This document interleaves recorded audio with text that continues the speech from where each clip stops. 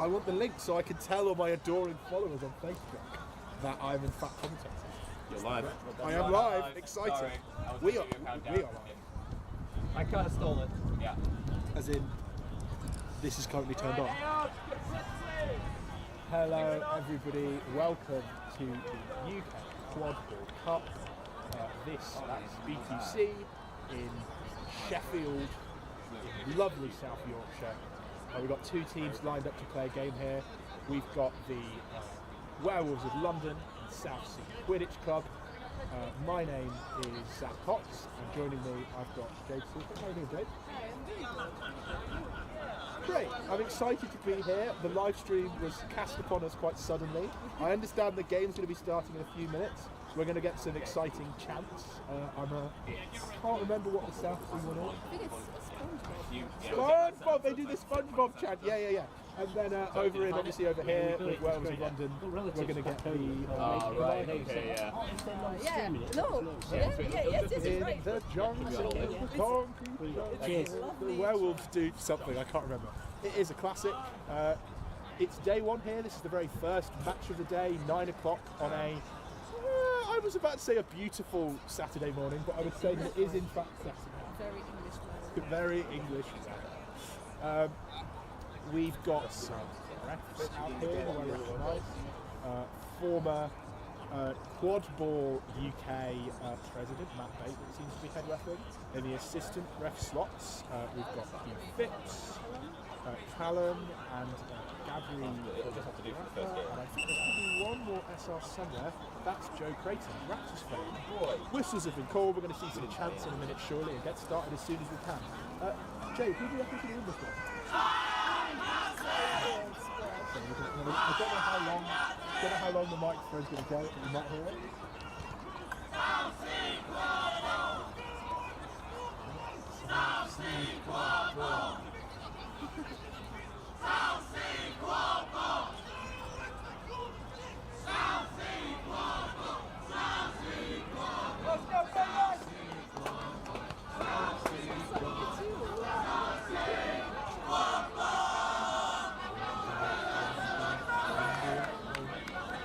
You definitely can't hear anything, so I don't know why I'm trying. The mic probably has a range of about 6 to 12 inches, and I'm pointing at something like 20 metres away. I interrupted you.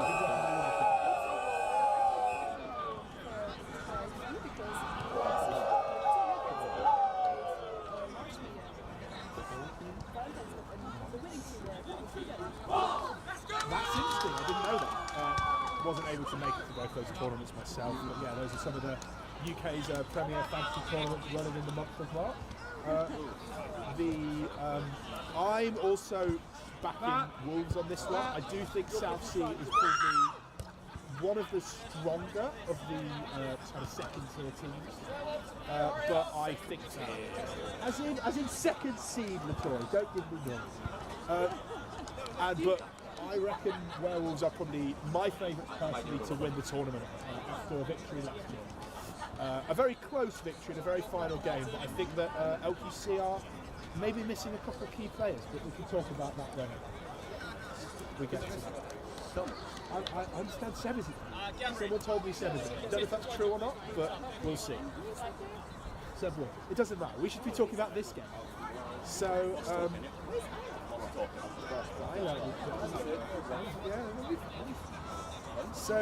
I'm excited to see this one. Both of these teams play beautifully.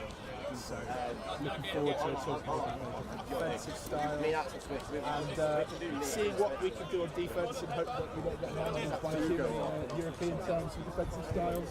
I didn't know what a choo-choo was earlier, which it turns out is how a Belgian person says choo-choo.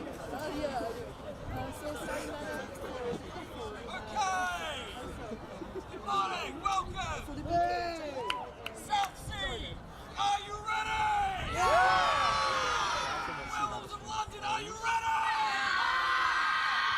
Let's go! Orange! So excited to get Harrison, you can be a bit closer, please. You're too far out. Thank you. Ready? Brooms down! Go on, Matty. Ready? Brooms up! Go on, play on! And a tackle failed. Play on! We're sorry moving up the left flank. Nice little yeet over. You're going to see a lot of this. That's a goal! Let's see. What do I know about Quidditch? That went in. Okay. Stoppage. Goal is good. The beater was lost by Jordan. Nicely tried. I think that made a difference. Yeah, absolutely. So you're going to see a lot of that kind of play from Southsea. They're not a very driving team. They're very sort of get in lovely position, get the trolls and the players you might not always expect in the right place and then throw it up. They're making it 2-2. So Roger control, one here by, okay, let's kick back. No. Let's see if Matoy get a press up.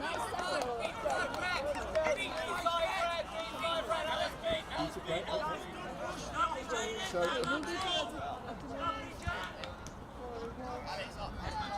unfortunately, that shot missed, but there's some lovely beta play here. We're seeing a lot of pressure being put out by London, but despite that, Southsea managing to take the control.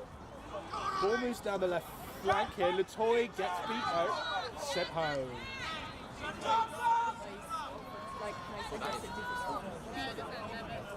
Let's see what Aaron Veal in the green will do.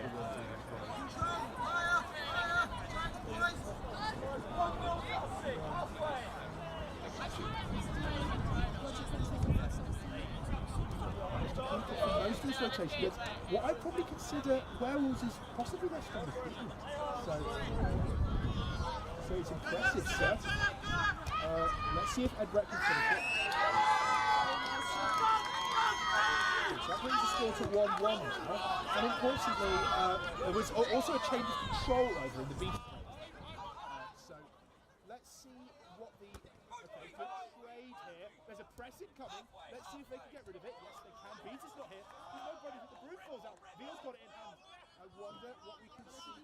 There is, but Doug's going to see what they can do about that. Ball's hit the ground.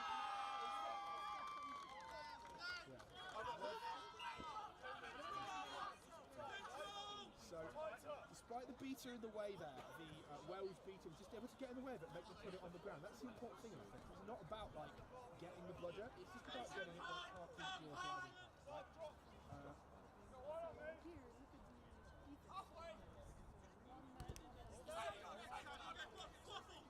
Yeah, it's very, you usually see more players like, oh, lovely hand in the air, counters on here, let's see what they can do. There's still a beater in the way here, but you need to be watching number 18. Oh, lovely work here from Bennett, and the counter's on again. Most of the blood is on the ground. Okay, Doug's got one here in the backfield. But there's an advantage right now. Let's see what can happen in this beater play over here. There's a kick back. Oh, blood is down. Okay.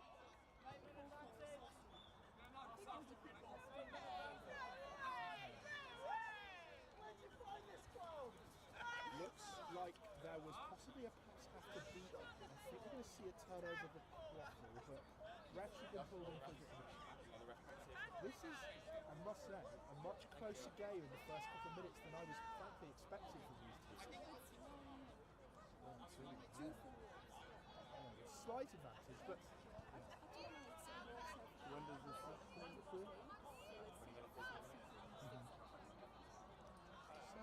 How long has it been No card being awarded, but we can see what happened. Okay, yellow card. Eye contact on the face here is the full 1 minute for one of the South. Like there's a time cap.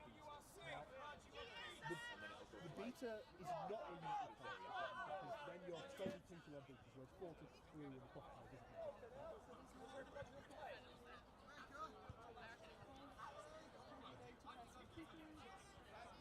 See if number 8 here, I can't see a name, is going to be able to put in a hit here. I'd be surprised. Emma, I think.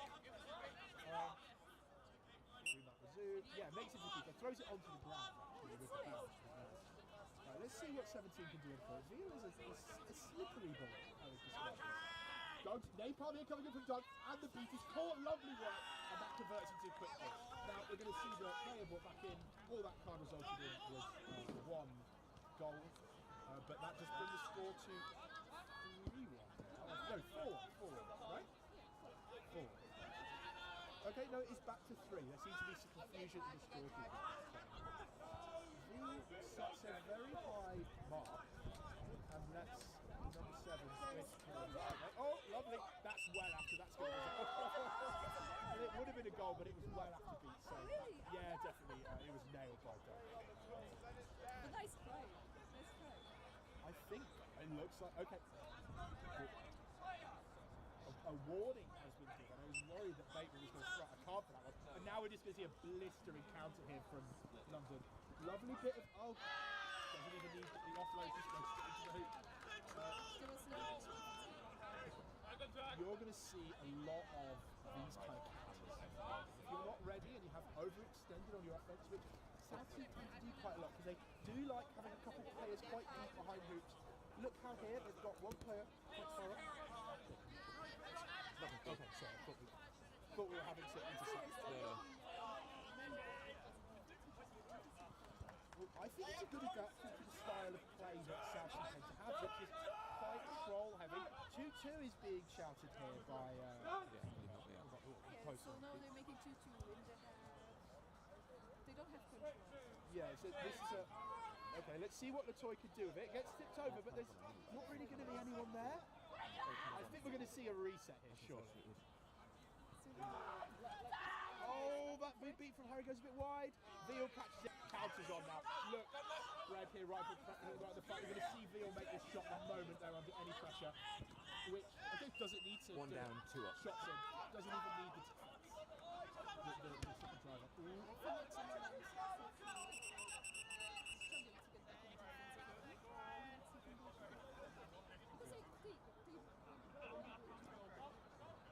So, I think we're going to see another card here, guys. Okay, agree. Goal is not.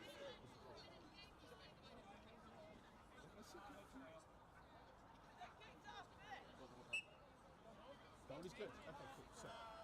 So what I think we've seen here is some really intelligent play by Wolves, and they're reacting very well to how Southsea is starting to play.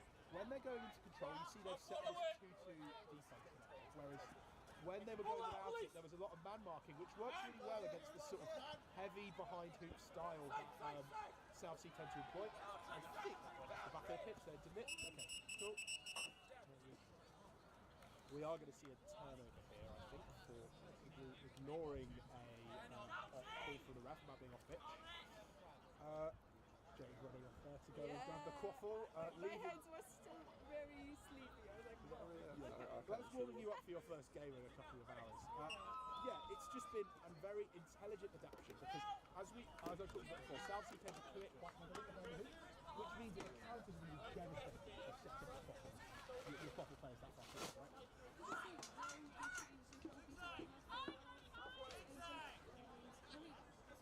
Oh, that is a very good line. I'm scared. The defensive beaters having to play really far back close to hoops under all this pressure behind it. They're going to send the point chaser up in the green headband now so they can't get beat, which is a really good move because it basically means you can use your keeper moves to stop the point from getting rolled.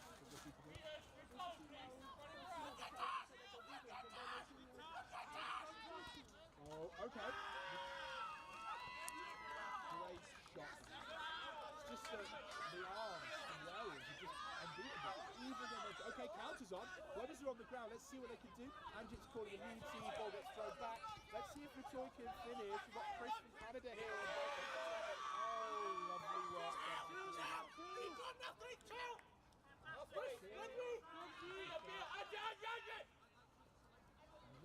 Watch here for the kind of all the way back here. I'm not sure. Goal ref calls it in. Oh, the shots here are just devastating. Okay, goal is no good. You can score. Ball is good. So that shot we were just praising, Werewolves have what it was, didn't what Bidwell can do here, moving it around. Anjit is like a very good dog to up on him. They're watching this shot. A lovely swat there from Harry. Karina gets beat. We're going to see a press on here. Let's see how they can deal with it. Kick goes wide. Number 14 is going to get tested on in here. Let's see what Tess can do. Has to offload it. Winters, but he's not watching for the bludger. Oh no! Oh, the shot. Oh, such a good chance there from Southsea, but just couldn't convert it. on here, but it doesn't matter because the beaters for Southsea are on the left side of the pitch and the quaffle isn't there. Let's. Oh, okay. Bidwell is a lovely beat. We're going to see a recovery here. And looks like Southsea are just going to go again because that bug is through on the left. I think Latoy could maybe. Latoy sent it back over to the side with the bludger on it. It just isn't where you want your quaffle offense to be. Some players being sent back off brooms now. We're going to see how rapid this counter. Okay, Bidwell's just running off the pitch. Right, a bit slow. Oh, I can do that now.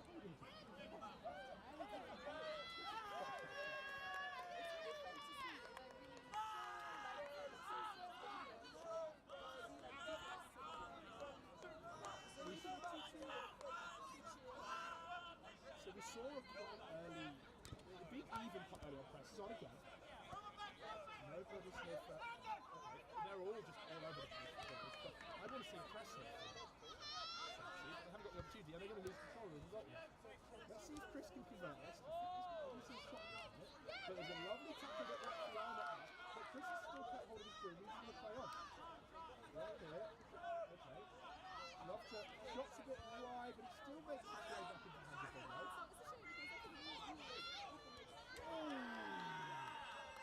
Lovely shot back there. I think we're going to see a card there for some contact maybe go with Chris well in there. I think so, yeah. Then if we might see a helpless receive.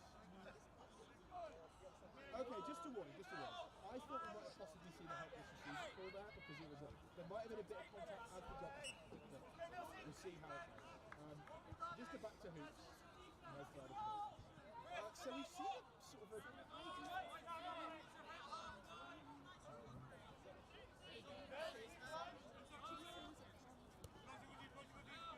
control here on defence.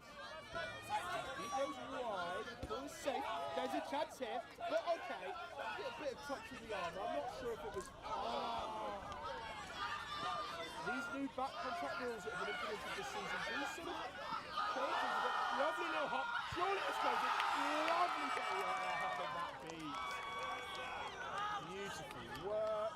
Yeah, he went to defense. It's like, you know, sometimes when I see a butterfly and I'm thinking, oh, well, that's awful. And then when you see a little hop like that, a nice bit of vert from your offensive side, you love to see the frog.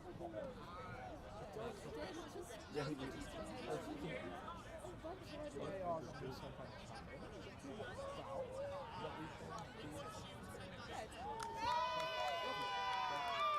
so we've seen a bit of a turnaround here from Southsea. It was quite even early on, and then there was a passage of play where London got like 4 tackles in there. And then we've seen a timeout call. So Southsea have like got back into it. What do you think they've changed about their play style to I think they were getting really fast back to defense because Wolves were really going fast breaks, passing. Yeah, they've done a better job of handling it. And also, I think we've seen some really great work of play from both teams. And kind of being where the balls are, that is a really important thing to do. Doesn't matter how good you are, but it's still a minute well done.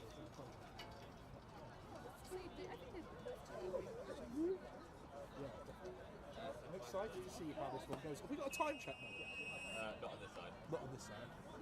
I wasn't sure if that was something you were tracking from our sophisticated live stream setup.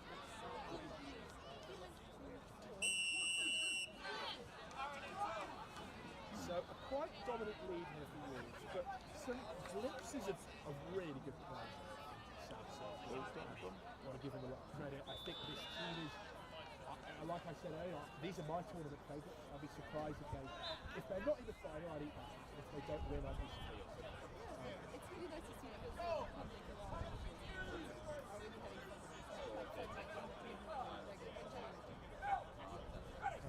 Let's play on. We see London here. 2 bludgers. They are always lucky. And Bidwell might connect with Quaffle. You see again, quite constricted point here, expecting the stuff over the walls.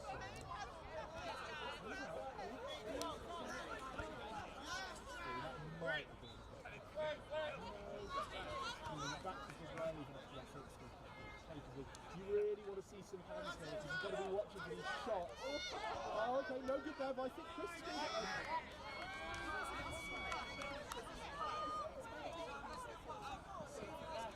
very high. Okay. Good use of the 300 tackle. Sent home without any change on. And we're seeing some occasionally just weirdly high deep Welsh, right? That is beat and then quickly roll back. That's what you want to see if you have a player who's really high, is point chasing about the support of the bludger. You really want to set him up. Big throw over the top here to Amber. Let's see if she can finish it. Huge shot, but goes wide, I'm afraid. But it looks like Chris is going to get the ball first. And have a fairly unrestricted ball hits the ground. Let's see if we keep the bit. Lovely. Just a risk sometimes when you throw it, when you make a shot that isn't the best. Sometimes you get that play and you make it back forward. But the catch is on that for Southsea. No bludgers is the call. Everything's on the ground at the Southsea. Let's see if Isaac can do it. Lovely bit of play here to steal.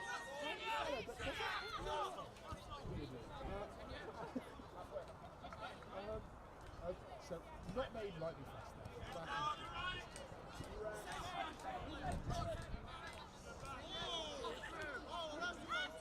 Box of smooth.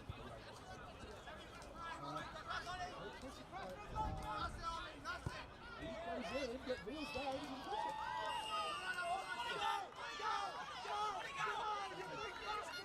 Wedges are all on the ground here. I'm going to see the counter Southsea, but doesn't really have the chase support you'd be after. So it's 2 versus 4. Isn't really what you want to see. 2 people can do the contact, and now Neil's got hands on. That felt like a real overextension there for the Southsea. They saw the Brothers in there, but not all the cases were the same height. The counter doesn't work if they're actually really to play, especially if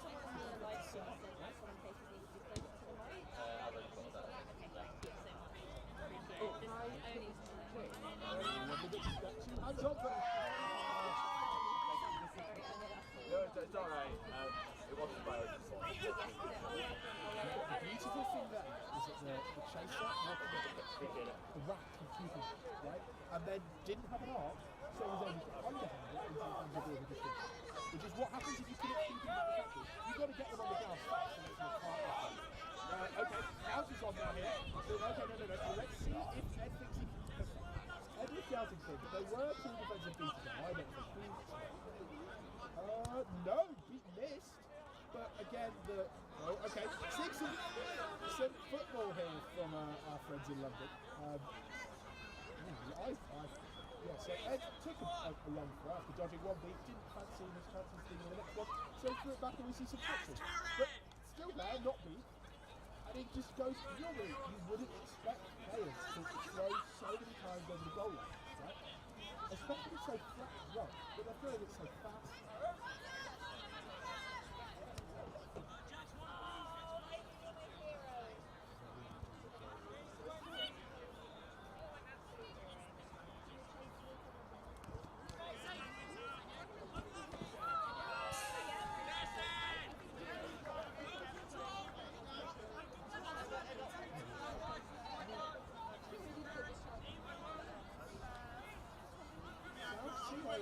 Quite a short team, right? Short, because they're not tall. There's quite a lot of, I don't think there's many players on the roster more than about 3 or 4. So these shots are going to work quite well. A lot, you know. Okay. Yeah, you can do most of it. I think we're going to see. But Veal's in lovely spot though. And yeah, got a mark. That is you have to have a handle if there's a goal. See, it's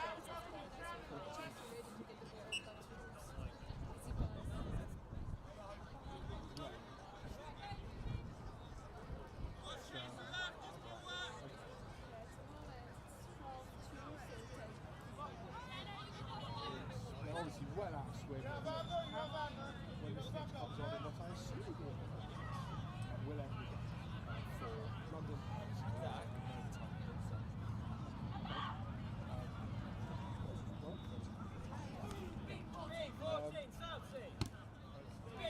Werewolves. Bounces off. Oh, that hit.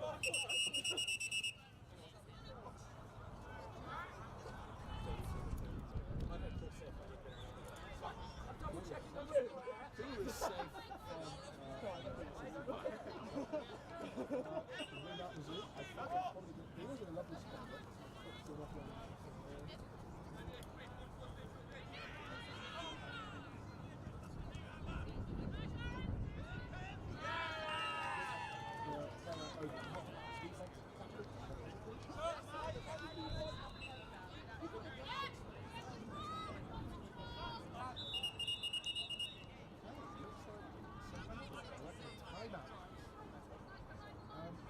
So since that last time out, we've seen 6 goals for Werewolves, 6 goals for Werewolves, and no goals for Southampton. What's changed?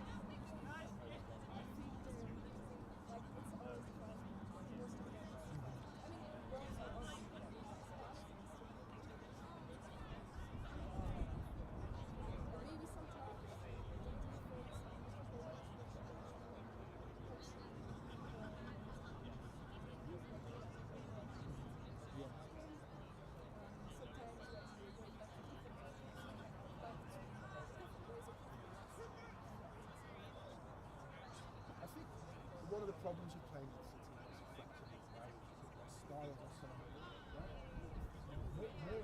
sorry, so many different so many things you can try. Just for context, I'm not English speaking. Can you not tell us? So I'm still trying to get my hand. Yeah, right here. Okay, yeah, there's so many different styles you can go. They can do the fast breaks, they can do these long shots over the top. They'll do the plays around hoops, they'll shoot, they'll dunk, they'll do everything under the sun. And most defensive styles, you've got 1 or 2 of different types of plays depending on what you're most worried about. So it's really difficult to defend against a team like this, and that's why you can see them put 13 goals back to 16 more. With Hampton, like 60-70% of the matches, it's not like Southampton having a problem,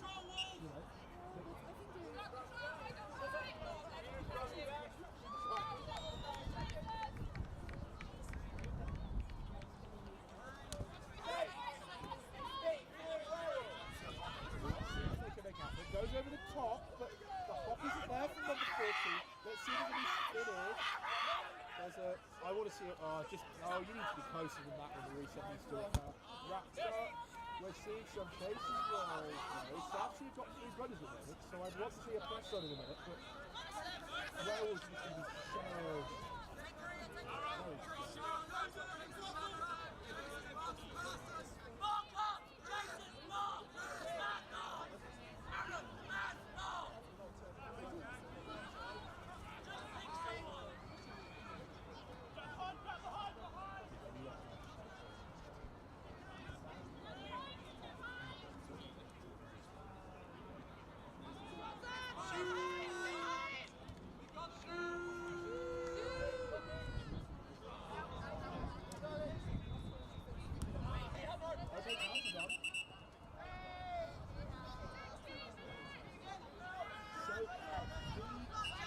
I'm not in a great place here for Werewolves. Let's see if they can convert it. I just want to do the contact. Oh, that's the one.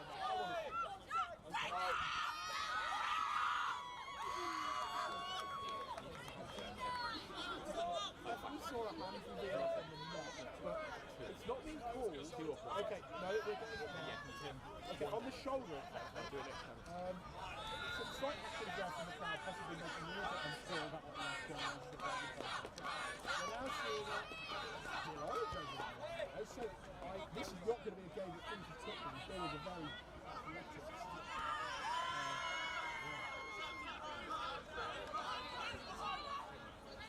Would you mind? Oh, both teams. The thing is, you're not going to see a problem because it's not in the interest of either of these teams. Oh, okay. Maybe some of our cameras getting hit by the other game. Let's see if we can finish this game.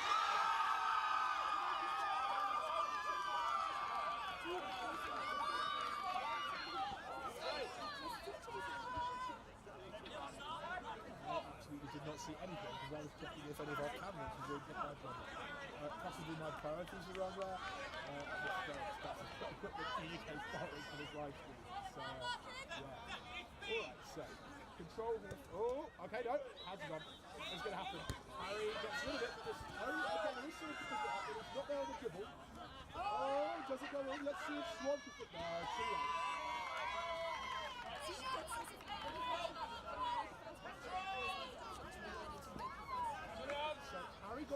before that, the Southsea beat her, but it didn't go directly into the hands of number 19 Southsea. There was about a second longer than they would have been. If that ball had straight into Texas, then they'd have been a chance to play now, but it was too late. Southsea postured very aggressively. Oh, I think that was definitely beat. And then Southsea just going to... Oh! Count is on now, because all the bludgers are on the ground. So we will see a go. Oh, lovely goal contact. The danger here, I think we're going to see a climb. Is it too much for but the question I think below the knee, I think is really important. You learn doing this long enough to kind of watch like a field from a distance, work out what all these things are just as a bottom ball is very it's not a problem. So we're going to see that. I think I had to do a referee course this weekend, so I actually know some of the cards like that. Maybe don't say on camera how much James helped me with my ref test. That would be beneficial. But no, goal is no good. I think we're going to see a Southsea ball. Yeah, okay. That's what they didn't extend their incredible control. So the counter can't be on.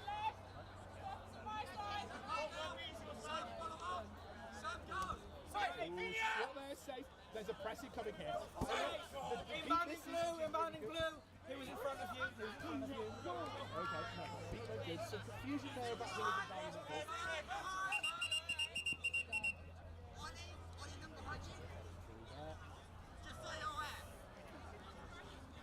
So, shifting to dominating lead here for great play, both teams. So, when you see a score of 15 points, I think with these two teams, Southsea could do really quality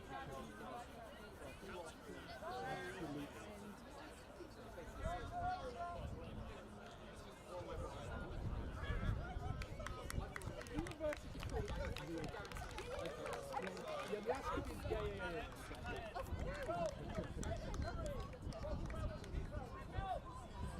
It's good. It leads to some. We can see some goblin walking here underneath our cameras. So we can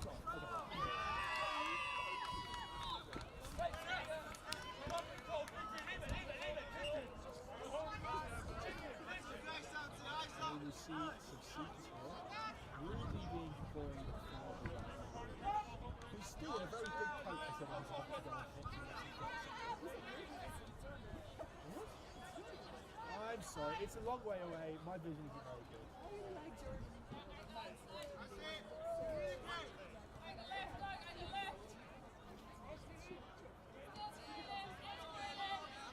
Contact here. Counter's going to be on here. Big goal ready towards. There's a bludger in the way, but I don't think it's going to matter because look at.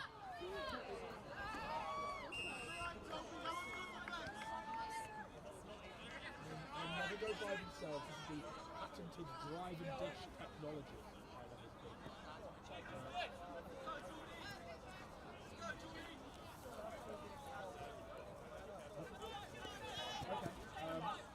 So we are in a bit of a problem here for beat Betsy. Looks like they want to finish the shot is wide. Let's see if Amber can finish it. I hope so. No.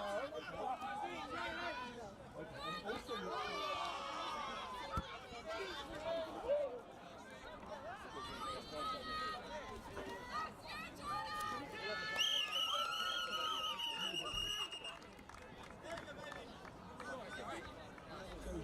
I was at Watford, so I was giving you advice on how to make an audio better. Apologies for those at home.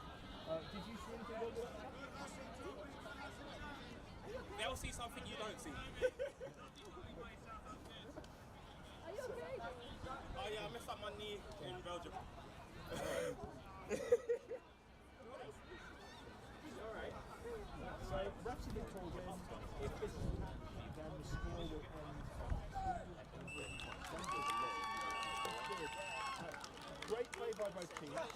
Lovely work by London, a real dominant start, and some really promise from Southsea.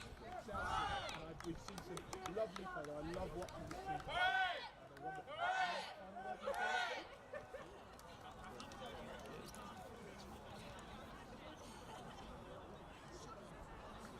yeah, we'll be back here in about 20 minutes, hopefully, for the next game. Hopefully with, well, we'll have some new teams. Right. This is Zach and Johnny signing off from Sheffield at the British Quadball Cup.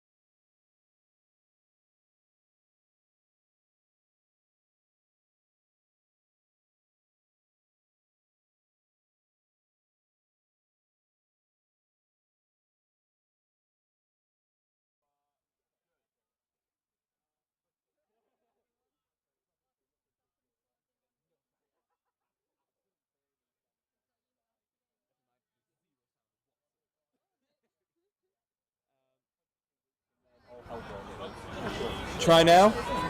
Hi everyone, welcome to the second slot. Day one of Big camera. Got audio. Typing.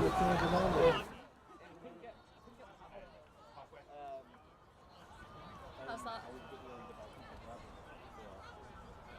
I'm How's that sound? concerned Okay? that... All good? Can you listen to it? 'Cause I think that's that mic. On a phone. Carry on. You just do you, we'll sort it out.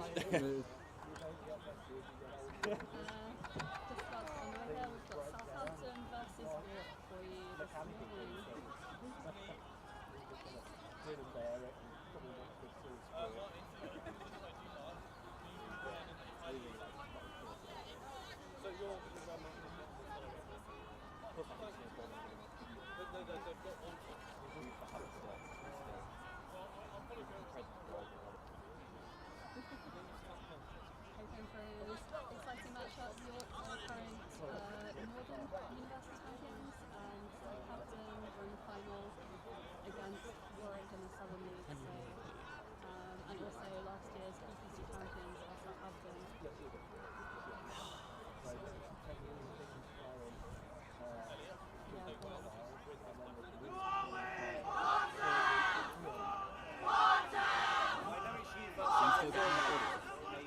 On the screen.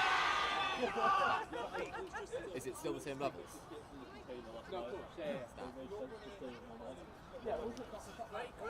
Great. Yeah, we were saying this is beyond our. The family tree that gets us here,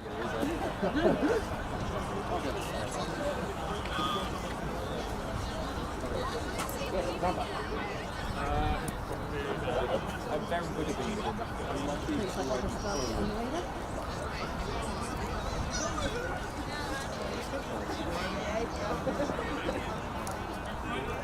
Hey, Southampton, referred to as a red team. York, referred to as the black team. Southampton, are you ready? Yeah! York, are you ready? Yeah! Brooms down! Ready! Brooms up! Let's go, Mikey! Go for it! Mikey, better score this.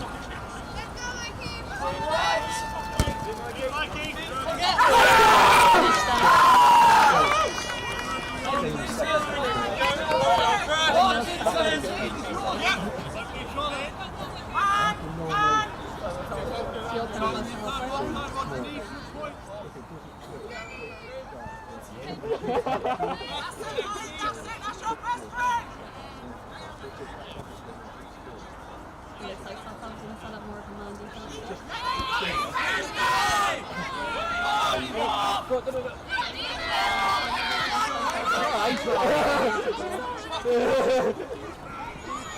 Still the team going as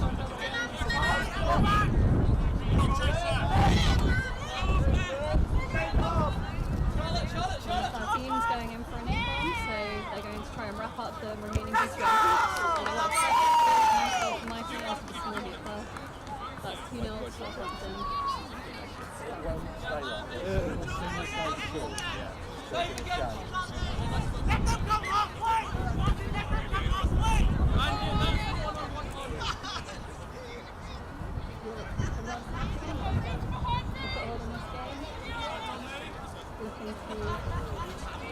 Game ball to control.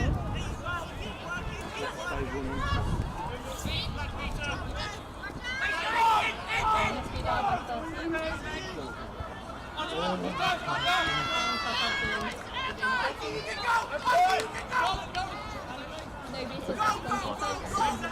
Coming from the right, Michael, coming from the right. And it's good. 3-0 to Southampton.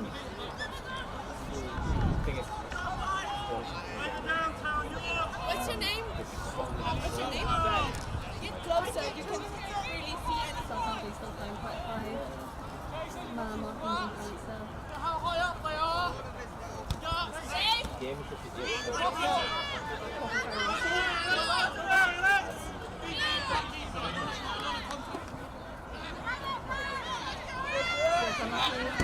This Pick up the ball behind me, like Southampton.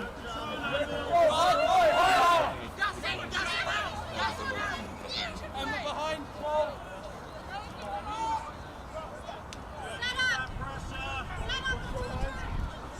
Worry, is the score 3-0, not 4?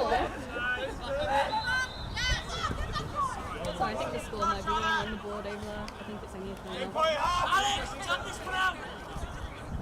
Wait for Ryan. Good job, Ben. Oh, and a lovely shot there from Yankee. Still 3 back to goal so far.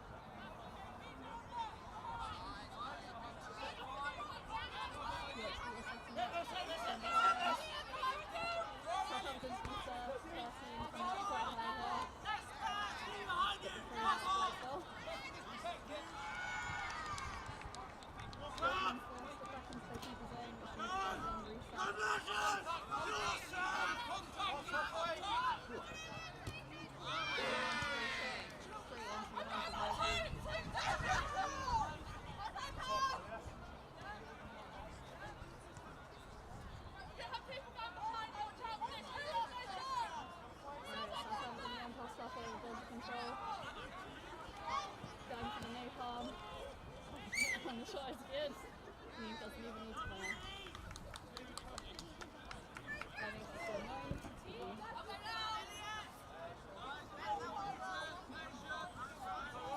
Southampton open up a reasonable leader ahead of Snitch on pitch. But a reminder that if you opt to do that, the game will continue to a set score.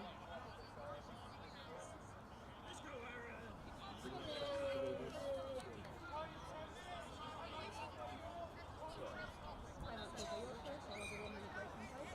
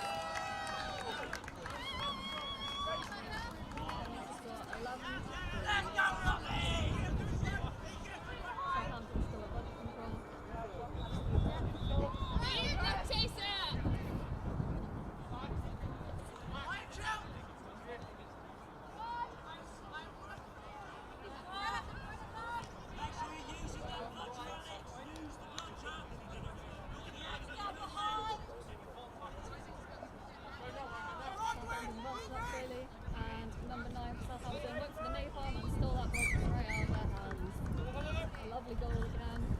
Perfectly timed there, and that makes it score 12-3.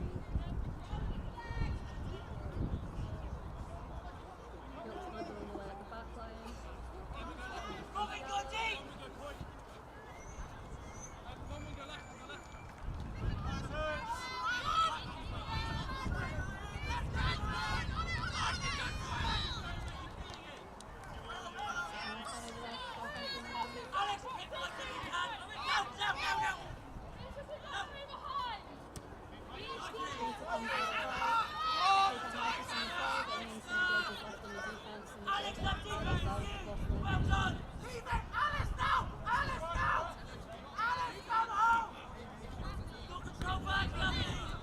And Southampton 25 going to deep into York territory there and gets beat up, giving control to York.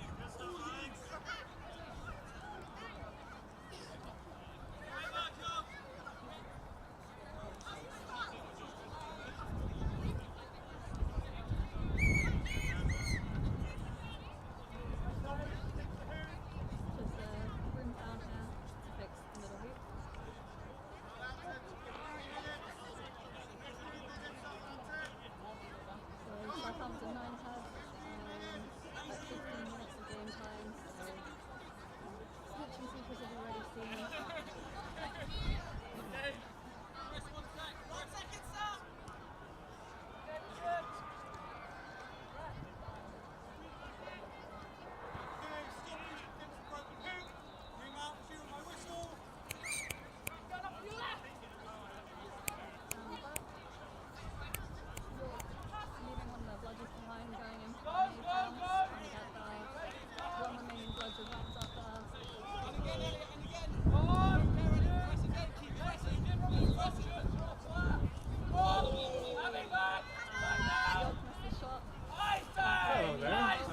Scheduled to commentate this game, so might as well give it 5 minutes. How is the game progressing? Well, Still looks very one-sided. Southampton have been playing a very sort of man defense. Where do you think they got that from? Another lovely score there from Mikey.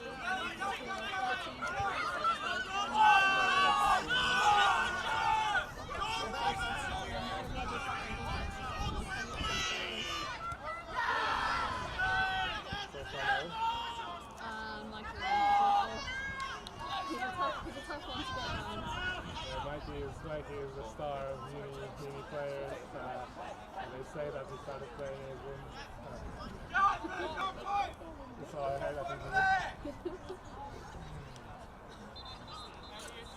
Slow and methodical. You can see that SPC has been really practicing getting the spot and then deciding whether it's on or not. That looks a bit weird, and napalm with no control. Somewhat personal. Mikey gets lucky and doesn't get beat. And they get control out of that. Dodge going in. And they get the goal too. That has been an excellent dodge, but I think against Werewolves or OCC, it wouldn't have worked very well. Right, so let's see what are the tactics that this could do. It looks like not marking with Mikey on hoops. Indeed, yeah. So they're trying to. Are we testing? Is the mic working? I'm working, but is the other mic working? Right, well, they're playing around. I'm not sure the point chaser is up to the challenge. A long rookie pass, so I think they can keep it in, and they do. And they manage to get around the chaser and drive at the hoop. Is that a good deflection? No, that's unfortunately just in time. He wasn't as good a dog as Mikey's, or the beat was better. And then Mikey running a little bit and then slowing down, bouncing around. Press is called, and it's successful. Very, very good. That was the best press goal I've seen in the entire game, which is 2 minutes. And there is a run from York, but it looks like it's not going to be a fast break after all. After running in, the number 6 is trying to hide the crosses behind the bike, but SPC don't buy it. And a drive at Mikey, oh, a fake! Oh, then she goes down. Well, that's a bit unfortunate. Almost got it, I think. a little bit more practice, and that's why that Mikey gave me a goal. SPC advancing again. Their wing player is running faster, and Mike is slowing down. You can see that he doesn't like subbing. They need to work on his fitness a little bit. Oh, what a catch from SPCG here. That gives them control and a goal, I think. Yeah, lovely cut there from SPC number 29.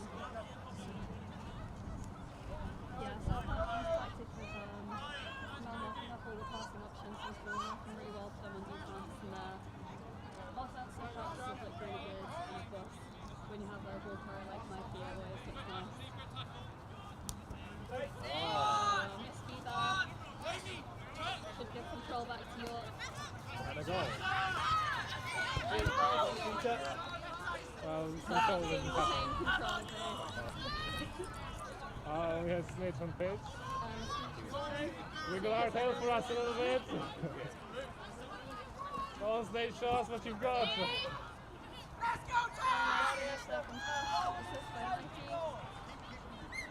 Did I hear that right? They have your namesake there. I do. Oh, and Mikey takes down the keeper. Somewhat questionable choice to pick up the ball and turn their back to him. But...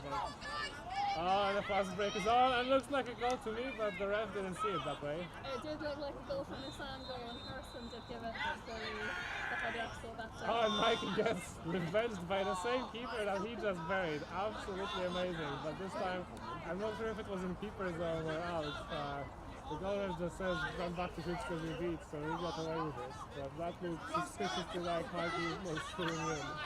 And Seekers are released. SPC Seekers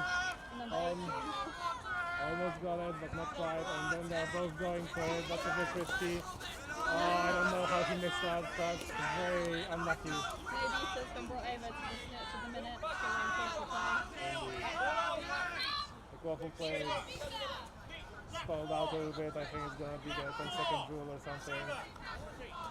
Alex shouts that it's turnover and black ball, but it's going to take a while for him to get it. Oh, almost got the snitch. Oh, that was... Oh.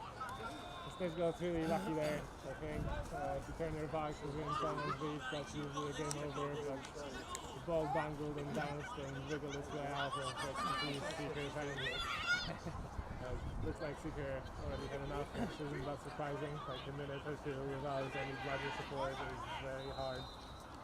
Seekers have to work hard, but the snitch doesn't get any subs, so the harder they work, the more certain it is that he's going to get shot. In Chaser game, it seems that Mikey is getting tackled despite being a keeper in keeper zone, and someone is going to get yellowed for it, as is the rule. Not knowing the rules doesn't absolve you of them. It's also very convenient timing that gives the snitch a little time to rest. And remember, 3 seconds after it brings down, the snitch is untouchable. You can't advance to him, to them. Let's see if Seekers remember the rule and if the snitch ref remembers the rule. Because, you know, we only break the rules. Okay, it seems like they remember. We will count it down slowly. Mike is slow to get down. The 10 goes up, that's what you want to do. And the Seeker gets beat. So it turns out you do get some BD support sometimes. I would get a Seeker sub soon because there's only so much a single person can do. Lovely pass there again from Michael to Charlotte. We've seen a few of those in this game. And the snitch is still doing solo, which is a bit weird. Where is the York Seeker? Slowly walking their way towards the action. That's not really what you expect from top quality Seekers. Perhaps a bit of tiredness setting in already. Yeah, but they should have subs. I think realistically they don't expect. Oh, I don't know how they avoid it. Oh, and that's what happens when it has no Seeker support. Amusingly, it's in York's keeper zone, but more amusingly, it was the SPC Seeker who pushed the snitch there. So I think they don't have a leg to stand on. We all remember the Raptors controversy from EQC last year, where the snitch ran into the Troy's keeper zone and then turned their back to their hoops, allowing the Seeker to easily get it. But this time, I don't think there can be any arguments. The real question is, are they going to play set score, or are they going to say, no, you know what, we're good with what we've got? What do you think? Okay, what's up? I think they will still play the set score, but I feel like it might still be quite one-sided. I think Southampton might go through in early set score. Yeah, it's interesting because like the extra rule for a set score that says the one after the catch, team that's losing can choose to forfeit the game. There's no specifically so that if the game, sports game is very one-sided and you want to avoid injuries and getting more tired and whatnot, then you just forfeit because you don't see a chance of winning. Like, it's exactly the situation where that was meant to happen, to be honest. It doesn't go down as a forfeit though, right? It just No. goes down as a loss with the score that Indeed, was set. it's a legal forfeit without any ramifications. Neil just thinks of it as a forfeit. I think of it as giving up, which is why no teams actually do it, I think. Like, I've never, well, that's not true. Maybe once I have seen a team like giving up after a pay toss. In general, like almost never, no one does it. Everyone wants to get a bit of more play time, and obviously giving up feels really shit. But this is the first game for the entire tournament. They have a long tournament to go, so if there was any time to do it, it would be now. Well, first thing that's gone fresh at the minute. They're not thinking straight for the future. Right, well, we have a quadruple blockage, but it seems like SPC users are going to clean it right up. Oh, hang on. And your users don't have the Right. ball, unfortunately for them. Check your monitors, please. There, swift pass from Mikey and a goal. That was a swift pass and not a goal, unfortunately. And York get the ball back, and is the fast break on against Control? I don't think so, but well, the hoops are a bit atrocious. The hoop keeps falling down, and not because anyone steps into it. It's just wind and crappy bases, I think, which is a little unfortunate, but you know, gives you a good perk for scouting and picking the better side of the pitch. Finally, the coin toss means something. Defensive advantage. 2 hoops are better than 3 on defense. Oh!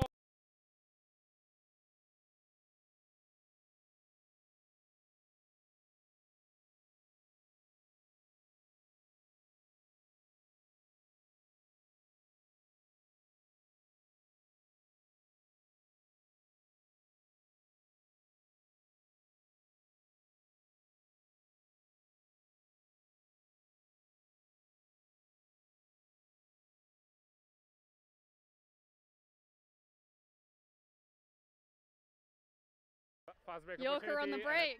And a missed beat, and looks like oh no! I really think that it didn't go in, and the goal ref gave it, but the head ref The saw ball went exactly. straight into the ground. Yeah, that's very unfortunate because he was getting tackled, but he managed to get out of the tackle, muscling his way out, and then tried to dunk, but the hoop was not quite where he was dunking. That must feel like a heartbreak. Unfortunate, because the momentum really seemed to be going with York there for a minute. Yeah, only 10 goals left.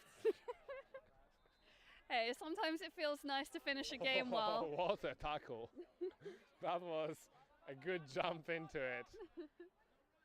I think right on the edge of legality when it comes to spear tackling. And over here you can see Mikey Orridge camouflaging as a regular chaser. This is a pass is coming his way, and he manages to get it. Not the best pass, but the passer was getting tackled. More passing around, 1-2, beautiful. Oh, 1-2-3, and then not a great pass from Mikey. York get it, and they have control, but no one else. So they just throw it away for no reason.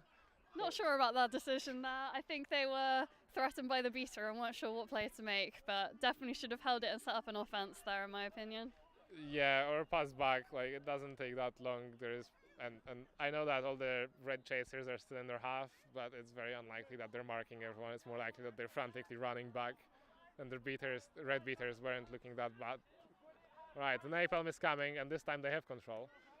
But the pass goes long, and unfortunately, York get the ball again, and the napalm didn't quite work out. Oh, great tackle, but also great handoff. Some more contact. There is a free chaser. Are they gonna see it? Are they gonna see it? No, but the goal looks good to me anyway. There you go, 25 gets their finish this time over Mikey as well.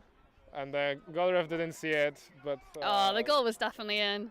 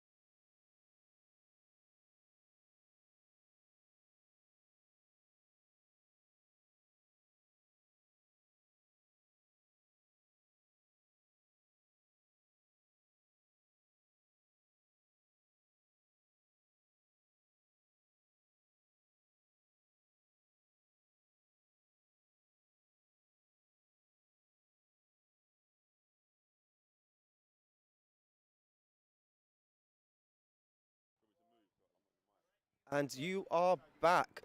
Who have we got here commentating? Well, I'm Gio Farina and I'm joined by... I'm Jake Adcock. So Jake, who's playing? So on the left-hand side, in the kind of inverted white kits, we have the United Welsh Universities team. So it's a coalition between Swansea, Cardiff and Bangor universities. And then here on the right, playing in the green, we have Stirling. I think they're also allied with Dumb Yet Dragons as well. Yeah. We're just finding out, was it?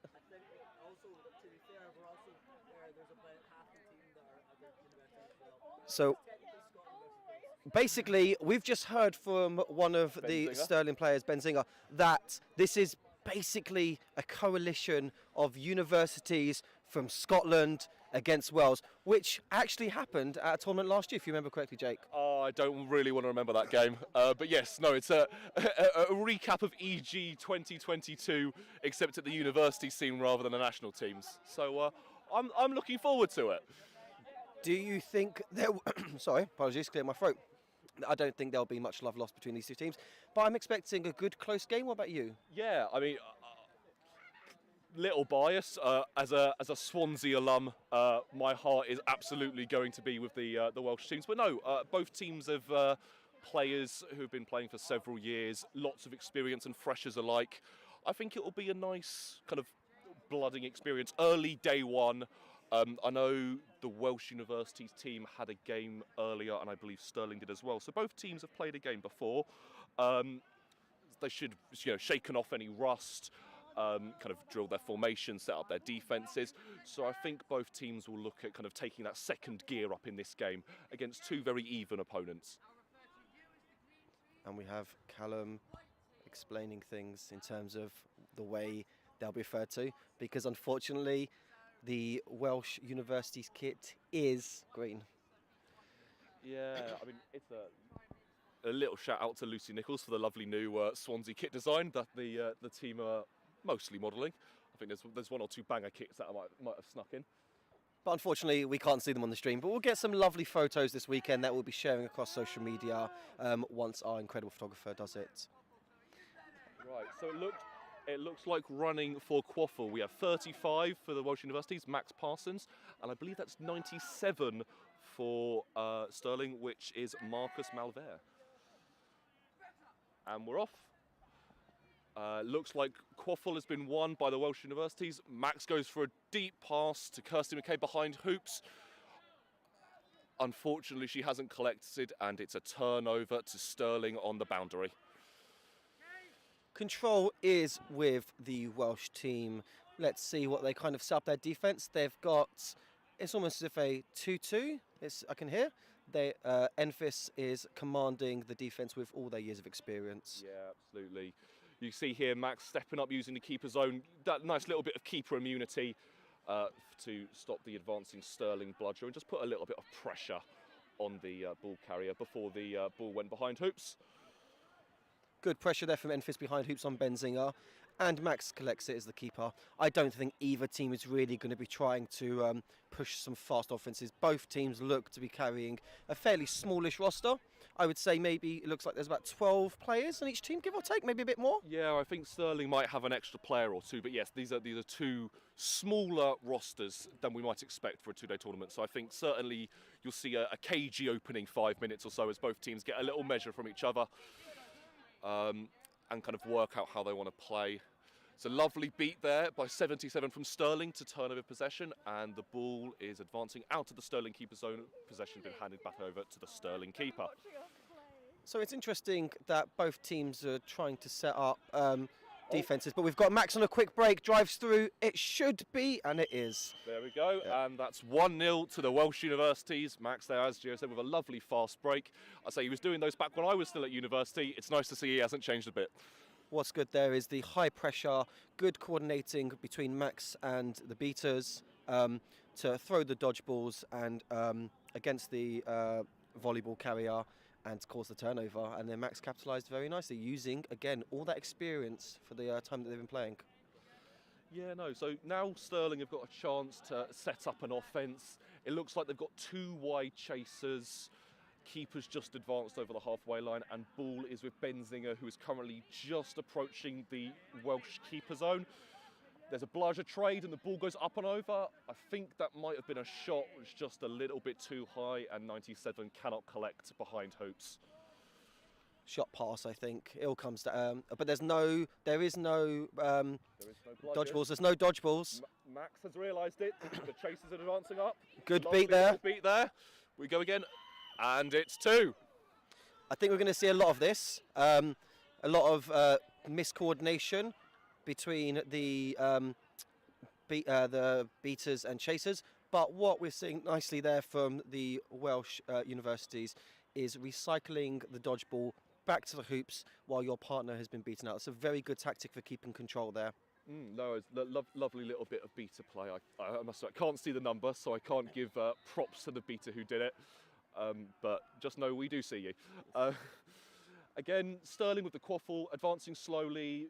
Bludger just in front. Nice little block there by 77.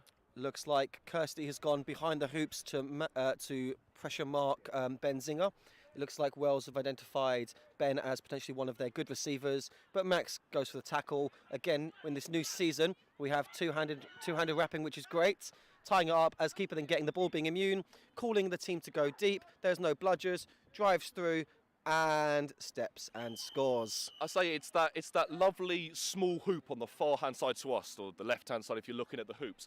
Max just takes that little step out, leads with his left foot, brings the quaffle, the volleyball over with his right hand over the player, especially as he's got that little bit of height, and then can just pop past it straight through the hoop. Lovely manoeuvre. So that's 3 in the far side hoop. Will there be any goals in any other hoops? I mean, I certainly feel for the fast break, and when you're going against no bludgers, that hoop's a lovely height. Just kind of place your hand with the ball straight for the hoop. No need to stretch, obviously. With the middle hoop or the tall hoop, depending on what you want to call it, that's a little bit more difficult, and it's much easier just to get that little extension going. So I've always been a fan of this near side hoop, the right hand side if we're running towards it. As a right-handed player, I find it easier just to step out and then keep the ball away from potential defenders, as opposed to bringing it across my body, across a defender. I think a lot of it comes down to your running style and whether you like to tuck the ball into your chest and rely on speed or strength to kind of bulldoze your way through players, or whether you're happy to maybe hold the quaffle out and you're a little bit more agile and step around players. And I think that's where you'll see the variance on what players, their preference for which hoop they drive at. So we've got a 4 volleyball lineup for Wales, which is quite experienced. We've got Matt Locke, we have Max still in the green, Kirsty McCabe and Reece Jenkins on the far side. This looks like a box or a square offence. It's like a set offence against control, in which means that Stirling have both dodgeballs in their possession, and they have the control of 2 of the 3 dodgeballs.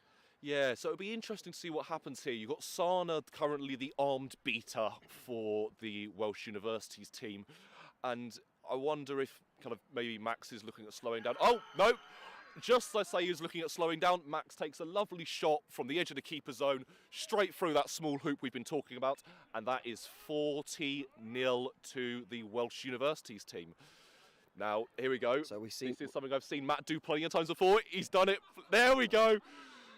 He's just snuck around when the beaters weren't paying attention and put in a lovely hit on the Stirling keeper just as they'd advanced over their keeper line and are no longer immune. I feel like you might want to go for go for the ball there, but we've just seen a very wild beat attempt from Wales, and it doesn't come to anything yet. But they still got control. They still got the volleyball. Max is trying to go for the tackle. Ball is out, but Matt Locke intercepts it, and it's back with the keeper, Max, who is immune in keeper zone. Yeah, it was a lovely bit of reading there. You saw. I believe, what's the number here? So the 49, here we go, the Stirling keeper made a lovely little cutout to make themselves a presentable passing option. Matt saw it, he stepped out from his job at guarding the small hoop and just made that little knockdown for the interception, recycled possession and gave it back to the Welsh University team. When you haven't got dodgeballs on defence, it's really handy to have that kind of communication. It's going to be very scrappy style of defences, but you need to be able to play scrappy in order to win games like this. This seems to be a very slow game again. Stirling have control of 2 of the 3 dodgeballs, as we said already. Matt tries to drive it, goes over the top to Reese, gets beat out, and Haggy looks to have collected it. Yep, and Haggy collects it.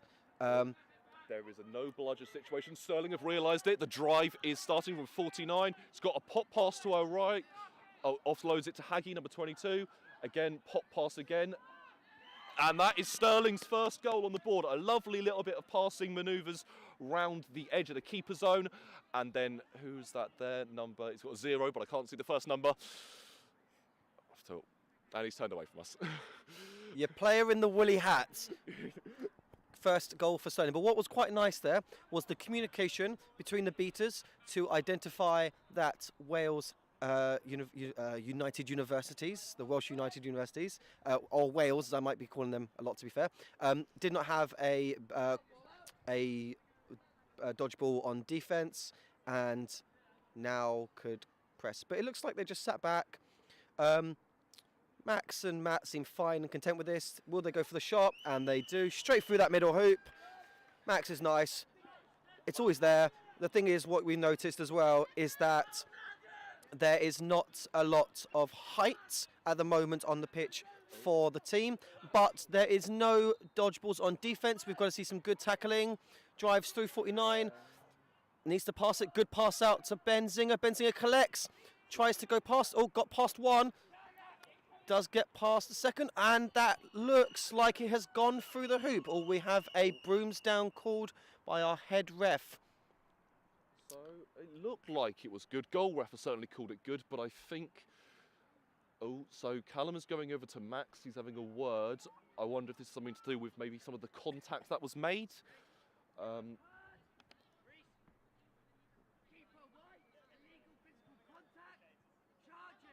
Okay, so... And Max Parsons, number 35 for the Welsh Universities team, has just been given a yellow card for illegal contact. I believe charging was the call. I believe so. But what was I think Max, although wouldn't want the card, what's quite nice is the potential break. But there is no break because the goal is scored. The goal is good, which means the time served by the penalty is negated based upon the goal. Absolutely. So Max will still be on pitch, will still be in the green. Ultimately now, yellow card. He's got to play a little bit more cautiously. Obviously, Max is probably the most experienced, maybe Enfys, but between the two of them, there's a lot of experience on this team. Max, their captain, and certainly kind of the leader of this team, will want to be playing a little bit more cautiously, doesn't want to get sent off, as we've been seeing certainly in these early exchanges. He's been the real driving force for this kind of Welsh offence. He scored all 5 of their goals so far through a mixture of shots and through no bludgers drives, so he'll want to ensure that he is on pitch to continue to galvanise the squad. What you'll also see is as like the defensive leader of the team as well, making those tackles, telling people where to go. Lots of really good communication from Max, as you can see there. So explaining your beaters have both dodgeballs, they've got control. Now is what you do. Now it looks like the now it looks like the Scottish team are setting up in a hoop defence, also commonly known as a bailer, based on the University of Baylor in the States, who pioneered it. The shot is no good because this kind of defence is to negate or deter shots. I say we saw there, actually, control just switched hands both times. So the Welsh University team had it, tried to make a play. I think they might have just, it might have been number 12 here, made a lovely steal, but then the Welsh beater's going to go, oh, there we go, I talk about the steal, and it's happened again. So control has now gone back over to Stirling. There's an attempted shot there by Benzinger on the edge of the keeper zone, deflected by Reese, and the Welsh University team have collected, and the ball is in Max's hands. I believe he signalled for a timeout, though. That was so unlucky on the deflection. It bounced off the top of the hoop. If it was half centimetre shorter, that might have rolled in. There was also a player waiting just to tap that in, and you hate to see it sometimes. It's just so unfortunate because you can't judge the deflections, you can't judge the bounces sometimes. And as a defence, we're talking about being scrappy. Sometimes that's what you need to do. Get your hands up, get those blocks in. No, absolutely. So, obviously, timeout's been called. Current score is 50-20 in favour of the Welsh University team. Gio, if you're Stirling, what are you saying in your team talk right now? Obviously, you need to look at trying to change something up a little. You scored 2 goals from no bludgers drives. How do you get your set offence to work to break down this very rigid Welsh defence? So I think you need to be cautious of their tacklers, which is obviously we've seen Max and we've identified Max as one of their key tacklers. Max is still in the green, so as edge of the keeper zone is totally fine and immune from being hit by the dodgeballs. So you need to kind of try and pass it round, maybe draw Max out of position, maybe set a pick if they've worked on that. That would be quite useful to drive past.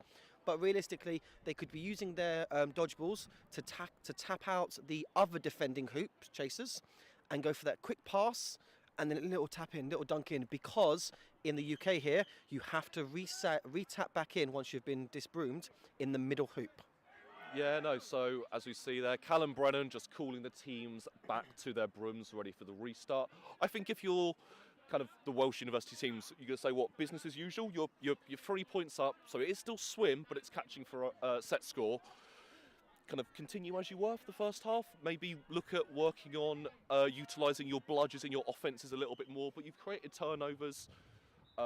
Your communication on those no bludgers drives has been quite clear and consistent. As you said, Max has had these scoring lanes for the little shots from the edge of the keeper zone. I think what you need to do, if what I would have done if I was Welsh in that communication, is talking about getting control back. Max is comfortable being tackled and can pass it off. What you need to see is the beaters getting control back when they're on offense. Look at this, he's communicating, he's explaining the way he wants to do things, but they're still guarding those hoops. Those shots aren't there, and it looks like Max is trying to make something work, but I don't know if they're gonna. There's no real gap. I don't know. There's nothing. Not much. There's a lovely deflection. You might have heard the call from the Swansea sideline is pass around the hoops. It's a lovely block there on the central hoop by the Stirling defender, and now there is a no bludgers. It's a lovely contact by Max Parsons there. Ball has gone loose, and now Max. Oh, will the bludger realise? Beat before. No good call. The bludgers were alert to the quick drive, and we have a Brimsdown situation. I think a small injury, but we can keep talking about that. So what we saw is that Wales struggled to score into control, especially as the Stirling team, the Scottish team, have set up in that hoop defence. Number 10, Offmat, has been really instrumental in blocking that middle hoop. That shot has not been there. That was a really nice deflection, as we saw, but unfortunately Offmat is subbing off injury. Hopefully it's nothing too serious, but he's walking off their own power, so hopefully it should be all right. It's always a good sign to see a player walking off under their own esteem. Hopefully it's nothing too serious. As Gio said, they've been instrumental in kind of preventing that short pop shot that Max seems to want to run when he doesn't have a passing lane open. We've got a keeper sub now for Stirling as well, so a little bit of a change of personnel in the chasing game.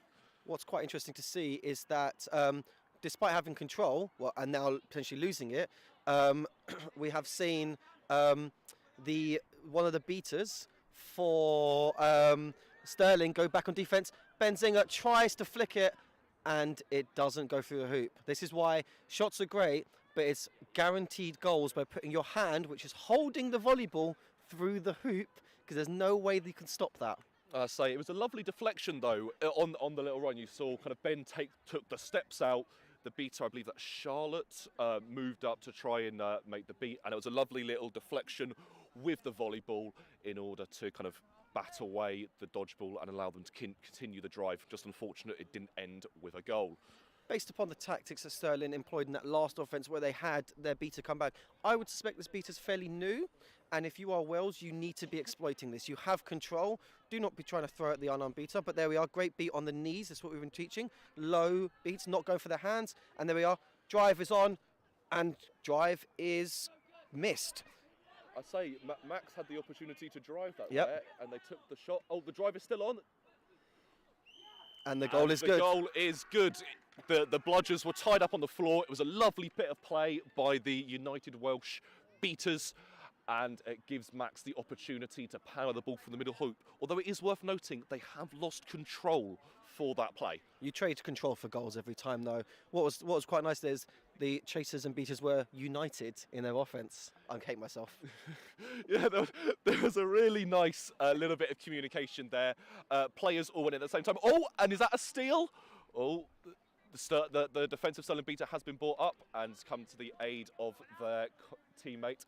Control remains with Stirling, but as we said in the last offence, one Stirling beater, number 2, is holding back behind hoops. Potentially they've identified that the fast break that Max has employed to, several degrees of success in the opening exchanges here is something they need to look at neutralising, and obviously holding that bludger back does give them a good threat presence for deterring the drive. It also increases your chances of keeping control, which, as we've seen, Wales seem to be struggling a little bit going into control. But there we have a nice over-the-top pass from Max to Reese. We hear the cool drive. Oh, and a great tackle there from the keeper on Reese. And the call is get back. Oh, we may see a slight tackle. Is the ref going to stop it? No. There's a slight injury, but that's it looked like it was a good, strong, legal tackle, but obviously tackles still hurt sometimes. Oh no, absolutely. But also it's worth noting now that I can't quite see the third bludger, but it looks like there are 2 grounded bludgers down in the Stirling keeper zone, and there are no bludgers in the Welsh half. Yes, I think there is 2 in the hands of Stirling. There is none in the hands of Wales, and I believe one of the Welsh beaters is beat already. So Charlotte is communicating with the partner to say, you'll be out, yes, good communication there. I'm going to go and get that one, get back in, and I'll try and throw it to you so that you can use it on defence. That's really important communication. Yeah, you've got to hope that your chasers are able to slow the drive enough to allow the beaters to lose their immunity to recover. There we go, and Reese being taken off the field by Team Wales head coach Chaz and the pitch first aider. Hopefully, again, they're all right. Just going to get seen to by the first aider, and hopefully we'll get to see them return at some point in this game. So, I don't know what the game time is, but I'm gonna hazard a guess and say probably about 12-13 minutes, give or take. I might be completely wrong. I can't see the time. But if the time is about 13 minutes, it's a few minutes before the runner comes on pitch, the flag runner. What do you do? You're 4 up if you're Wales. What do you do? I think, assuming you are able to keep this game out of swim. Oh, hang on, there is no bludger situation, but Charlotte is. Oh, that's a lovely beat! Come up from behind, taken the Stirling keeper totally unaware, and is cleaned up exactly again. Done exactly the same beat twice in a row, and fantastic job at neutralising that Stirling attack.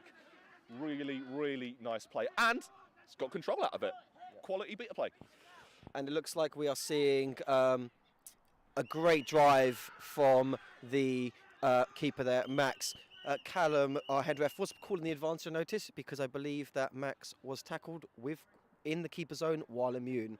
But that's it's an accidental tackle. So there's a lot of rules in this game. I don't even know how many pages of rule books there are. Hundreds, and there is micro nuances to the game that make it really difficult for new players to... there we are. As correctly called by Gio, that is a yellow card for chaser number 8. But again, like with the yellow card that Max received earlier, penalty time has been negated due to the goal being good. Ball will be returned to the Stirling keeper. The dodgeball control is currently with the Welsh universities. So I believe that makes the score 7-2. Yep, +5. So as we were saying, you're out of swim. I imagine the priority, it's probably a little bit too early to be thinking about maintaining control, but you probably want to be able to go into seeker floor with control so you can look at just kind of controlling the flow of the game. Although that is a lovely catch by 14 of Stirling. It's turned over control. And green called for the inbounding. Max has subbed off. We have Enfys on again in the green. Again, bringing that experience. Hopefully, good tackle there. still immune. So it's really hard to watch and think. And that is a great steal recovery. There's a bit of loose balls there, but the Stirling keeper makes it their own and smashes it through our near side left hoop, the small hoop, which I think has been favoured by quite a lot of players today. Yeah, no, it definitely seems to be the preferred height for the shot. But I guess as well, if you're bringing your arm up and down, you know, the natural arc of your arm is going to carry you towards bringing that ball down towards the ground, and that's much easier to go through that small hoop. So let's see how Enfys will run this Welsh offence. Not without control, but Charlotte's pressuring for this tackle. Enfys looking to the edge of the zone, goes for the shot, but a great stop and save. Let's see, good little pass off. And Kirsty there collects it and stays on broom, thankfully. We just had Matt Bateman walk past us. Special shout out to Matt Bateman, very good ref, and helping with a lot of the live stream equipment, managing to organise all this incredible equipment and high quality that we can bring this with you today. I say such lovely equipment, and yeah, no, it's nice to be able to showcase kind of everything this sport has to offer, from kind of top-level community teams to kind of university freshers playing their first tournament, and it's lovely to get a little bit of that mix. The call from the Stirling bench is to press. There is no bludgers. Enfys goes for the shot. It bounces off the rim. Kirsty collects, and she puts it through the medium-sized hoop. Really nice work there. You saw Enfys take the shot when the press was on. Kirsty positioned themselves behind the hoops in position to collect the volleyball once it came over, unmarked, pick the ball up and just put it straight through the medium hoop, something she did frequently at EG for Team Wales. It's nice to see that training is still translated 9 months here later to BQC. Yeah, as you said, what that is incredible positioning and awareness, and just understanding that if the shot is going to miss, then where is the ball going to end up? And it's going to end up right down behind the back of the hoops. And there we saw a shot attempt from Stirling. Unfortunately, didn't go in, but there was no one back there behind. And that is control gained by Wales again. Yes, Charlotte there for Wales. A lovely wrap and steal on 14. Took the ball and the player to ground and just waited for their beater partner to come on to collect. It's nice when you can take those trades and make those beater battles occur in your keeper zone. Obviously, you've got a much slower route to the hoops, although that is now a steal by 14 to revert control back to Stirling. The cardinal sin there of throwing a ball at someone who's not got a ball in their hands, which means they can catch it in terms of within the beater game. But Enfys tries to capitalise out on the drive, doesn't get it, and it looks like the volleyball is back with Stirling. There we are hearing a drive called. They have one beater on defence. That's gone. Drive. Let's see the drive. Good tackle. Good slip. Good pass. Oh, but wasn't quite there. But it's still going live. Kirsty's challenging and accidentally disbroomed. That is really nice work there from Kirsty McCabe. Oh, and again, Sana has just turned over bludger control. I think number 2, they got sucked into the play a little bit too much, and there was a little tap beat by Sana to revert control to Welsh universities just in time for the Seeker floor. So we have Will, who's come on to Seek. He's a little bit brilliant, isn't he? Oh, I see what you've done there. But yes, no, so 17-minute times. Over there on the far side, we can see the Seekers for both teams. So I believe that's Benzinger for Stirling, and I can't see the number for the Welsh player. So Afro. I think Afro. I think if you get a nickname in the sport, that's quite a cool thing. So I think Afro is a cool nickname, in my opinion. Also, just missed there while we're talking about the Seekers. A lovely kind of behind hoops pass from Matlock. Max Parsons collected the ball behind hoops, and as we've seen before, powering it through the central tall hoop. Oh. Might have been a little false start there, but Seekers have been released. Back to hoops, there we are called. There we go, Yep. back to hoop call by the snitch ref Raj for the full start for the Stirling Seeker. Eyes like a hawk, Raj. He was aware of that. So it's interesting. No, neither team is. I was about to say neither team is bubbling, but 14 there has just come along to tap out the Welsh chaser and give Benzinger some alone time with the flag runner. Will there just using his kind of elongated arm span to just kind of push Benzinger away. And a goal for Stirling. So that makes the score 9-4 in favour of the Welsh Universities teams. Still out to swim, but the game is very manageable. And especially going to set score, you know, there's still very much, the game is still very much open. It's by no means a done deal. And, you know, as I'm sure you know, Gio, if a team who is down catches, momentum swings play a massive part in this sport. You'll also, the momentum's a big thing as well as the fact that they do have a slightly larger roster as we discussed earlier, and attrition can be a big thing in some of these longer games. Absolutely. It's still... That's a brooms down called. I believe that's an advantage to Wales, which is why there was no stoppage. There was no advantage to be played, so Callum called the... oh no, it wasn't, sorry, apologies. There was a card given for illegal physical contact to neck, which I believe is a yellow card, which means that is a volleyball turnover, which goes to the nearest player, which is right there. Sorry, I must have missed that. Which player got carded? The beater, I believe it's Catherine. No, not Catherine. Is it Catherine? The beater there on my left. Oh, Charlotte. Charlotte. Apologies, Charlotte. I know we're going for C, but yeah. So I believe if that's a yellow card, there was no goal. The goal by Stirling was good, so I guess that's negated the penalty time. It was a delayed penalty. That's why. Yeah. Okay, that makes sense. But yeah. As we said, eagle-eyed running referee here, Snitch, Raj, saw Ben, who was illegally coming towards the hoops. We have another stoppage to clarify what... That's it, yeah. As I was right, there was committed after the fact.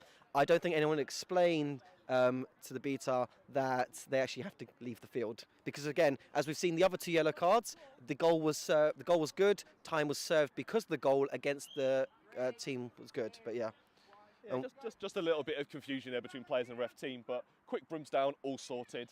But now obviously Stirling. Oh, there's a lovely block there on the Welsh hoops by one of the chasers. Again, it's really hard to tell numbers. Oh, but we have a catch. I managed to just quickly glance as you were talking, and it was a very nice catch. Obviously, you guys saw that, I assume, on the cameras. If our incredible camera team, again, this weekend, wonderfully capturing this footage in lovely, high quality. But let's see, did they get it? I'm having a look over. Did they get it? Oh, yeah, they're signalling as if they got it. So, it looked good to me. Let's see if the refs called it good, though. Yes, I believe that's... I'm trying to read the back of the shot. I believe that's number 20. Oh. Snitch was impeded. Okay. Interesting. I think potentially it could have just been a slight hold as they tried to go for the arm break to go round. But again, we're the opposite side. We're not referees. We're speculating here. I half saw it, and our refs have got a much better angle. I say speculating is a commentator's job.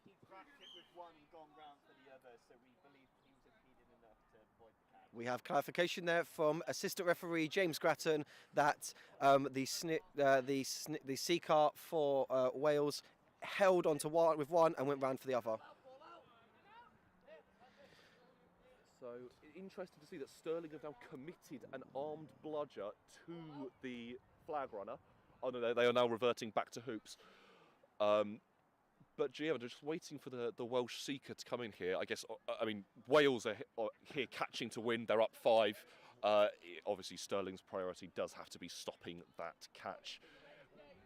But maybe they have a tactic. Obviously, there is only one Peter there, as Charlotte was carded. Charlotte managed to serve the entire minute without a goal being scored, but ran back to the wrong hoops. Again, when you're so focused on the game, you want to get in to go and do something, but you just forget where your hoops are. I think this is going to be a delay of game call by Callum Brennan. He called it earlier in the drive. I don't think Max has made enough progress towards the hoops.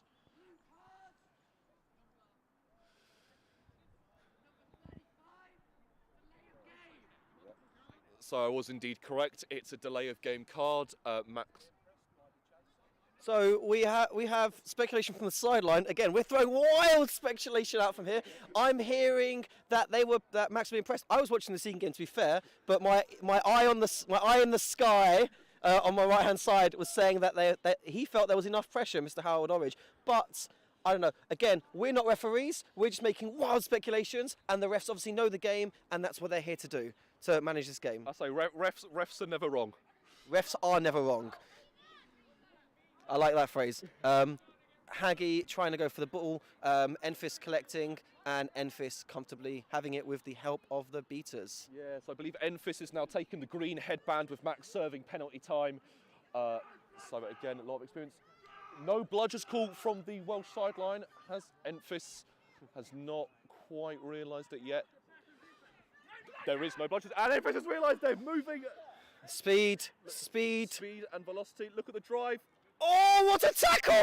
What an incredible tackle! Nice arm tackle. And the Stirling players have all piled onto the volleyball. It's been grounded, and it's now in the hands of the Stirling keeper. A lovely series of tackles and engagements there. Again, as we were saying earlier, when you do not have the dodgeballs in defence, you need to get scrappy. And I think that was very, very scrappy, but we love to see it. Oh, so we've now got the YouTube comment section working, so we can now see all of you guys. Thank you for the shout out for myself and GOB and your commentary team. We are loving being here. So just hand over the phone so we can have a little read through some of the comments. If you have any questions or any queries you'd like to ask, please feel free to put them in the chat, and we will do what we can to give you the answers straight from pitchside. Also, if you've got any wild speculations, that's it. This commentary team is about wild speculations. I think what's going to happen, this is my prediction, my mad prediction. I think Benzinga is going to catch it immediately. Then Scotland are going to go and turn it up. They're going to go and commit. They're going to go and get those goals, and Wales are not going to get another goal. With Max in the sin bin, I believe, for the blue card. Time to get that goal. Nice long throw. It's there. I am not sure that my heart can take another Swansea-Wales game going to set score. I had enough heartbreak at EG. Oh, a little scrap around hoops. Goal ref has called good. Because I believe it's to do with the goaltending, because Max put their hands through the hoop, touching the volleyball, which is goaltending unless you are in the green. Max is querying this though. Keeping with our wild speculation, isn't goaltending a yellow card, Gio? I would have had to have read the rule book to know the answer to that. I'm going to say yes, at least a yellow, maybe a red. I think it should be a straight red. It's so criminal behaviour. Again, wild speculations, not refs here. Absolutely egregious fouls should be punished with impunity. Whole tournament ban, that was insanity. I've never seen something so incredulous ever. But yeah, I have no idea. That's a nice pass there, Max. It's still on the pitch. I don't know if that was a card. Again, our refs know better. I don't think it is a card, though, to my knowledge. Oh, I feel aggrieved then, because I have most definitely been carded for doing that in previous rule books. But again, I'm not a ref. I haven't read the rule book. Great catch from the air. There is attempt. Good beat there, and good trade. But Wales now have the volleyball. There is none. There's one on defence. Absolutely take the trade here and give Max the open drive, because Stirling have committed a bludger to the Seeker game. Take the trade and go and get that extra goal. Now Matlock should go.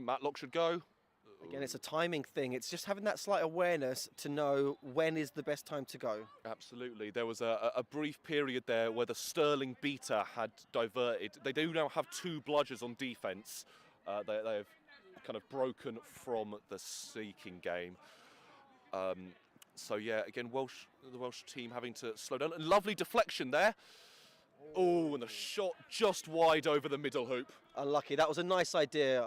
Again, the shot option was there, but regrettably a bit too high. Both seekers are trying to go for the flag, and let's have a look. Yeah, so again, someone in the comments is agreeing. A tournament ban for such a criminal action of goaltending. I do think maybe after this game we should look at rewriting the rule book and harsher penalties for harsher crimes. Obviously, goaltending is the harshest of all crimes. But do you know what isn't goaltending? If you shoot like that, what a great shot. There's no way you can stop those kind of shots. Nice edge of the keeper zone, calm, composed, shots on again. That small side hoop, bam. I say it's definitely not goaltending when your shooting is that good, as you said. Again, again there we just saw a little bit of time and a little bit of space on the edge of the Swansea keeper zone, and a lovely goal by the Stirling chaser. Although we now know, you might have noticed, Max has done a ninja substitution, gone off in white and is back on in yellow. I don't think Max has really spent much time in the sub box this game. No, nor do I. I think Max probably spent more time during stoppages for ref discussions as well as the timeouts. Well, yeah, but stoppages and penalty time served. Oh yeah, so there was no stoppage there. But what we're going to see is, let's see if Matt and Enfys can kind of help get some goals in. Max obviously wants to catch to end, but that's a big commitment. Max has been your main goal scorer. Without Max on the offensive front, you kind of lose that defensive front as well in terms of tackling. As we can see, a nice drive. This might be another uncontested goal. Good pass. Another good pass. Oh, unlucky. Well collected by Ryan there in the keeper zone. Just calmed down the play. Also, Annabelle Hill now on for Stirling, number 16, beater with years of experience, but also Welsh. Yeah, I've just noticed that as well, Jake. Annabelle going over to beat international teammate Kirsty there.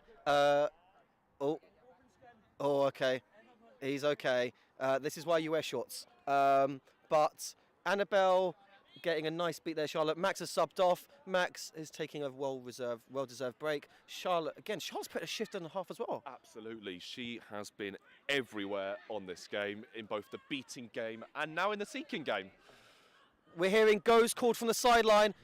Tried to get past Max, got past Max, Enfys to beat, doesn't need to because it's a great pass to the other side, and unfortunate is not able to collect on that far side hoop, but they've still got it. The tackle is there.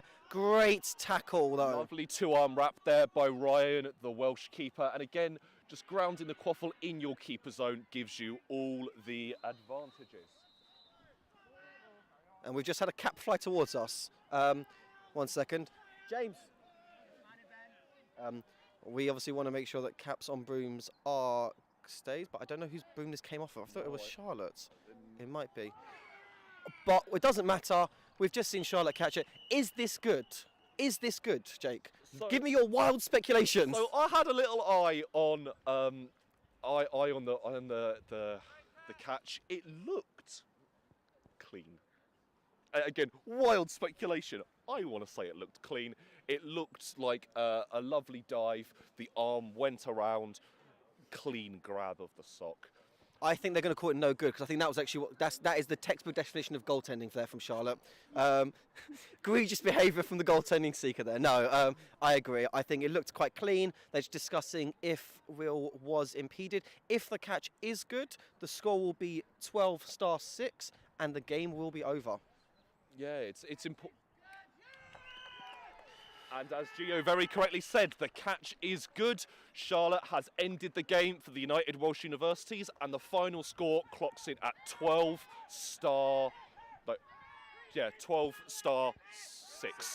I was correct. Yeah, Charlotte smashed it there. Great game, great effort from both teams, to be fair. We saw a lot of scrappy defences, a lot of nice passing, really good communication. I think these two teams have built on a lot of what they've been working on for the season. I'm very excited to see how they progress throughout the rest of the tournament and the rest of their playing careers.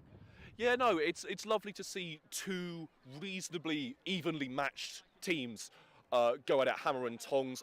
Lots of mixed styles of play, both set offences and fast breaks. Nice to see a mixture of goals across the board.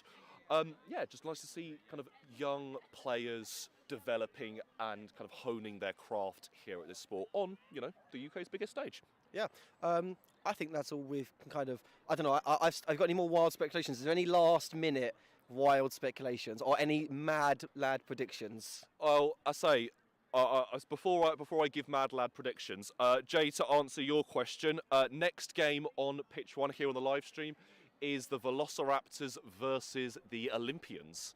That should be a good game. I recommend everyone sticks around to watch that. Unfortunately, I'm playing, and I think you're playing it. You're playing in that game, aren't you, Jake? I say I'm playing in the pink, so I will be here for you all again on pitch one, just not in a commentating capacity. So yeah, so make sure when Jake does something good, you give him props. When Jake does something bad, you spam that chat and you go boo, Jake. Yeah, you never let me live down the awful plays that no doubt will be coming your way very shortly. We'll have to make a low light reel. I feel like I've got a few of those already. We can just add to it then. Brilliant. Well, I've been Gio. And I've been Jake. And thanks so much for joining us.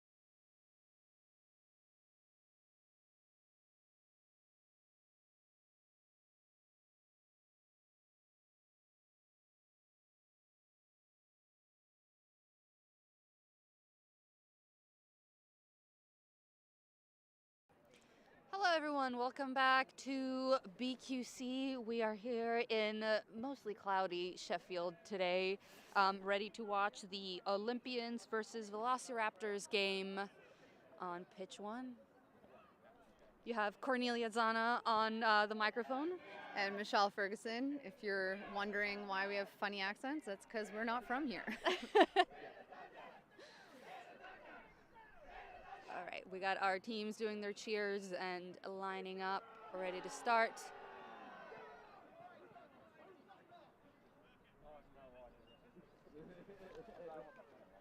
So far, we've seen a few high differential scores in the games that have been played so far, but there have been just a couple of closer calls happening here and there. It will be interesting to see how this game will go.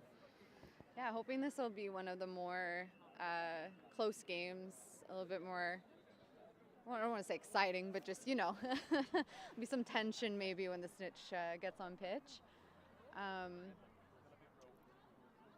Yeah, it'll also be interesting. So Olympians moved up into Div 1 in the community league, and Velociraptors is Div 2.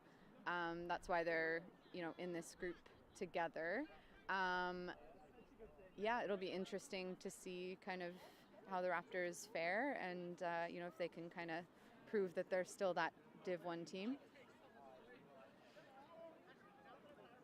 We got our players lining up for the starting procedure.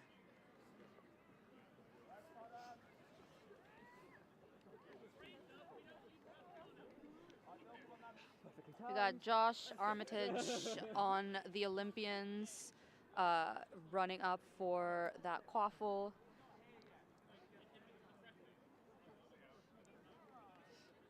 And then Stephen Withers for the Velociraptors.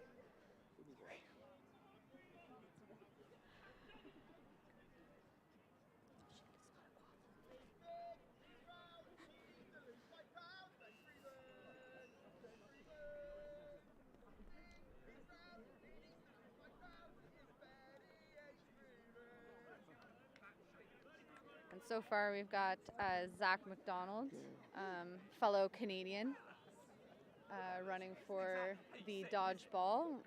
We do not have there you go, we have Bill Ulridge against Zach McDonald for that contested dodgeball.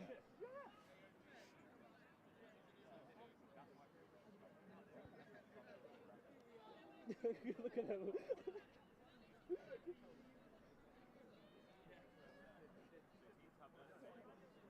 Somebody would across the middle of the pitch, shooter.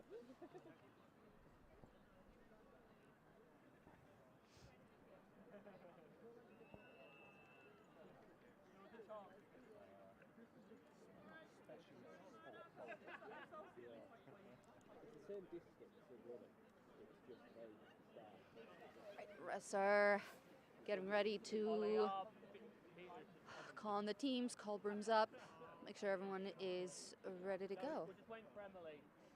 She's getting her mouth guard because she's literally just come from wrestling. What a great warm-up. Yeah. That panic sprint across the pitch is all you need. Panic sprint across the pitch, perfect opportunities like getting to get sync up with the team, Yeah, know what the plan is, all that jazz. Get that dynamic throwing arc ready, it's You okay with the mic?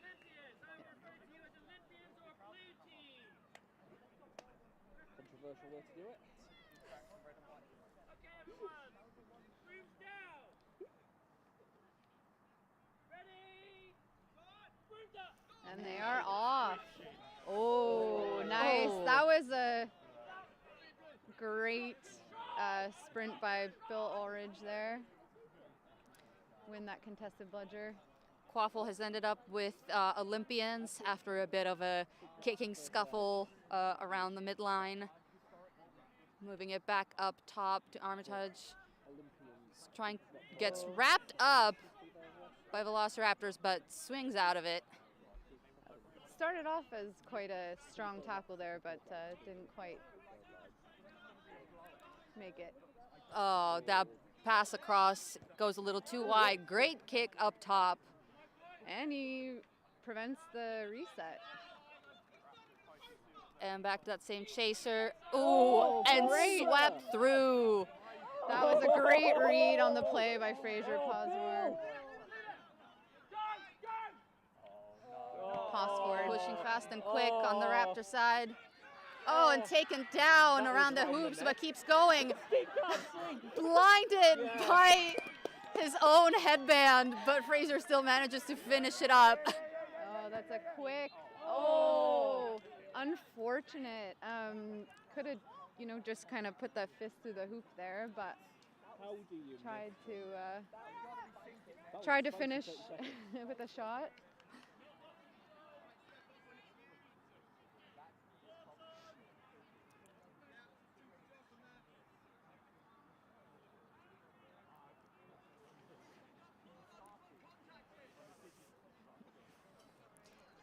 It looks like Raptors, at least at the moment, have a little bit of a height advantage with their players.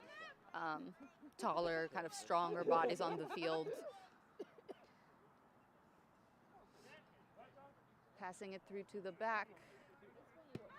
And up top, a lot of ball movement, trying to get those deep set beaters that are sitting around the hoops and moving and out of position. And a shot, and it's not good. Unfortunate. Hull is a very good shooter, but just missed slightly. Trying to go for the quick run. Olympians get stopped in their tracks. Ooh, long pass. That was a great look by Bill Ulrich there. He's also running back in. Oh, a big hit on the beaters. And it seems we may have a call there. So that was Claude who took down Zach McDonald. Oh no, sorry. Oh yeah, it was. Hopefully Zach's okay. It looks like he got some air with that tackle.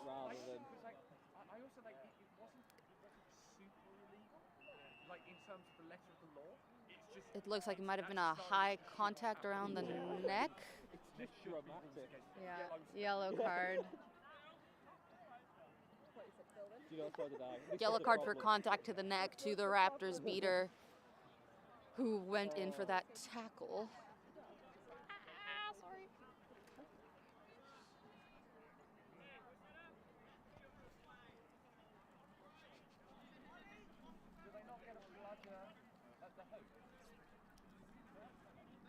And Olympians end up with a quaffle. So we've got 3 chasers back on defense, so they look like they're in a pretty good position to stop this drive, but we'll see. Oh, a very long beat. And Armitage just kind of fumbles the ball a little bit there. Doesn't manage to pick it up from the ground, and it's back in Raptor hands.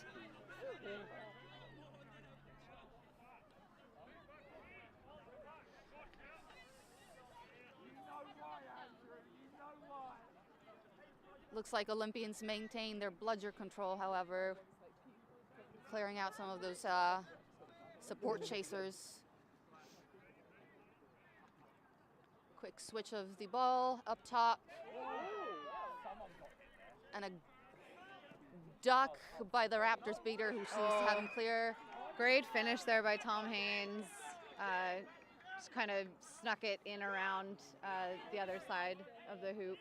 Nothing you can really do as a defender there. Olympians still with bludger control, trying to clear up some space for their chasers by tapping out those top defenders.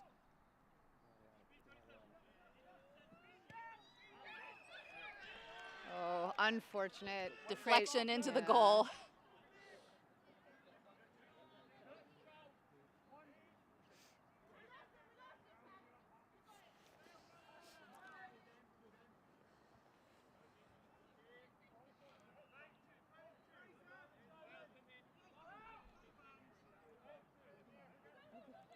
Raptors with control now. If I use what? God. That's control? I guess? Napalm, okay. Cool. And Yeah, an Tom opportunity for Haynes. drive. Yeah. Oh, nice, Mel. Oh, nice. And Tom gets a nice look at Andrew Hall, who just puts it right into the middle hoop. No contestation. Is that a word? Contest? Contest. There you go. It's always very satisfying when you manage to get that perfect pass from the ground after you've been toppled. Yeah. Olympians trying to find the space to score a goal, but being pushed out pretty wide by the Raptors chasers. Raptors now have control of the dodgeballs.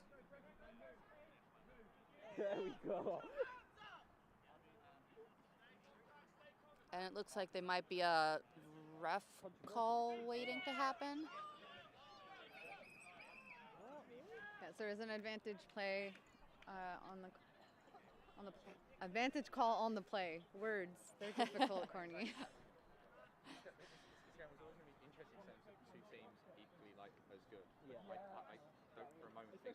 Score is currently 3-1. Velociraptors are leading at the moment. We'll see if the outcome of this ref call ends up changing things for Olympians, maybe? Olympians at the moment, they're clinical, so they should be missing shots. Well, to me, Olympians really should have got that one run that was missed. So they should read at least that. Yeah. Are you picking me up? Yeah.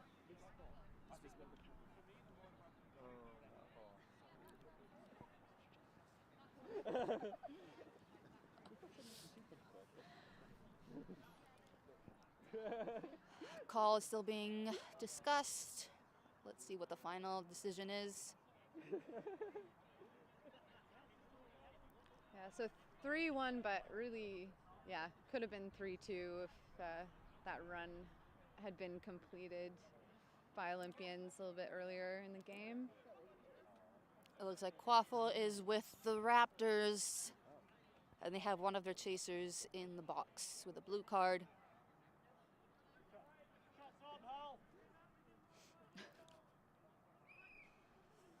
There's a beater battle happening over top of Andrew Hull there in the keeper zone.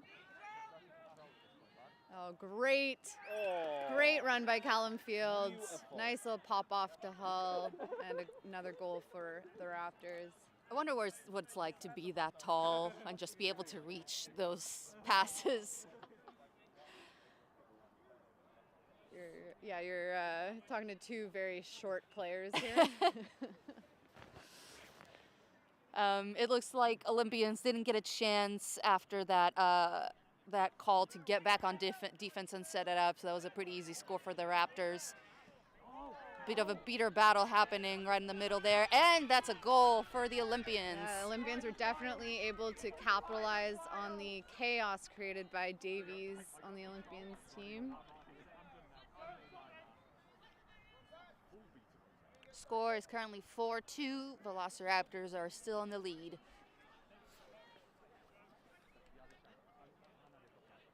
Looks like they're trying to move that Quaffle deep behind the hoops now. They have two chasers there. Oh, and their chaser's taken down by the Olympians keeper. And there's a drive by the Raptors. And a quick pass, but Joe doesn't no good. quite get it in, but Hull finishes it. Scores 5-2. We got a couple of subs happening on the Olympian side to get some fresh legs in.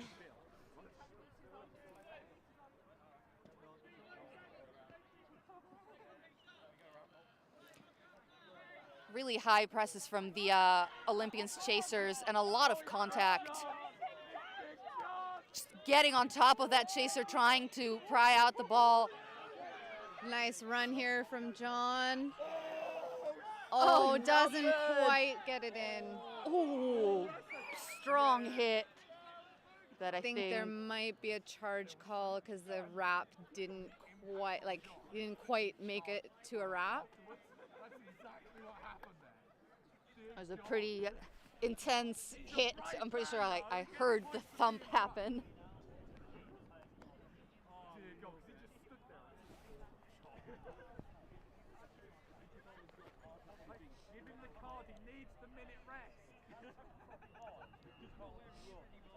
That was Hugh Phipps.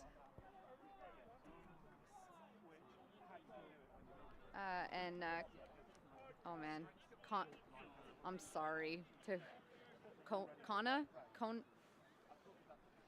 Kana.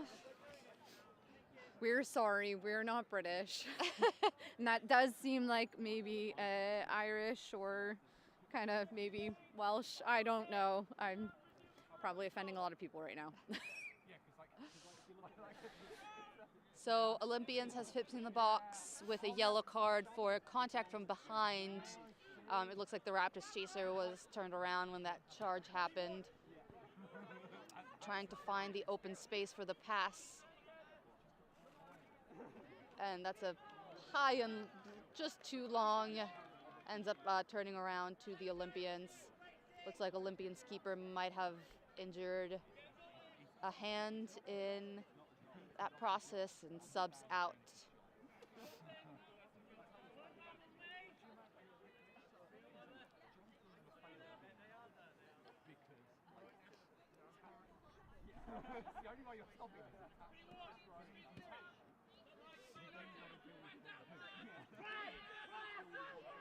Velociraptors calling for press. Yeah. Olympians currently have no dodgeballs. Going for that shot, but doesn't quite make it. Although there were a couple of great evasions back there of a beat and a couple of chasers, but couldn't quite finish the attempt.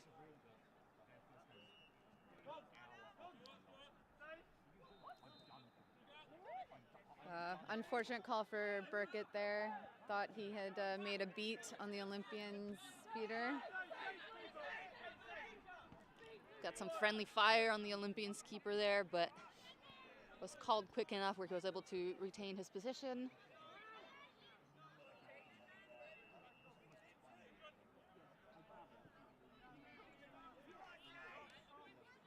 Oh, yes. Chaser trying to get in the play there, try and get some hands on that ball. Yeah. Love to see the takedown to the ground of friendly giant Andrew Hall. John just shrugs right out of that tackle. Oh, gets the ball to Joe. Yeah. It's always super fun to see smaller players just take down people twice their size. Yeah. They never see it coming. That's one of the perks of the two-arm tackle rule that everyone is starting to get used to. It gives a lot more people a lot more ability to affect those tackles. Yeah, definitely. And the ball gets swatted out of the way, contested on the ground, and cleaned up by the Raptors beaters. That is Emily Heimers, number 10 on Velociraptors.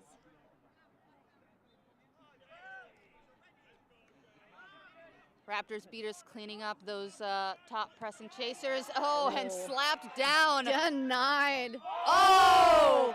But what a snipe from 90 Gabri. Just stops that quick run dead in its tracks with the beat and turns right back into a goal for Raptors.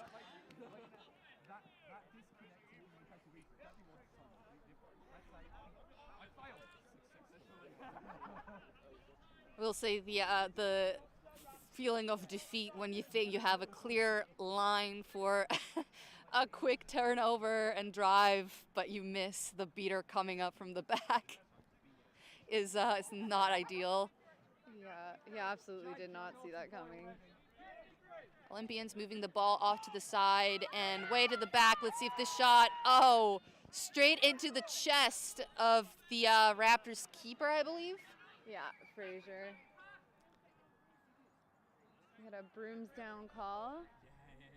It looks like we have a ball ran off into a strange spot in the soccer net. I'm sorry, football net. I've been told off many a times for Maybe saying this soccer. should not put the two people from North America commentating together at BQC.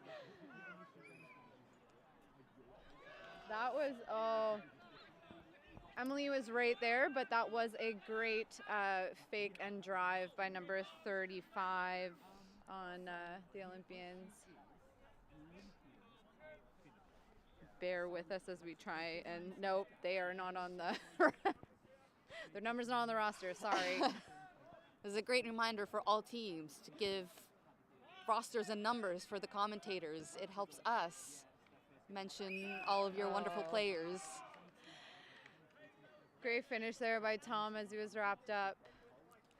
Score is 8-2. Velociraptors are starting to run away with it, but can't quite discount the Olympians just yet. Yeah, we got Zach back on the pitch now, and is quite good at controlling the pace of the game, creating a bit of chaos, so maybe we'll see Olympians score a few. Unfortunate fumble of the ball there, pass to the back, and returned. Oh. Nice. Deflection? Yeah. Yeah. Oh. But Gabri makes it up with that beat there behind the hoops. Velociraptors beaters are just so quick at reacting to the ball movement. Yeah.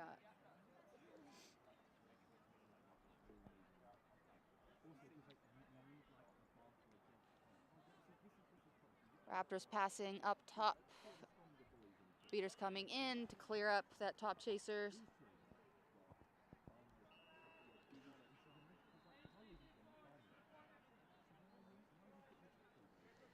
Sending the ball all the way to the back and all the way back up top. Olympian speeders are trying to press that pass, but it goes. Yeah, long bomb by Fraser there, trying to find Anuska, but not quite.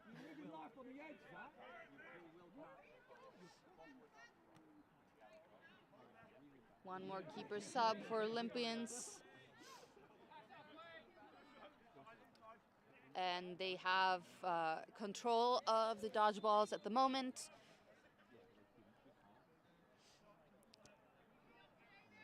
It's like one of the beaters is trying to get in there and create some chaos around the hoops to hopefully open up a lane. Quick pass and a score. What a finish. Score as they fall. That's Ollie Barker on the Olympians. As they're falling. Score is 8-3. Bit of a beater battle there. Raptors beater gets taken out.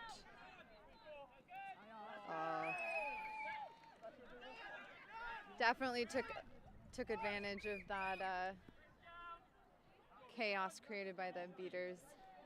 Got an injury on the pitch right now, so there's a stoppage.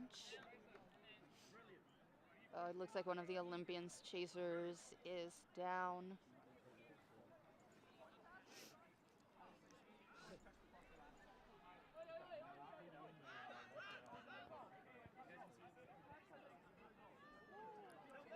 Okay. Hopefully this isn't being captured on camera, but if it is, it seems like spirits are pretty tense on the field at the moment.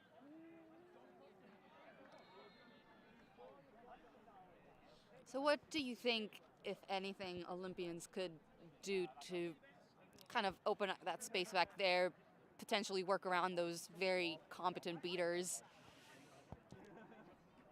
They have the ball movement.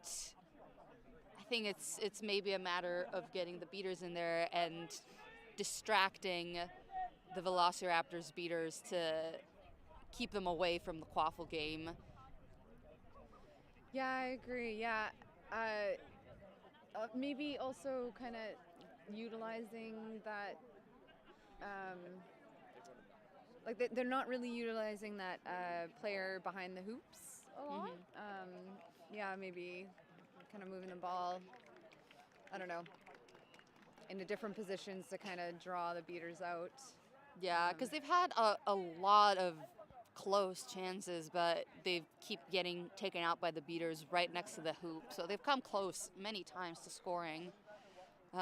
So let's see.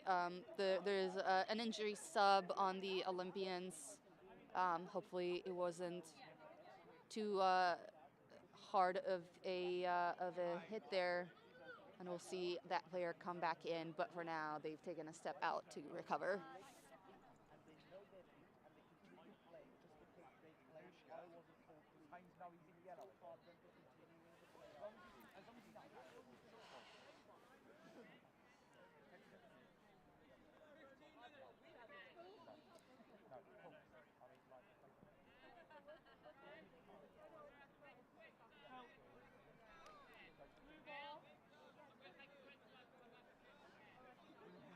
Velociraptors reminding their players to take quick subs, which, as we know, is something that quadball players need to keep being reminded of.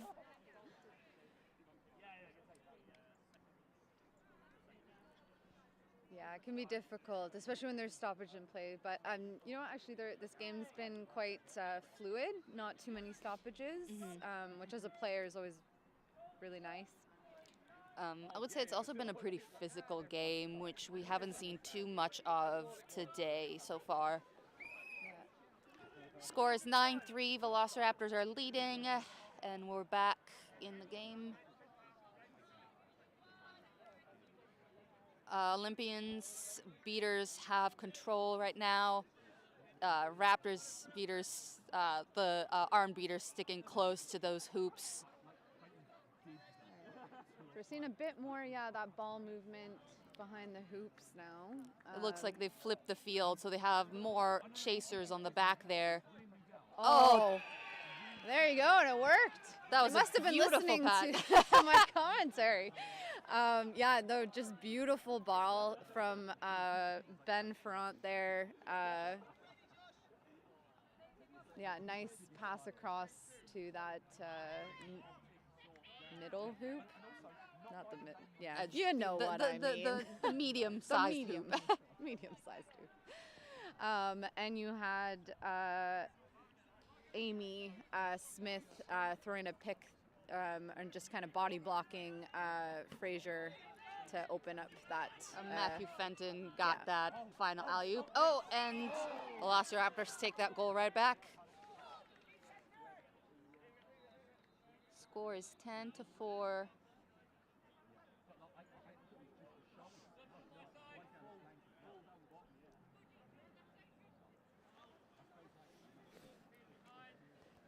Olympians keeper holding the quaffle, slowly progressing. Looks like he's going to lean to the left of the field. Nope, switches back around. And beater really pressing up high, taking that keeper out of the game.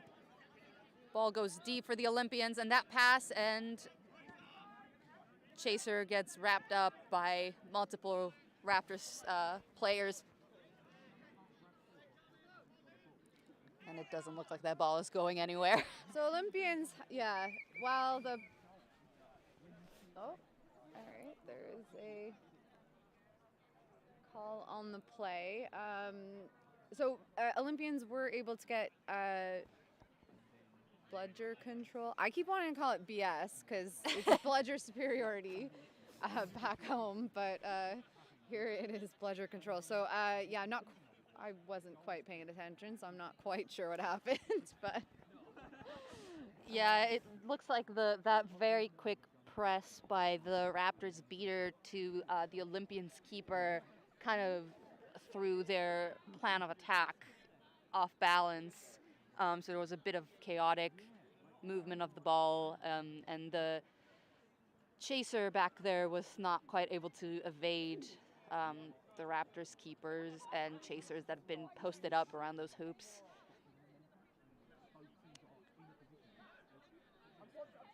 It looks like the head ref is chatting with the Olympians keeper about a call.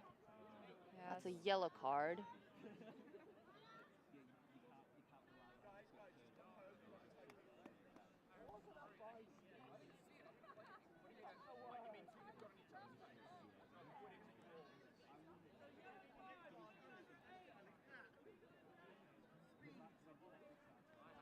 Right, so we have a call for an illegal interaction with, I think, a player of an opposite position. I think, yeah, when that beater came in, maybe there was some physicality. Likely not intentional, but in the chaos of the moment, as he was trying to get the ball out, he potentially interacted with the beater and the ball that was not his. So we have that player with a yellow card in the box, and looks like there's a timeout. Score is still 10-4. Raptors are leading. So what do you think of this game so far, Corny? There's been some really good, exciting moments, a lot of great hits that have sort of turned things around. A 6-point lead is always tough to come back from, although I have seen it happen in rare occasions. But even despite the score difference, I think it's been a very interesting and exciting game to watch. Yeah.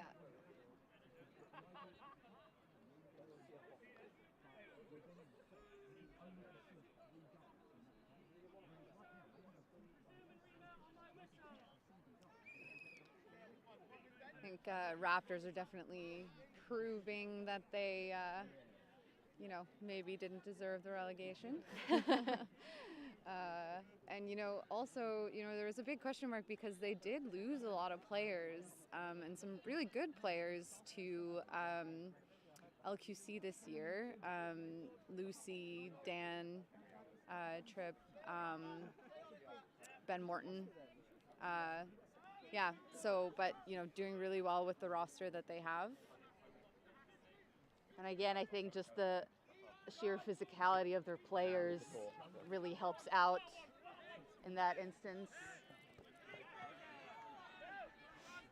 No goal for the Raptors there. Olympians trying to take the ball, but the beater's there to clear up. Meanwhile, we have a beater scuffle. Yeah, that was a great run by Bill Orridge to get kind of beat with his feet.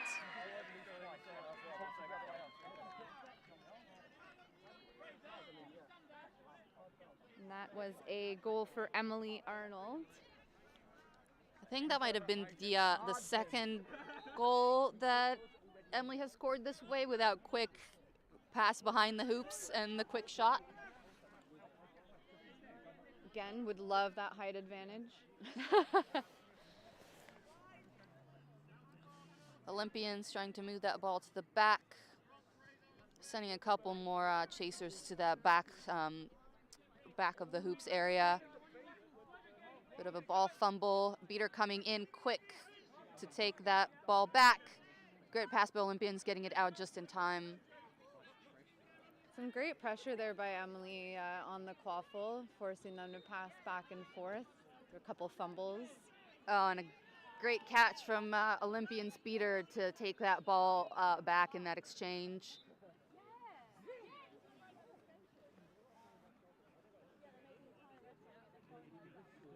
It looks like Olympians have control right now.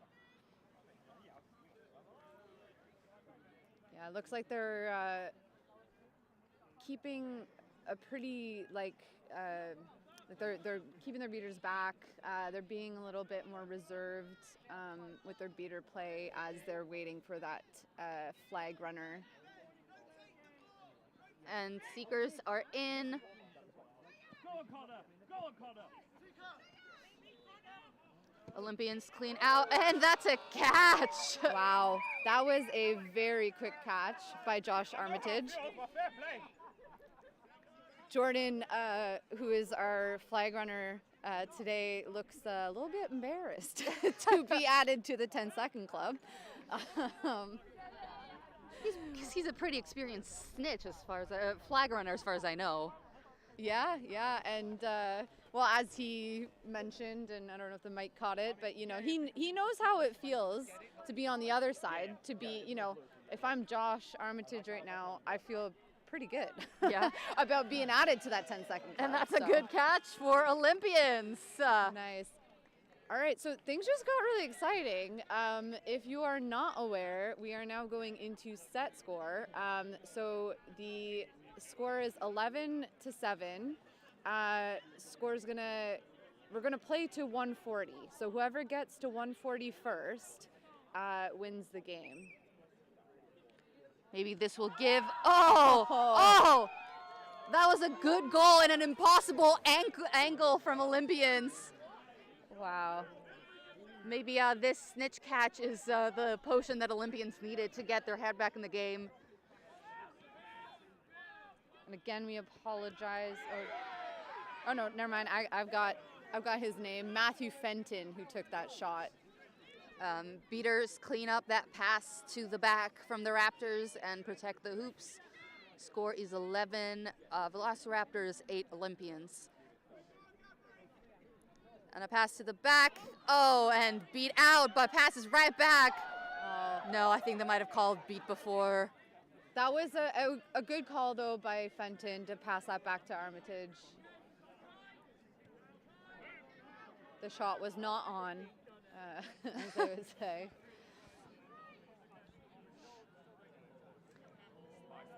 Olympians setting up a 2-2 defense. They have 2 other chasers up top and 2 on the hoops. One of their chasers protecting the small hoop. And beating out that ball carrier, but they're still driving. Oh. A bit of a neck contact. Tom Haynes gets that ball out to Emily.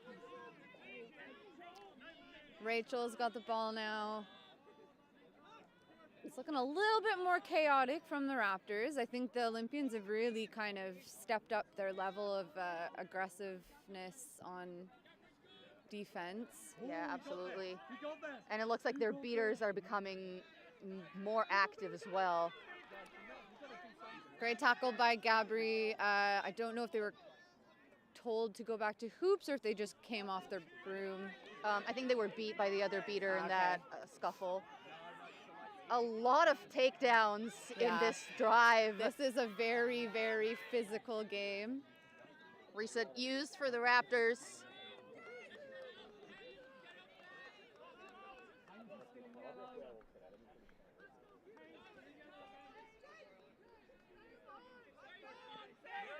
Oh, and the Raptors beater loses their bludger but picks up the Olympians' ball.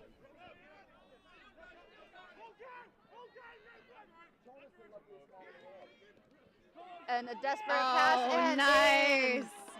Yeah, that pass was a little low, but Rachel was able to take advantage of it. Score is 12-8. Raptors need 2 more goals to reach the set score and finish the game. And I apologize because I keep calling Chloe Rachel. They look a little similar. It's the braids.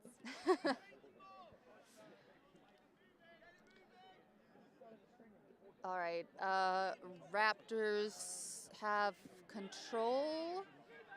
And they steal that quaffle back as well. Absolutely clutch out by Armitage.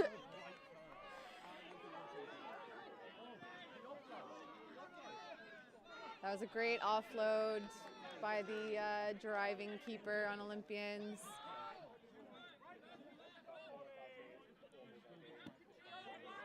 And pass over to the chaser on the left and to the back. And let's see if that happens. No. Chasers get in the way of that ground shot, unfortunately. Score remains 12-8. Olympians were not able to finish that offense with a goal. Another 2-2 defense.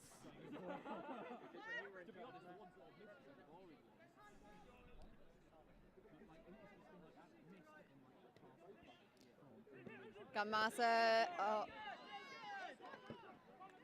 Not sure if that was a pass. very fast chasers on the Raptor side, and another hit to that same chaser as before. Oh, Massa knocks the ball out. Doesn't quite. It looks like there might be a few different calls happening around here.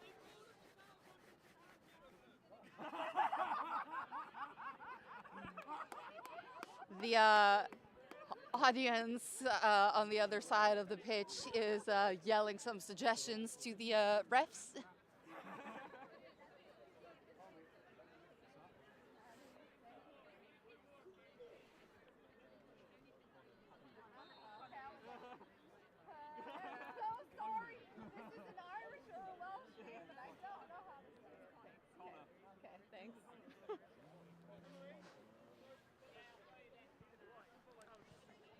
I apologize, number 81 on Raptors. Kana, I now know how to pronounce your name, so. And it looks like there's a yellow card for the Olympians keeper for a charge. The keeper also seems to be limping to the box, which is never a good sign.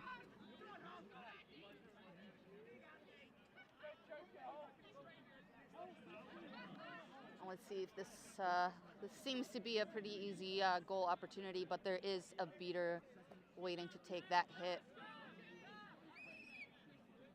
Oh. And it's a beat, and Olympians steal that shot from the air. Hull's such a good shot. He shouldn't have taken those 2 steps. He could have had it.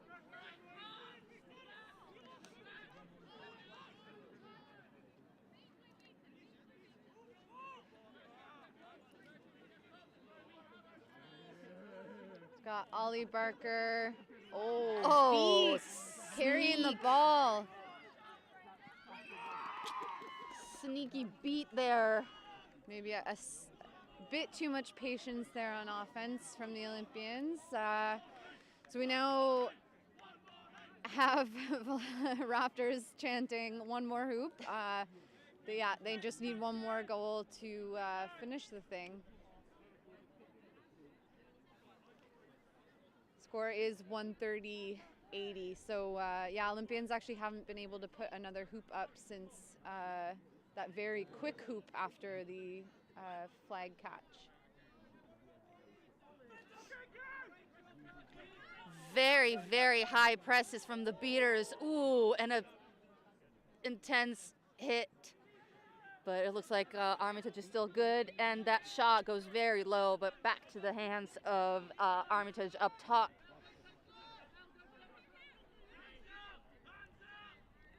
And a great cross pass. And another pass, gets fumbled. Damn, that could have been a very, very pretty goal opportunity there. Yeah, it was a great cut by Fenton towards that little hoop. Some really good cross passes as well, but it wasn't meant to be.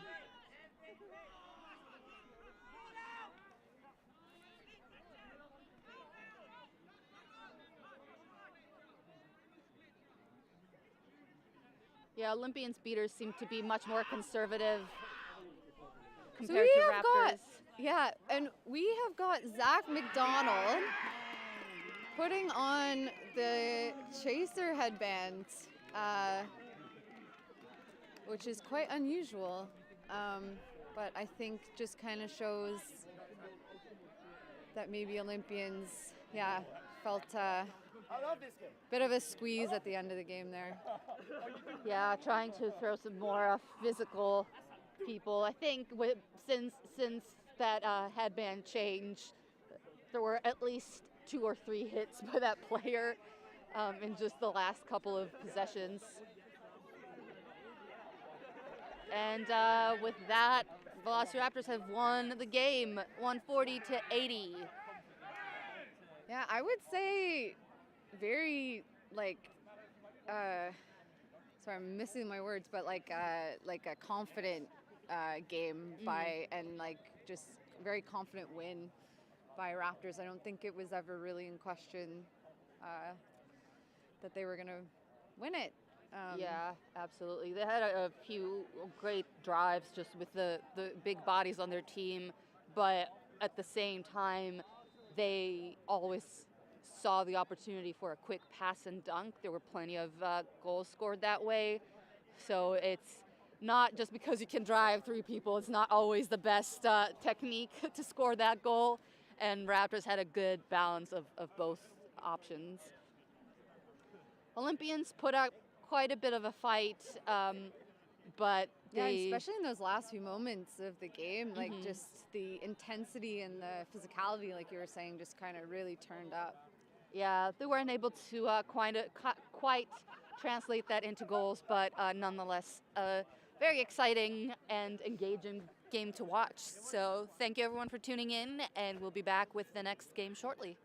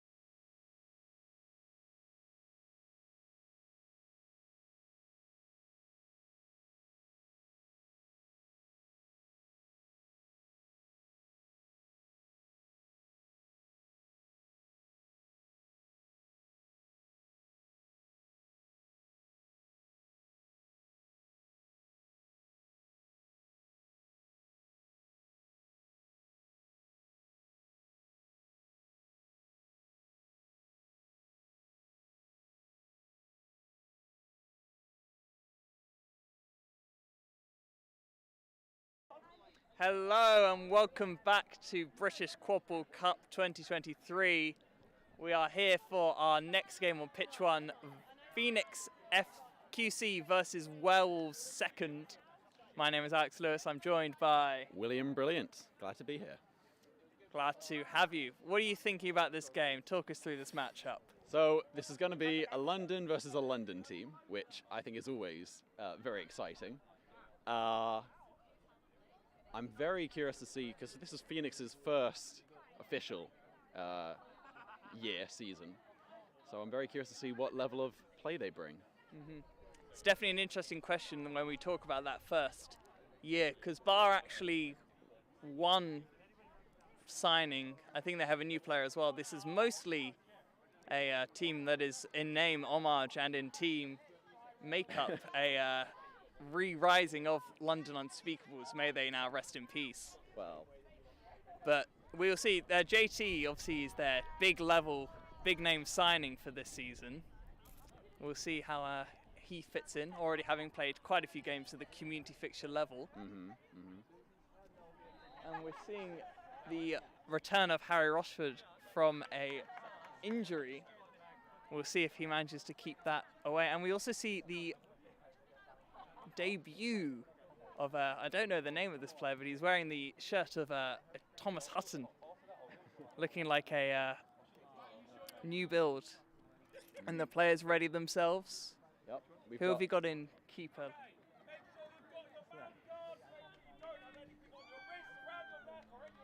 Here's the ref calling for final preparations. And we have running for the quaffle, we've got JT versus Hawk. Yes. Who's that? And for the contested bludger, we have Phil of Werewolves and Kehua? Kevin. Kevin. Yeah, making his debut as beta. Okay. Or at least at this tournament. That should be a good matchup, that one. The refs discussing something at length with Wells second captain Callum Humphrey.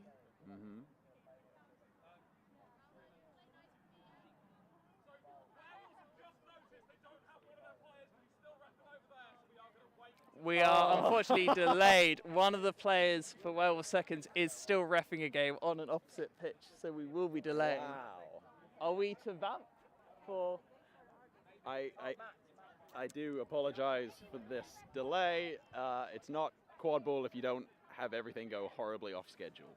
Exactly. But unfortunately, it is, to keep it a fair game, it is only correct that we do wait until Werewolves Seconds have their full roster. Callum Humphrey, Werewolves Seconds manager, captain, striding across, attempting to sort this all out. He's got a bit of a jog now, a bit of more urgency. He is agreeing a swap, it appears.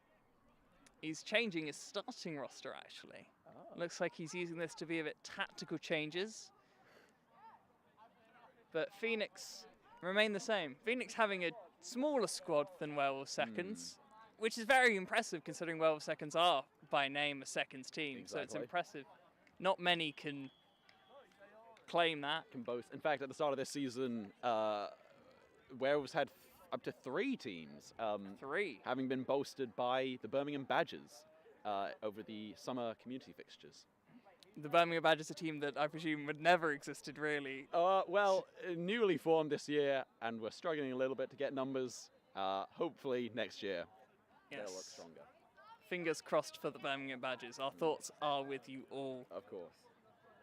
But as we never need to worry too much about the death of a club, because as Phoenix show, that there is always some form or entity willing to rise from the ashes. Indeed. And the only question is influx of new players, but always some old players are ready to come back and stick around. And there's always a fair amount of uni players leaving university and looking for a community team. Exactly. And you play for a university team, is that right? I do. I am part of the Radcliffe Chimeras. We're the Oxford University's Quidditch club. Part of University of Oxford and Oxford Brookes. So how is it, do you think, why is it, do you think that you of the university teams have managed to stay going when others have struggled? That's a great question. I think from what we focus on in recruitment is always sort of just trying to make it a fun sport which people enjoy coming back to. And it doesn't really matter where we place at the end of the day, as long as everyone's got a smile on their face. And that seems to be enough to keep people coming in. Well, that's very good advice, thank you. I think we're ready to go now. It appears that they have got their player back. I think, yes, Max is running along. Bless their heart. Wearing the wrong shirt. Oh, well. I'm sure that will be sorted soon. Yeah. I think, don't think they were planned to start, but it's just at least that they have them. Yes. Max is a very strong addition to any team. Of course. A very capable beater. A very solid head on the pitch as well. Very good at catching, I've noticed. Yes, that is... Max did start Unspeakables, and I'd say that a lot of Unspeakables beaters have that as a very strong skill. And we get ready to go. Oh, nearly through. And we're off. And JT gets to us the quaffle as they deploy. But Phil Sam has one at the quaffle, but it's... And that is a goal by Raki. That was a rapid attack by Phoenix.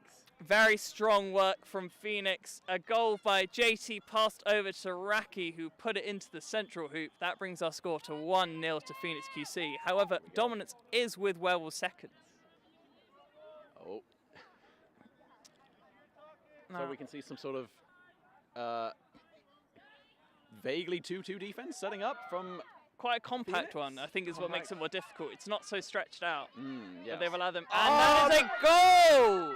That was Matt of Werewolves standing in a very dangerous position and just waiting for the pass. A classic position, but you do have to question the I think when that moment of thinking it was all over, the Phoenix players maybe let their guard drop because they thought they could get the turnover, and that's what you get from always never giving up from the Werewolves seconds. That brings our scores level at 1-1. We got a napalm coming in.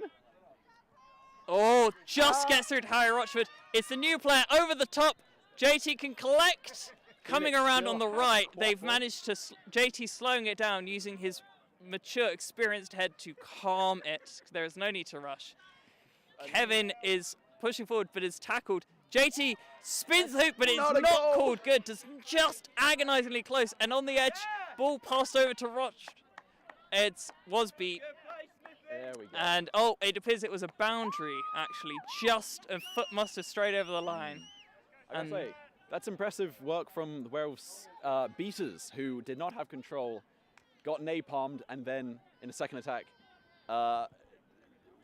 Phoenix tried to break through, and they kept very calm, and they kept watching Quaffle, and they were there to get the pass, or to beat the pass. Very much so. I think this is a game I can see the bludgers switching hands quite a bit. This seems like a very evenly matched bludger play. But we do have Paolo tries a catch but misses. But Petius passes, it's blocked. Phil is beat, and that's no bludgers. Harry running down the left. Oh, very nearly takes us out. Harry continuing his run. Is he going to put it in? Oh, and the tackle. Oh, but what a pass!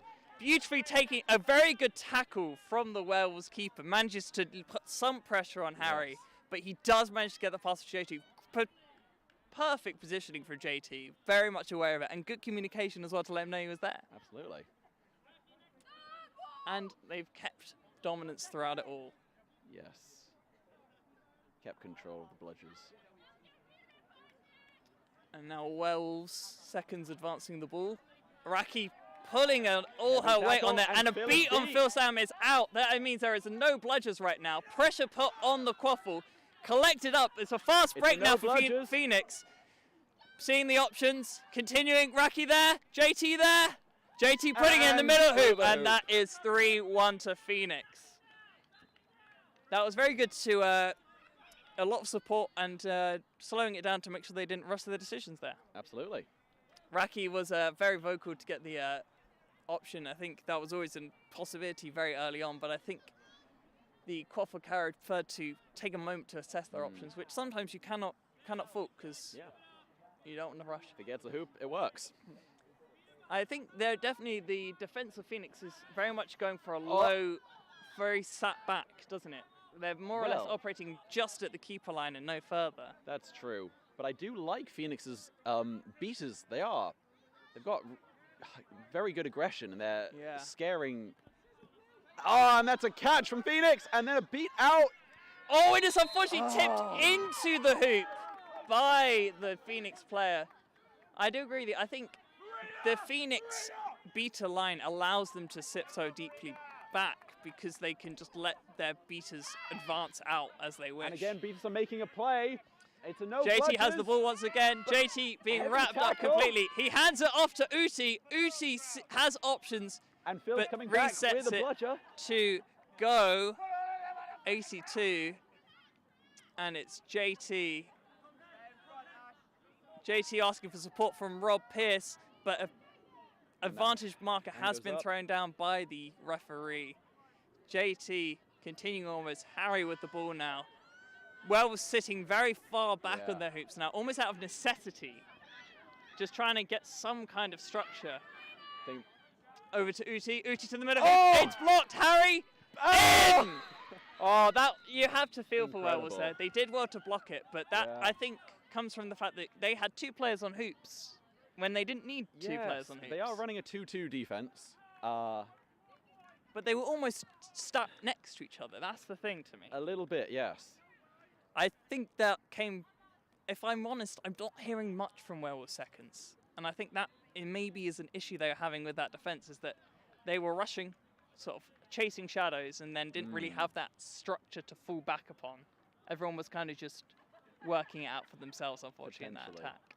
I think the hand also has to go to Phoenix for, even with all that chaos, they are still, ready in dangerous positions to catch and dunk. And I think that's a testament to That is very true. their skill. I think that, but I will say structure, I think they had quite a strong diamond going on, which means that their passing True. is very, if you make it easier for the players to have to make decisions. And Werewolves coming here, unfortunately beat by Rob Pearce, because this is the issue with that very deep set defense, is that you try and run at them and you're running into 3 different areas of pressure. Yes. And it's it's a a no fast break, bludgers again. JT on it, JT puts it through, that is 5-2 to Phoenix. Sam Instone trying to make something happen, but a throwback keeps control with Phoenix. Quite wholesale change from Werewolves seconds. I think it's very clear. Werewolves are trying to get control back, but the Phoenix beaters are doing a great job of both keeping it and keeping pressure on the quaffle. But they haven't really taken much time to slow it down and try and get back possession. True. Oh, but Sam, Instone, speaking of... the one time where they did slow down and just wait, and Sam Instone has fashioned the opportunity and has taken it. And You can Quaffle see is still the- with Werewolves. Let's see if they can use that control. It's a Bludger miss. coming in towards us. But you definitely can see that the impact that these substitutions have made with Arjun on the ball and Instone on Bludger. Definitely a calmer head with Arjun there. Maybe someone who's also had a chat from the captain on the sideline can always help as well. Absolutely. Seeing the changes that need to be made and putting them in with the, not just changing personnel, but also changing instructions to said personnel. They're making something happen. And It's a beat from Ollie. Will they get dominance back? Ollie to collect it. Raki also to put it in. So not only did they get dominance back, they also got a goal. So Very impressive.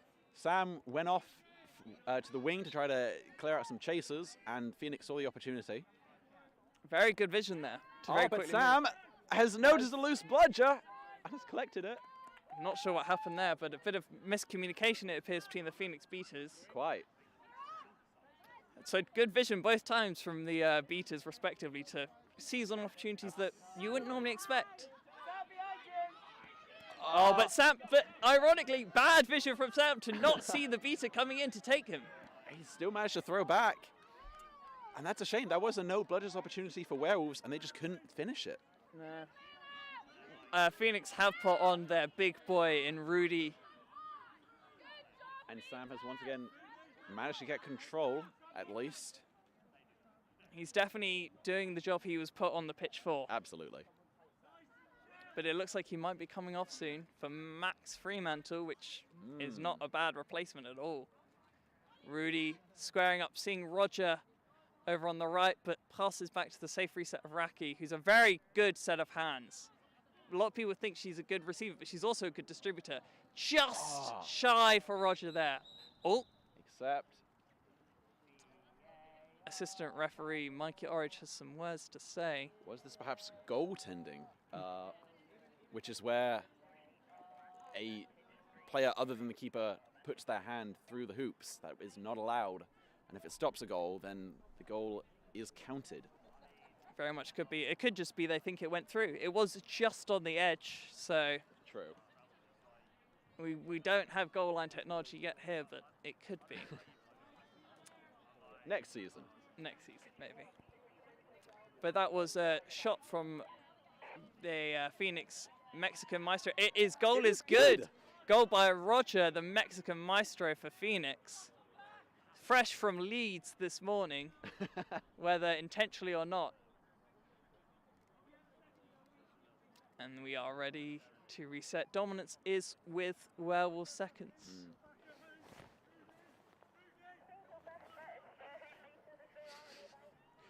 Just had to stop a spectator from wandering in front of the camera. You're welcome. And Sam is subbing. For Max Fremantle, the player that delayed the game to be back in. Let's see the impact they can make. Ball over to the back to Megan Golding. No options for them, though. Over to Arjun. Both former Unspeakables players, which is essentially what Phoenix FC is, QC is. And unfortunately just beat. Yes, number 27, Hank. Hawk. I think it says Hawk. Hawk even. Was in Hank great Hawk. position. Was in great position, but just fumbled in that moment. I almost think he jumped too high. If he'd just been level, he would have hit him in the chest, but he was almost having to collect it in his abdomen that time. Maybe he doesn't realize his height. And there he stands at the central hoop, using his height now well. Raki, absolutely sells her defense. What an incredible movement from Raki there. Sent her defender to the shops and popped it over to Roger. This is a great, and I'd say, if you looked at those two players there, you would think that that partnership would be the other way around, wouldn't you? Yeah. Normally we do see very much the taller, larger male-bodied player passing it over to a smaller female-bodied player, yet Raki has got it all, really. Yeah. And so I ball think is with Werewolves. Werewolves are playing it slow, trying to perhaps make something happen in the beta game. But not much is happening in the beta game. The issue is that with the point keeper being so back in their own zone, it's difficult. Betas can't tap them out. But beta has left them. Okay. I just think there's not much of a full game plan with Werewolves right now. But Arjun is trying. But it's relying on a lot of individual efforts. And that was a missed beat. Go 82 has put it in. Just before the beat. Unlucky for the beat because that was an impressive beat. Yeah. But you can understand why they wanted to make sure they were a bit closer. Yes. And it turns down. Score is 9-2 as Werewolves seconds call a timeout. So now you've been at a few Werewolves trainings. Does this look like things they've practiced, or does it seem like it's going wrong from the original plan? Well, I think it's a great question. I think they would be hoping that their chasers could make a little bit more happen. We've seen that their beaters have been very good at not getting drawn in, being ready for a pass behind hoops to then go and beat that out. I think Werewolves would be hoping that even if there is one beater on hoops, they could still deal with that with their chasers alone. Obviously, if you are standing on the middle hoop and you get beat out, you can tap in very quickly. So there is not much that beaters can do against an arm beater on the hoop. I wonder if the beaters are maybe a bit too cautious at this point. I think they definitely aren't willing to sacrifice the bludger to get a goal. And that is a question mark of whether they should be. I think they've been a little spooked. I think Phoenix had fantastic bludger control in the first few minutes of the game. And now they're a little cautious of letting them get it back. That's very fair. I think also it's a very effective low, deep defense from the Phoenix. And I think Werewolves just need to slow it down and just go to a simple box. That's your best way to slowly Yes, stretch it. I think that they are looking very... We're seeing a lot of passes between safe reset and ball carrier. We're not seeing much around the edges. It's true, and I think they're not passing it behind because they're afraid a beater will turn around and throw. But if they get space, it can be done. Yeah, just need to give it time, and I think they're not necessarily willing to give it time. Let's hope that that is what's been imparted in the team talk and see if we see much improvement. Exactly. Interesting, there isn't much of a box either. No. But there is an attempt. There is also dominance with Phoenix now. I'm not quite sure how that happened. There was an attempt to try to get back control. Oh, Morgan blocks it very well. Now here's the opportunity, but bludger behind. But oh dear, you know, you have to feel for Arjun. That would have been a goal. If that hoop had been there, that would have been a goal. However, it looks like it is a goal for the other team. Oh, Rudy sending everyone to shops. That is 10-2. You got to feel for Werewolves there. Yeah. That really should have been their goal. But so, Phoenix are, I think, Werewolves are trying to do downtowns, which is where one unarmed beater goes and hassles an arm beater trying to get something back. And where Phoenix are able to focus on them. And ideally, Werewolves chasers will then use that opportunity to make a goal happen. It just hasn't happened yet. I do think this game is very much coming down to the beaters, because you look at Phoenix's beater line, and a big part is that they have a lot of experience. Oh, what a goal! What a goal! Sophie Osborne on Werewolves second scores a beautiful little dink over the top. Hey, you can't You know what? The shot is, we've all said it before, the shot is always on, it is always open, and Sophie Osborne is doing us all proud by showing that. Absolutely. I was just saying the beaters normally dictate the game, but turns out you don't know the beaters always. But anyway, my point still of that Here's the napalm coming it's in predominantly an experienced beat. Oh! But Max is not. That was a cheeky little move. But it's a predominantly experienced beater line for Phoenix. You see, you've got Monique, you've got Ollie. Both of those have been in the game for quite a long time. You've got Paola, who's playing on an international level. Again, the Phoenix beaters were caught up with the Werewolves beaters, and maybe the Werewolves chasers can turn this into a goal. But the beaters have got back so well. That was also got to give credit to a fantastic tackle by JT on Morgan. And again. And they're turning into a quick break because Werewolves beaters aren't back. It's a question. He's confident in himself. He's got Harry on the right, and he sees him. Lovely. Not good defense, I'd say. You had 3 people waiting for JT to run at them, and not one person decided to pick up the passing option. It's true. Ideally, if you're running into a defense, you want to take the hit and pass off to a passing option. That takes one defender out. But absolutely, if you've got multiple people on defense, get someone to mark the passer. I wonder, you're looking at the chasing options there. I know Dan Golding has played keeper a little bit. Morgan obviously a keeper. The other male body chaser, I'd argue, looks like he's probably played keeper for. I wonder if they all almost fit the same brief and they all struggle to realise what they need to do outside of that. Perhaps. With the having a debate, Harry Rochford is getting a massage from Rudy.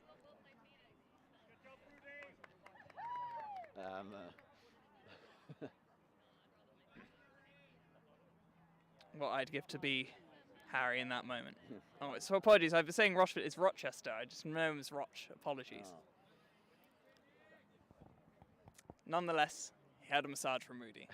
That is the important thing to update. Very.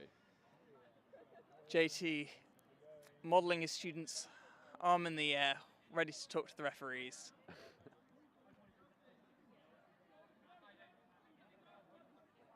Goal is no good for unsure of the reason. Third bludger interference. Oh, I think so. Like it could be. So, for those who are not aware, if one team has both bludgers in their beater's arms, the third on the ground becomes the third bludger, and that team is not allowed to do anything to it. So, I'm guessing they just didn't realize, perhaps, and probably interfered with that third bludger on the ground, and that results in a double bludger and a quaffle turnover. All a huge swing, although Wells' second still quite bad at the game. Obviously a snitch catch can change all that. It is 10-3, but the quaffle does return to Wells very far back, and bludger is passed back up, and they're going for a quick break as it's a no bludgers, and that is through!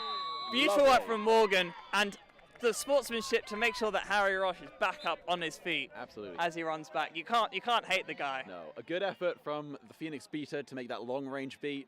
Sometimes you just got to make the Hail Mary throws and hope for the best. Especially when you don't have dominance. What's the hardest thing that's going to happen? You can just Right. pick up that ball right off again. Very true. And so we have the quaffle with Phoenix, dominance with Werewolves seconds. Setting up in a diamond structure, it appears, or maybe a bit of a 2-2. Looking more like a 2-2 now, actually, as they slowly moving 2-2, around. yeah. JT passing over the top and quick to beat. Uti, who gets beat. That's the issue with doing those long balls over the top. Oh, Yeah. this is going to be a questionable contact. I'm wondering about this contact. Got to be careful. He's okay. Didn't make any. Oh, he's given a bit of a warning about neck contact. Okay. But no card yet. And now the quaffle and dominance is with Werewolves seconds. They've got to make this count. It's 10-4. If they can get this one, it's very much within good range, and we haven't even got the snitch on pitch. We have seen the Werewolves come down from worse and use the snitch catch and then win a game. Exactly. And they are definitely the team with the most support on the sidelines as well, which will be a huge benefit. And it's over to number 25. He fumbles it. It hits every part of his body except his hands. So, yeah. And the ball is now with Phoenix. Dominance remains with Werewolves seconds. They're being a lot better with their attacks now. Yeah. And I don't know, I haven't been able to note the bludger play if they're utilizing it more, if they're just, I think they're being a bit calmer with the walking up the pitch, or maybe Phoenix are just getting a bit more tired. Potentially. I think there would still be some frustration in the Werewolves that the beaters are making no bludgers situations and chasers aren't converting. Oh, what a beautiful little backhander. That was Harry Roche. Gorgeous. And it looks like they might have dominance, but unfortunately Rob Piss is beat out. So whilst Paula does throw that, oh, Paula still has a bludger. She beats out Max. She's in enemy territory. I think she just caught that. I don't understand that. I cannot make sense of it. She had a ball in her hands. A ball was thrown at her. She seemed to throw hers away. And next thing I know, it's like a magic trick. Somehow her ball was replaced by their ball. I don't quite understand. I have no clue which way it went. I have to apologize to the live stream. I don't think you saw any of that, but that was a great. It was incredible. I'm sad none of you saw that because it was like a magic show. It really was. It was incredible work from Paula. And she goes off to rapturous applause. And on comes Monique Davies. Not a bad substitution either. This just shows the strength of their beating lineup. It may not be deep, but it is quality. Yeah. And you know what? Also shout out to Kevin Lee, who is napalm coming in. a less experienced beater, but has Claire. been holding it well with the rest of them. Claire's calling. Ah, JT. misses. A throw on the quaffle. It appears And Rob. there's no bludgers? No bludgers. And now they've got one bludger back, but it's far away. Harry Roche with it. Oh, a beautiful little switch to JT. Oh, it misses the beat. It's still with Roche. Roche coming through. And it's in! You've got to question the defence there. There was a lot of time that they really didn't do much. I understand, though, because the issue is that you had to stick to your hoop or else it gets shot on you. So really, when it's that close... I think the fault comes down to the beater, unfortunately. Claire had two opportunities to beat out the quaffle carrier and just missed, and that's unlucky. That happens sometimes. Maybe a bit more could have been done on the contact to push Harry further away, because I think that was the issue. Once he got squished up there. Sometimes all you want to do on defense is just hold the quaffle still for long enough for your beaters to get back. Very true. And unfortunately, they were far away. Yes. It is now 12-4. Control is with Phoenix. Bludger control. Quaffle with Wells. There they go. Oh, attempts for a long-range shot. Always a fan of that, but unfortunately was seen straight away by Harry Roche, who tries to keep it in, but unfortunately it does go out for a boundary to Wells. Dominance is being fought over, but actually, you know what? They already had dominance. Yeah. That was just the third bludger. Oh, but Wells were inbound. Dan Golding, yeah, Dan Golding passes it. Nice. Unfortunately blazes it towards Pettier. Pettier turtles it. JT calling for his beaters. They've calling for it has let Pettier stand back up, but now she's been brought back down. And here comes a Phoenix beater to clean up. JT very much playing with his food there. And the quaffle is back with Phoenix. But dominance in all of that has gone over to Wells second. Indeed. I think maybe that is why they weren't able to get there so quickly. Maybe they were in a intense Exactly. battle, but unfortunately we did not pay attention to that, so I apologize. We are both 2 chasers, so we do No, not I am pay- a beater. Oh, then I have no excuse for my colleague here. I should apologize if anyone is not familiar with the terminology. I've been talking about napalms a lot without explaining what they are. That is when the offensive team have control, so they have 2 bludgers. They will throw one back, and that unarmed beater will then run in and just try to make a tackle and cause a no bludger situation so the chasers can then get a hoop. And so far, I think Werewolves have been very good at the one defending beater staying on the quaffle and focusing on that. Oh, what a... Oh, wait, did that not go in? Oh, maybe I spoke too soon. But It looked it's a quick beautiful. break. It looked beautiful. Quick break. He bats it away almost casually, but he misses! He misses! You wish he could have maybe taken one more step and hit and then try to chuck it through. Unfortunate there. Really, hand through hoop should be... You can understand when you're bearing down on Rudy, it's quite a scary sight. But unfortunately, when you're 12-4 down, you need that extra goal, because if you can make it 12-8 on a snitch catch, you've got a chance, albeit slim. And Phil throws back to hoops to keep control, but... Over to Roger, hoop down. Roger passes it over. It is safe with Werewolves. Werewolves streaming ahead. Matt streaming towards the hoop, but is not. But the keeper first to slow it down. Hawk there. Dominance with Werewolves. Yeah, dominance with Werewolves. And Seekers are released. And Kevin Werewolves beats, have and we have control. Werewolves Seeker coming through on Josh Armitage. Is now beat. Ball coming over is collected by Phoenix. And we now have the bubble being formed by Wells on the snitch. The question is, chaser game alone, who do you think is going to be better? Who is going to run away with that? So far, I think it's been... Oh, and that is a match for Werewolves! Beautiful. Josh Armitage fleeing away from the Werewolves Seeker, who is too fast to keep he is unable to keep him at good distance, has to quickly pivot around, but as he's still just slightly turned away, the Werewolves Seeker engages. He barely has any time to put any resistance, and the snitch is caught. The score is currently 12-4. If this were to be called good, we would be taking it to 12-7 with Sket score 15. Now that is requiring them to score 8 before Phoenix can score 3, which is a bit of a difficult challenge. I reckon, though, there have been cases where Snitch Catch have revitalized a team and sort of given them the drive and the fire. I feel like when the snitch catch was this quick into the snitch on pitch, that can almost be more difficult. If they at least had a few more goals in their momentum and then the snitch catch, that could be it. But they weren't really dominating or had got back into the game. No. And the issue for them is that really when we actually got down to the chasers and the beaters game, Werewolves were being second. Yes. The seconds were second.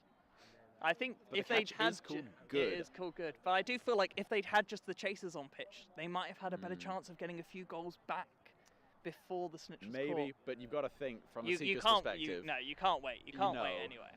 It's a game of what ifs. but Exactly. If you see when the you can't snitch, you grab defensive it. seek, there's no way you can make any choice like that. A change of equipment briefly. So the score is 7-12. This means that Phoenix need 3 goals to win. Werewolves need 6. No. Maths. 8. 8. Could have needed only 7 if that goal had gone in from the. But alas, I think seconds have done very well in this game. There's definitely things they can work on. Phoenix have done very well considering their roster. I wonder if they'll be able to keep this momentum. So press is called. That's where the beaters are just running at the quaffle carrier. And this is a fast break. Here's the long range beat. Oh, It misses. Oh, why would you shoot No, there? man. He shot straight at the keeper. I mean, I don't know if it brushed just the fabric of the shirt, but it looked very close, that beat. Honestly, I think our camera might have had a better view of it. But Perhaps he knew it wasn't coming and thought he had to get rid of it. or But it might have been one where they think they're on borrowed time because they Yes. think the call's already going against them and they just don't care as much. Like a player thinking they're offside and attempting to just try a long-range shot. But either way, the decision was incredibly questionable. Matt should have either taken a hit or tried to step around the keeper. and And make a shot. once again, it feels like we said this quite a few times. Can't blame him for being worried about facing up against Rudy, but True. still. Made it look simple. Very great goal from Harry Roche. Been a very strong player for the team. Good receiver and good driver. He's been given a full all-round package. That leaves them only needing 2 Phoenix and still 8 needed. And here's by another Werewolves. napalm by Phil. He's thrown his bludger back. Oh, but he's beat immediately. But by Ballard. maybe the But Werewolves it's can given them use. Oh, but unfortunately. The bludger was on the ground for too short amount of time, and the Werewolves couldn't get through in that period. That's the benefit of that compact defense as well for Phoenix, is that even though he was all technically very close to the hoops, he still had at least 3 different chases in front of him. Yeah. And it's very interesting that because I feel like Phoenix have managed to make those opportunities somehow work for them. Yeah. Actually, maybe it's the movement behind hoops, maybe it's the beaters. But Phoenix have just been a lot better at movement around to find their open opportunities. And that is a beat for Paolo, and that is a beat before it will be. Yeah, Phil beat did the before. right thing there. Even though his partner got beat, he was focusing on the quaffle. The pass came and he got the receiver. Always good to do so. Stops the goal. Goal over control every time, especially when they need 2 more goals to win. Exactly. And Sam Instone is back, who came in and made such a strong impact. And the blood quaffle is lost. Oh, but it is now. She's gone. Sophie Osborne has gone for the Sunday League clear your lines. Shame. Oh dear, Sam Instone misses a point-blank range beat on Ollie Wynn. And Rudy is running into a no-blood situation. I can't see a thing because of the referee, and somehow it's missed. And Claire's back on defense with the bludger. Rudy on the ball. Wells just needs to, there's not much communication to reset that defense. I hope they are structured and ordered as they wish to be. Roger dodges, is beat. Was beat, yep. So does not count his shot. But once again, Phoenix keep on turning the screw. The pressure keeps on going. Wells cannot catch a break. Number 13, attempting to stop the quaffle from going past halfway by knocking it with their bludger. If the ball had been Phoenix's, then that would have prevented a reset. 2 resets, and it would have been a turnover. So that was a smart play. I do note that they've changed it to the line that I'd say was most successful for Werewolves. Yeah, in terms Claire of makes a getting trade, quaffles. and Sam is there to clean up. He Sam makes a Instone on beat. bludger. Oh, but a bludger's thrown back. It's still no bludgers. Oh, again into the And Roger players. just but has his hands too it high. was beautiful little cutback from the player to turn on a dime. You almost saw the AstroTurf crumb skid up as it went. Oh, beautiful little cut. Oh, that is gorgeous. That is sumptuous. Just floated on over to Harry Roche, who just Yeah. put it in like it was nobody's business. But back to that chance, it was a beautiful little turn from the Werewolves keeper, but unfortunately, again, a questionable decision on that hoop. They keep on trying to hope they can just score through them. I feel for the beaters who were making lovely plays in the middle, and they therefore weren't at the hoops in order to stop that. A chance of one more goal coming from the Phoenix bench. 8 more goals needed by Werewolves. Okay, here comes Sam throwing back. And Napalm coming in to tackle over the top, and it is looking like it's going to be it is a beat, and that is the ball back with Phoenix. You would want your chaser further back in that case. Yeah, definitely. I don't think he expected it. I think maybe the pass wasn't as good as he was hoping for. Harry Roche to continue. What a block! I don't even know who blocked that. It might have been the bludger. It was everything at this point. Over to Roger. Oh, slapped into the ground. But beat again. Beautiful vision from Kevin Lee. Roger off his broom. Collected by Arjun. Arjun seeing if there's a chance for a fast break. Sees there isn't. Slows it down. Good decision making from Arjun there to keep it calm. Sam Instone subbing off.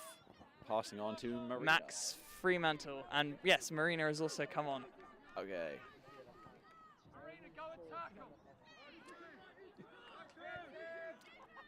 Uti beat. Marina's going to be looking to try to make a tackle. That was slightly movement. I don't know if that was legal.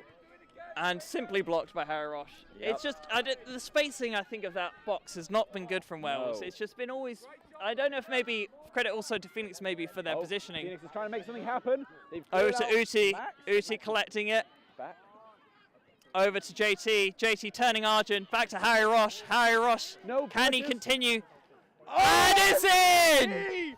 Harry, the bludger rush, hit the sealing. middle hoop. Harry Roche sealing a very good performance for himself, I'd say. A very strong individual performance from him. And I And a think- very good team performance from Phoenix. Yeah, Max attempted to make a long-range beat, and it hit the middle hoop.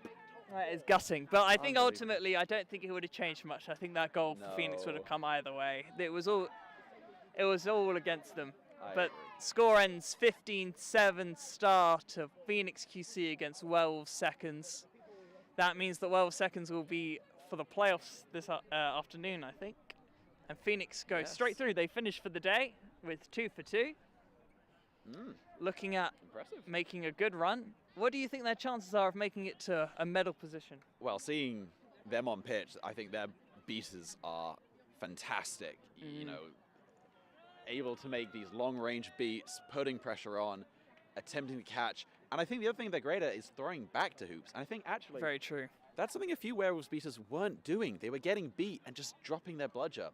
Whereas you wish, you know, even mid-beat, they could sort of toss it behind, tap back in and pick it up. I wonder if that's almost, it felt like the Phoenix players knew they were going to be beat and already were throwing it back before they were beat. I feel like the Werewolves are hoping they might be able to block, and I wonder if sometimes knowing when you're already beat is a good thing to do. I think you've hit the nail on the head. I think with blocking looks great when it works, but when it doesn't, I think it is better to just throw back. I think also a benefit, we talked about Max Fremantle's catching ability. As I said, sculpted on Unspeakables, which obviously Phoenix, a lot of them are also sculpted. I'd say that confidence when you are facing against a beat, knowing that you are almost more likely to be safe if you can catch it rather than block it, that probably helps with them. Throwing it back and knowing that they have a chance of catching it is probably a lot better odds. And even though I don't know if we saw Max make a catch, I think we definitely saw him throwing back and trying to. Yeah. And so that's what you want to see. I think, yeah, definitely. I think we saw two beaters definitely changed that game for Wales when they came on. Instone was very good at getting the bludger back, but absolutely. I think Max was best at keeping the bludger for themselves and their beater partner. So yeah, I think it's a question of just quite a few things. I think they're not going to be happy with Wales seconds, but they've got time to process, to decompress. The good thing is that they have a full first team of who've seen that game, can provide feedback for them. Yep, and I think not today, but probably tomorrow, Phoenix will end up facing Werewolves first. Yes. If the league works out that way. Yeah, it will be unfortunate for Phoenix because I think if they don't face up against a very, very strong team, they have a good chance of getting to third and fourth, so it depends how their order goes. But could you see them beating a Southsea or an Olympians? I definitely could, and in fact, I think I could see a podium position. I think that's very much on the cards. My one concern, I'd say, for them is their depth. That is the thing. You see that quite a few of the other teams have brought quite strong, deep rosters, such as Raptors. Olympians have also got a good, decent depth. And I worry that if an injury takes down one of them, or if they start to get more tired, then that can cost them. Yeah. But where they do have the numbers, it is in pure experience. You've got to look at that team and you've got to go that these are players who've been playing for many, many years, been playing together for many years as well, which is a big, big plus. And you wonder if maybe that's the issue with World Seconds as well, is that sometimes they seemed a bit like none of them knew what their full role was. Perhaps. I think they're definitely going to want to have a chat about their offenses and making that wider square. But I think Phoenix were a very strong opposition and had a fantastic compact defense there. Very much so. Are we wrapping up now? Is it? When do we end the stream? What do we do with this? Never. Forever. Okay. So yeah, I think. Yeah, cool. So that's been all from us. I've been William Brilliant. You have been, and I've been Alex Lewis. Thank you very much. Thank you for watching. Bye.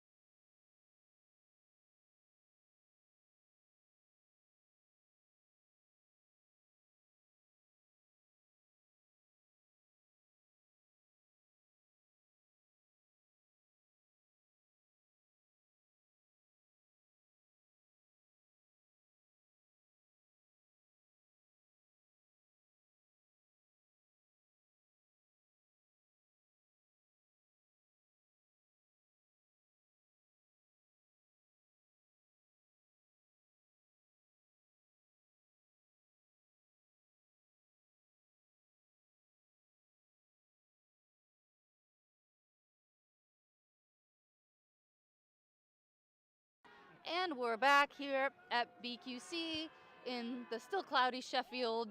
I am Cornelia Zana. And I'm Arcady English. And as someone who used to live in Sheffield, I can tell you that cloudy is its normal setup. I keep being told that normally it should be warmer by now, just across the board, but I have not been treated to such a weather yet. It's all been rain and clouds so far.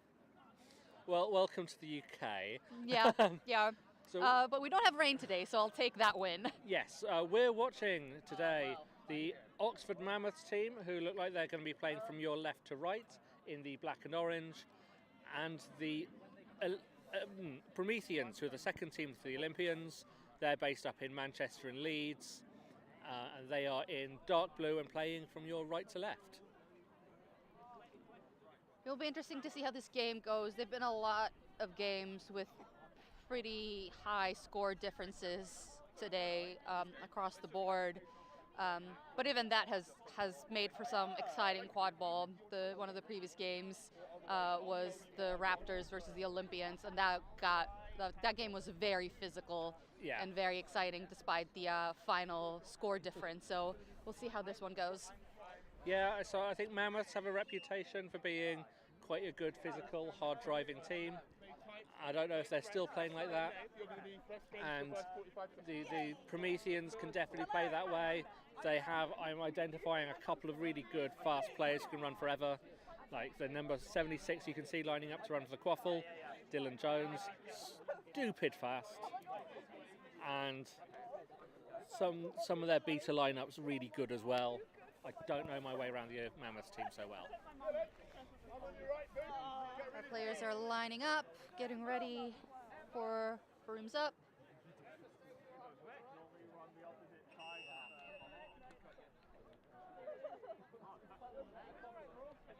Right, the starting procedure is underway.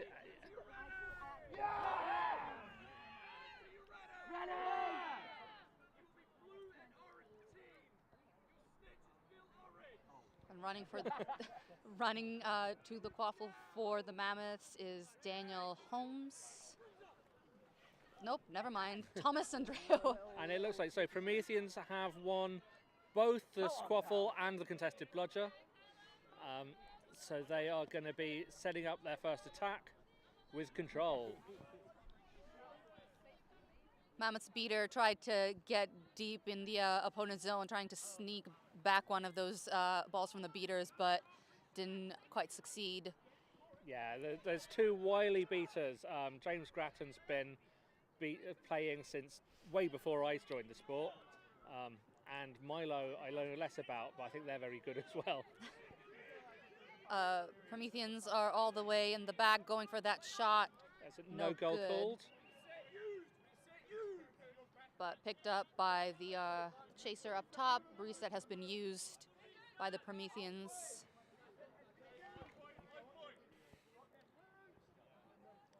So Prometheans setting up their attack quite slow, measured way, just trying to pull Oxford out of position. They've set up quite a compact defence. So just trying to drive it straight through isn't going to work, especially with the sort of profile that Prometheans have right now. Need a bit of a bigger driver to smash through a defence like that.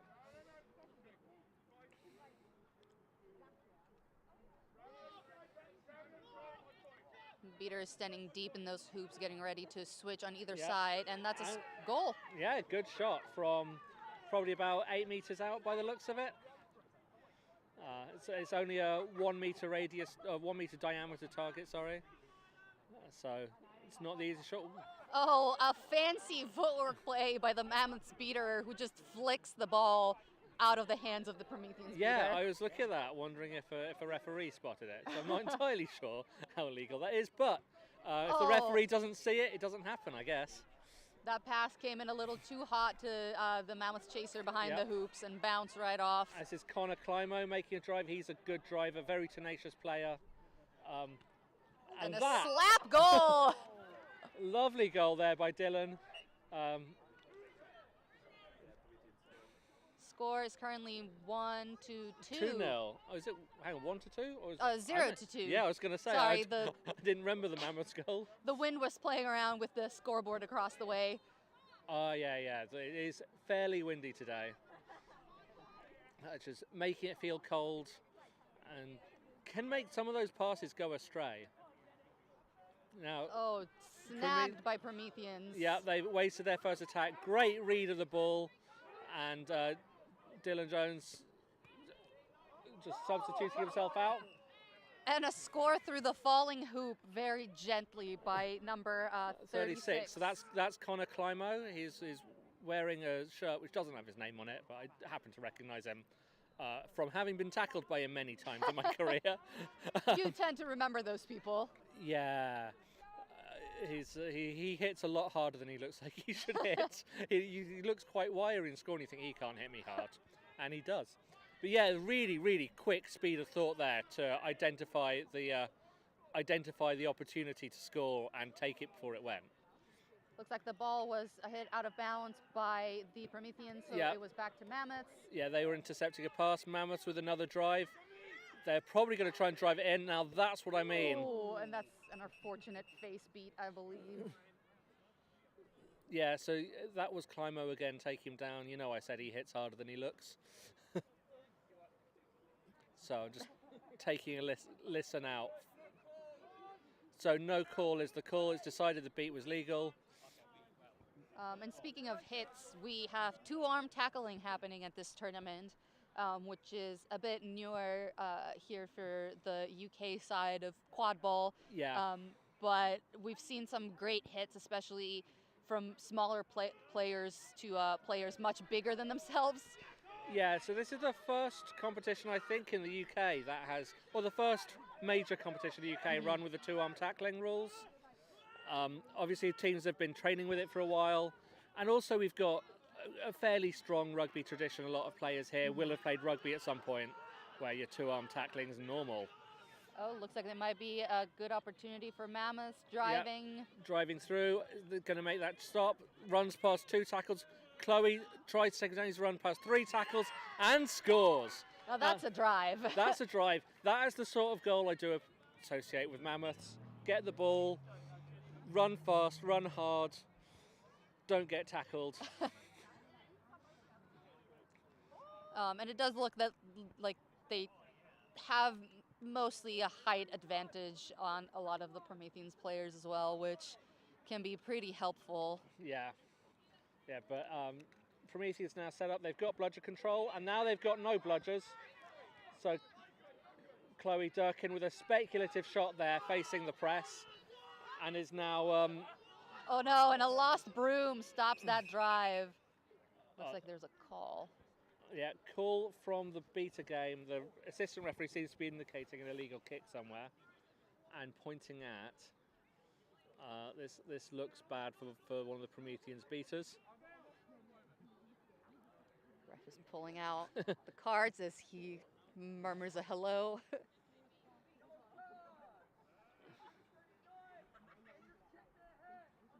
That's a yellow card for a dangerous kick for the Prometheans beater. Yeah. Identified as number 39 despite not having a number. And if anyone's running, Matt Bateman is a beater, therefore not used to catching quaffles thrown at him. That's why he dropped that one. Sorry, Matt, if you listen back to this. All right, Mammoths with the quaffle still. Yeah, they've gone for the napalm drive on the defence. They've tied up the bludger and scored. And still fighting for the bludgers. There's a second, 2 bludgers at the Mammoths end. A little hug battle going on with the hoops there. But I think the beater decided to give it up and just go and retrieve the spare bludger at their end. 0-3, not 30. And the score's now, 30-20. Shot/pass attempt there by Prometheans, and another stoppage. Yeah, didn't catch what for. He's indicated no goal for something. I think number 30 might have been beat, the player that was just holding the ball. Yeah, so just making sure the player doesn't make too much of a play. Mammoths pick up the loose quaffle first, drive through, gets the ball away from the tackle, and more driving. Dropped catch will just make that harder to score. And Olympians, I'm going to keep calling them Olympians because it's an Olympians kit. They are Prometheans, and they are the Olympian second team. Going for that physicality from the keeper on Mammoths, trying to drive through and quick pass and done. That is a great little double tap goal. Or do you have a different name for those in the US? Just the catch and dish is what they usually call them. Catch and dish, yes. That makes sense.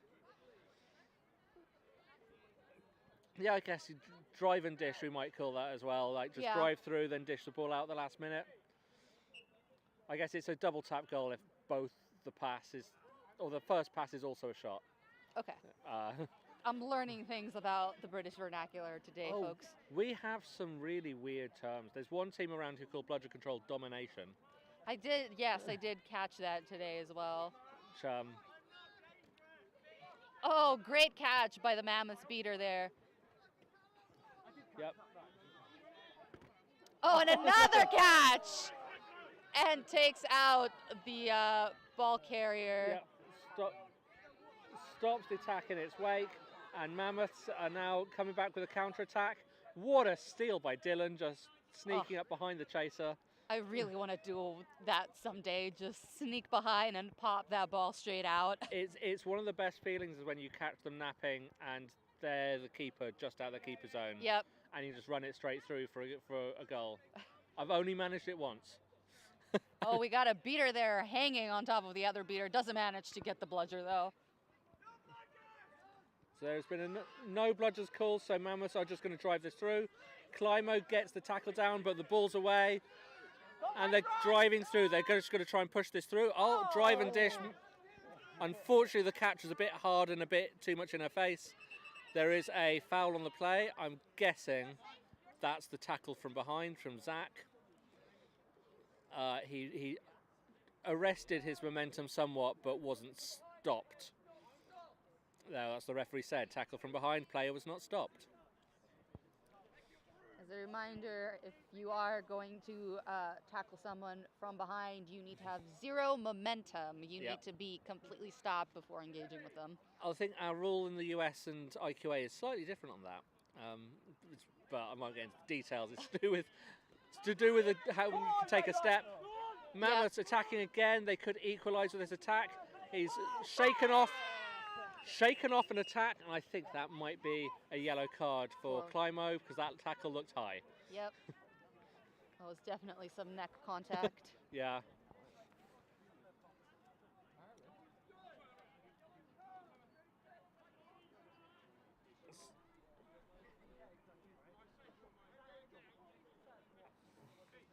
And Prometheans already had another chaser in the box who is now coming back in, given the goal that was just scored from the Mammoths, which makes things trickier for them. But still, the score is only 4-3 with Mammoths up by just one goal. Yeah, sorry, my bad. I said it was a tie-in goal, but it's not. It's the go-ahead goal.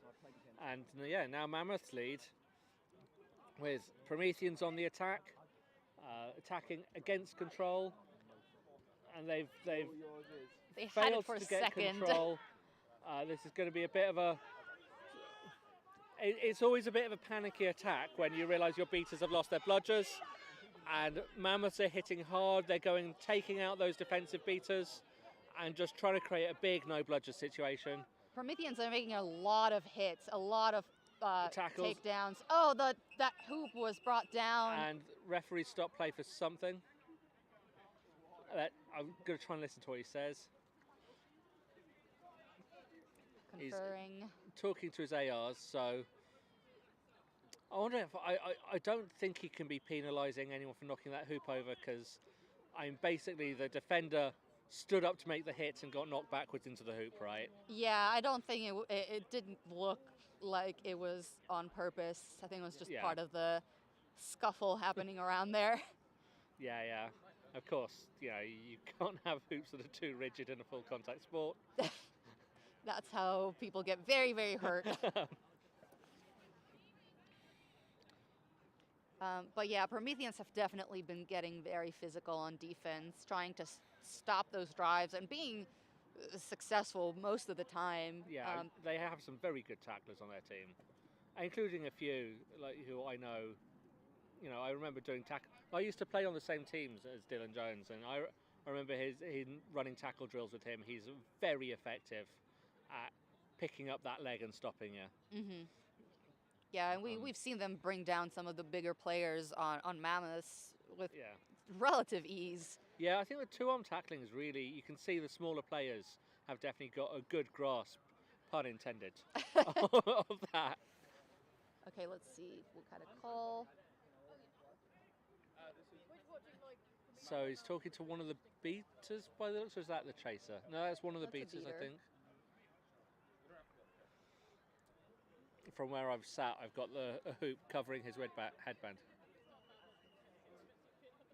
Okay, so they have penalised recklessly dislodging a hoop. Another yellow card. I am a bit surprised by that. I didn't think it was necessarily the case. But, you know, I would say Matt's a very experienced referee, so he knows that better than me. And Mammoths go 5-3 up. And that brings out the other chaser that's been in the box for Prometheans to replace the one that just got out. And Prometheans have decided to stop and call a timeout. Seems sensible. I think were they, 3-0 up at some point? And now they're 5-3 down. So they've been leaking goals without scoring any, which is not a good way to win. Yeah, I think Mammoths had a couple of subs that really put those good drivers in and gave them the opportunity to score those goals. Yeah, because even with the big hits, it's just not easy to stop people while not dropping your broom. Yep. So hopefully this will stop the Mammoths' momentum that they've started to gather and give Prometheans a chance to regroup. So what do you think Prometheans need to do to stop conceding? I think they need to potentially be more aggressive with their press up top, because that's something Mammoths have been doing much more. They've really been going up high much quicker and making those turnovers closer to the midline. I think Prometheans are potentially leaving people to come in a little too close. Yeah. They seem to be struggling to hold bludger control now as well. Which makes it trickier. Yeah, it's so much harder. Because ultimately the best way to stop a big scary driver who's hard to tackle is smack him with a bludger.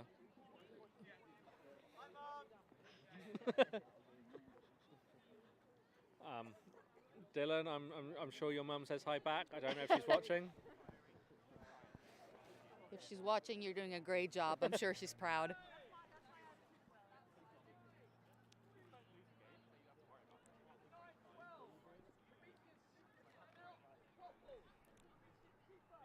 We're about to resume. Mammoths have control of the dodgeballs. And this is one of those situations that you just drill so much, isn't it? Attacking against control.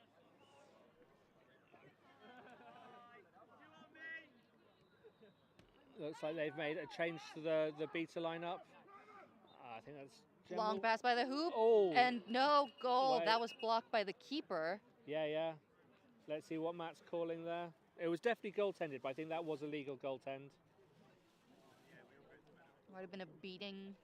Might have been incident? a beating. Yeah. He's talking to the goal referee by the looks of it. And no good. Yeah, that is what I thought would happen. Because normally for people who aren't familiar with the minutiae of the rules, reaching through to the hoop like that to block the goal, it's called goaltending. You are generally not allowed to do it unless you're the keeper in the green headband, who get a special exception because they're the keeper.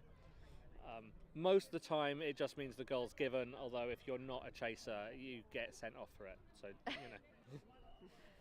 Although if you're not a chaser, you have no reason to ever reach through the hoop, really. Yeah, unless you're trying to score.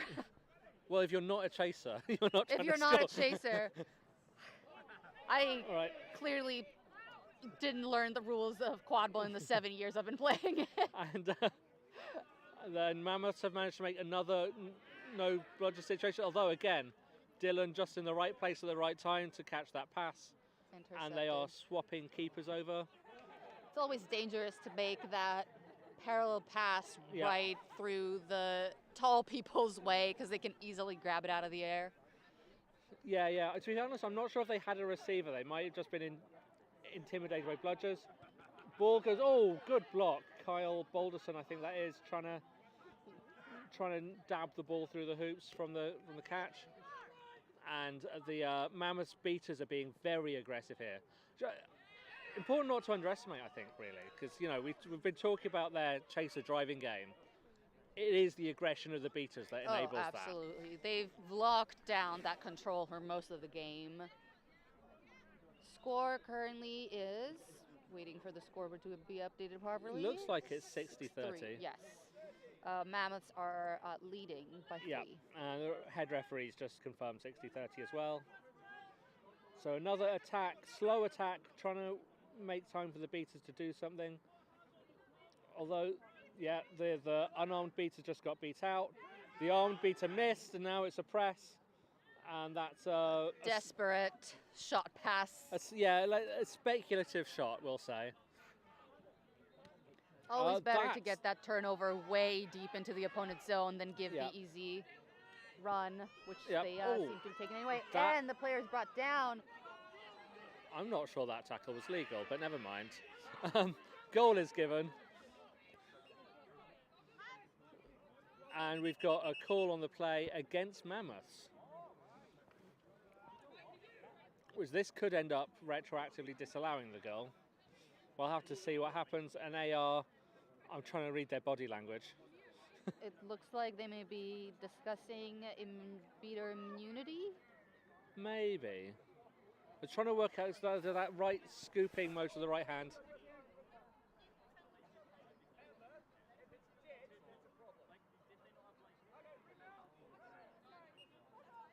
That was no call on that play. No call. Yeah, I'm not sure what was quite said. I heard the referee say if it's dead, it's a problem. But I don't know what he was referring to. Presumably one of the balls. Right. Again, Prometheans slowly setting up their attack. And they seem to be trying to lean on one side of the field, trying to pull that defense. But the execution didn't quite get there. Yeah, and the ball's now with Mammoths, who are going to drive back. There's no bludgers on defence. There's not even any chasers on defence now.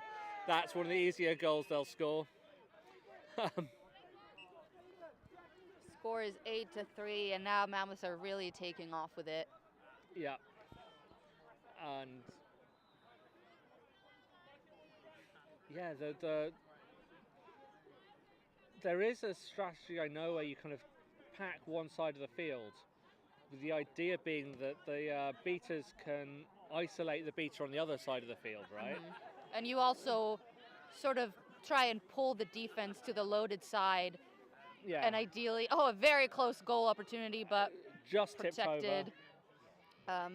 Yeah, ideally you overload one side and leave the other side chaser open, and that's a goal. That was a goal. Connor Climo grabbing the loose quaffle, making his drive, and scoring. Something he's very good at. But yeah, I think possibly on the attack, Prometheans, they have control this time. If they send all their chasers to one side and their two beaters target the beater on the other side, it splits the beaters, because the beater partner can't come over and defend, right? Yeah. Because then they just allow a drive through at the goal. Yeah, it makes the beaters need to keep looking around in two different directions, which is a great opportunity to get them while they're distracted. Yeah, it gives you, at the very least, create a 2v1 against the beater who's on the side where the ball isn't. And, it's the best way to win control, right, with a 2v1. So I'm hearing a call of back contact from the referee. Is that another Prometheans player? I'm not sure at this point. It is. It presumably is, yeah, because he's moving the quaffle back. Yep, Prometheans back in the box with another player. And who is it? I don't recognise the players. Looks like number 44. and Mammoths go for, it's not really a reset, but they put the ball back towards the halfway line, have another go at the attack. Didn't come off the pass into the receiver. The receiver, I think, got beat, and the pass intercepted anyway. And now Prometheans walking the ball up, despite bludger control, looking at what they're going to try and do. They split the beaters very wide, and they're just trying to keep the passing options open. I'm not sure how they're planning to attack. They've got a receiver free, a drive through now, And no score. bludgers. There we are. That was the plan. Wait for the beaters to do their thing. And there's been a foul on the play called. I'm seeing it indicated against Prometheans. I think it might have to do with the third bludger potentially. Oh yeah, I wasn't watching for that. Um, There's 4 ARs and 2 of us, so they're going to see more than we do.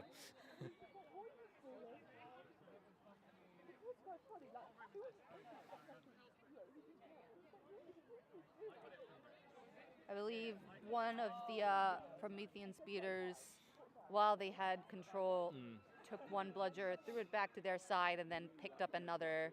Oh, that's going to be a penalty. Is what I believe happened, and it looks like they're Yeah, claiming.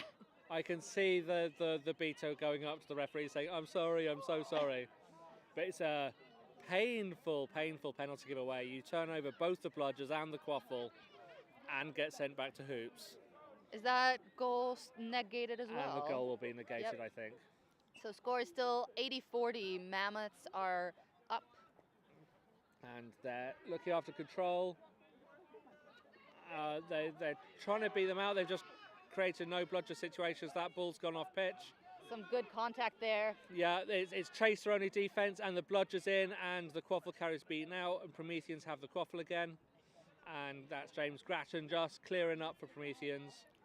Mammoth keeper tried to get back in the action there and sneak to the ball, but the beater just cleaned up.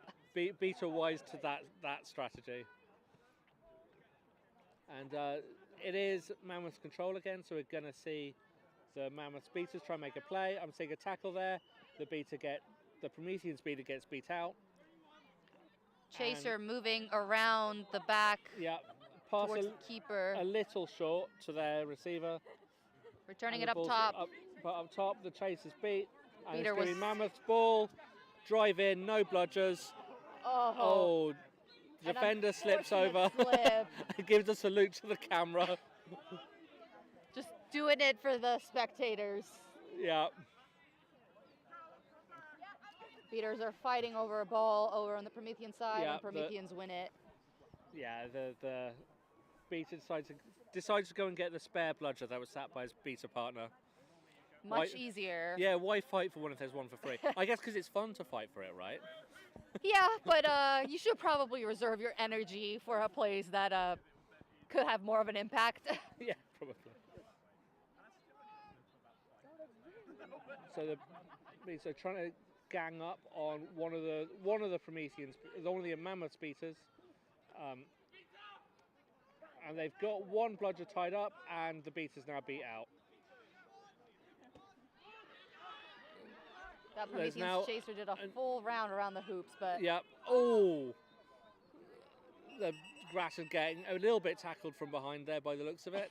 just a little bit. As they both went for the ball, Grattan took it, and then the other beater kind of dived on his back. I think that's what the stoppage has been called for. We'll have to see what the referees say.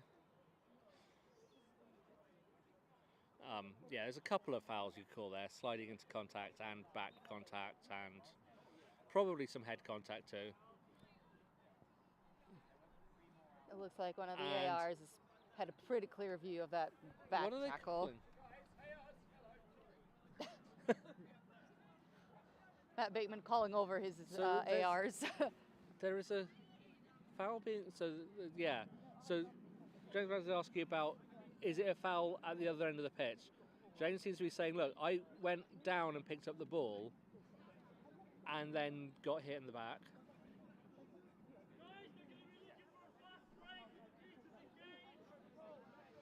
Mammoth speeders And it said- calling out for a fast They break. said no call back to hoops. And they're still talking about it. It looks like there's no call on that play in the end. Just sending And that beater back to hoops. potentially. interesting. Okay. So it's another Prometheans attack into control. The bludger's been wasted. And the quaffle has been thrown. Thrown off the pitch. Looks like the chaser on that side's planning to try and challenge for it, and he gets been beaten out. I think that was an attempt to prevent a quick drive, but Yep. defense took their time getting Napalm set up. comes in, is dodged, and what a beat! Beat dislodges the ball. Despite being midway through being tackled as well, managed to get that beat away and hit the quaffle carrier. And he's making a play for control now, beaten out. Got a few subs happening on the Promethean side on beaters Yeah. and chasers. Yeah, bringing I think it's Gemma Williscroft into the beater lineup.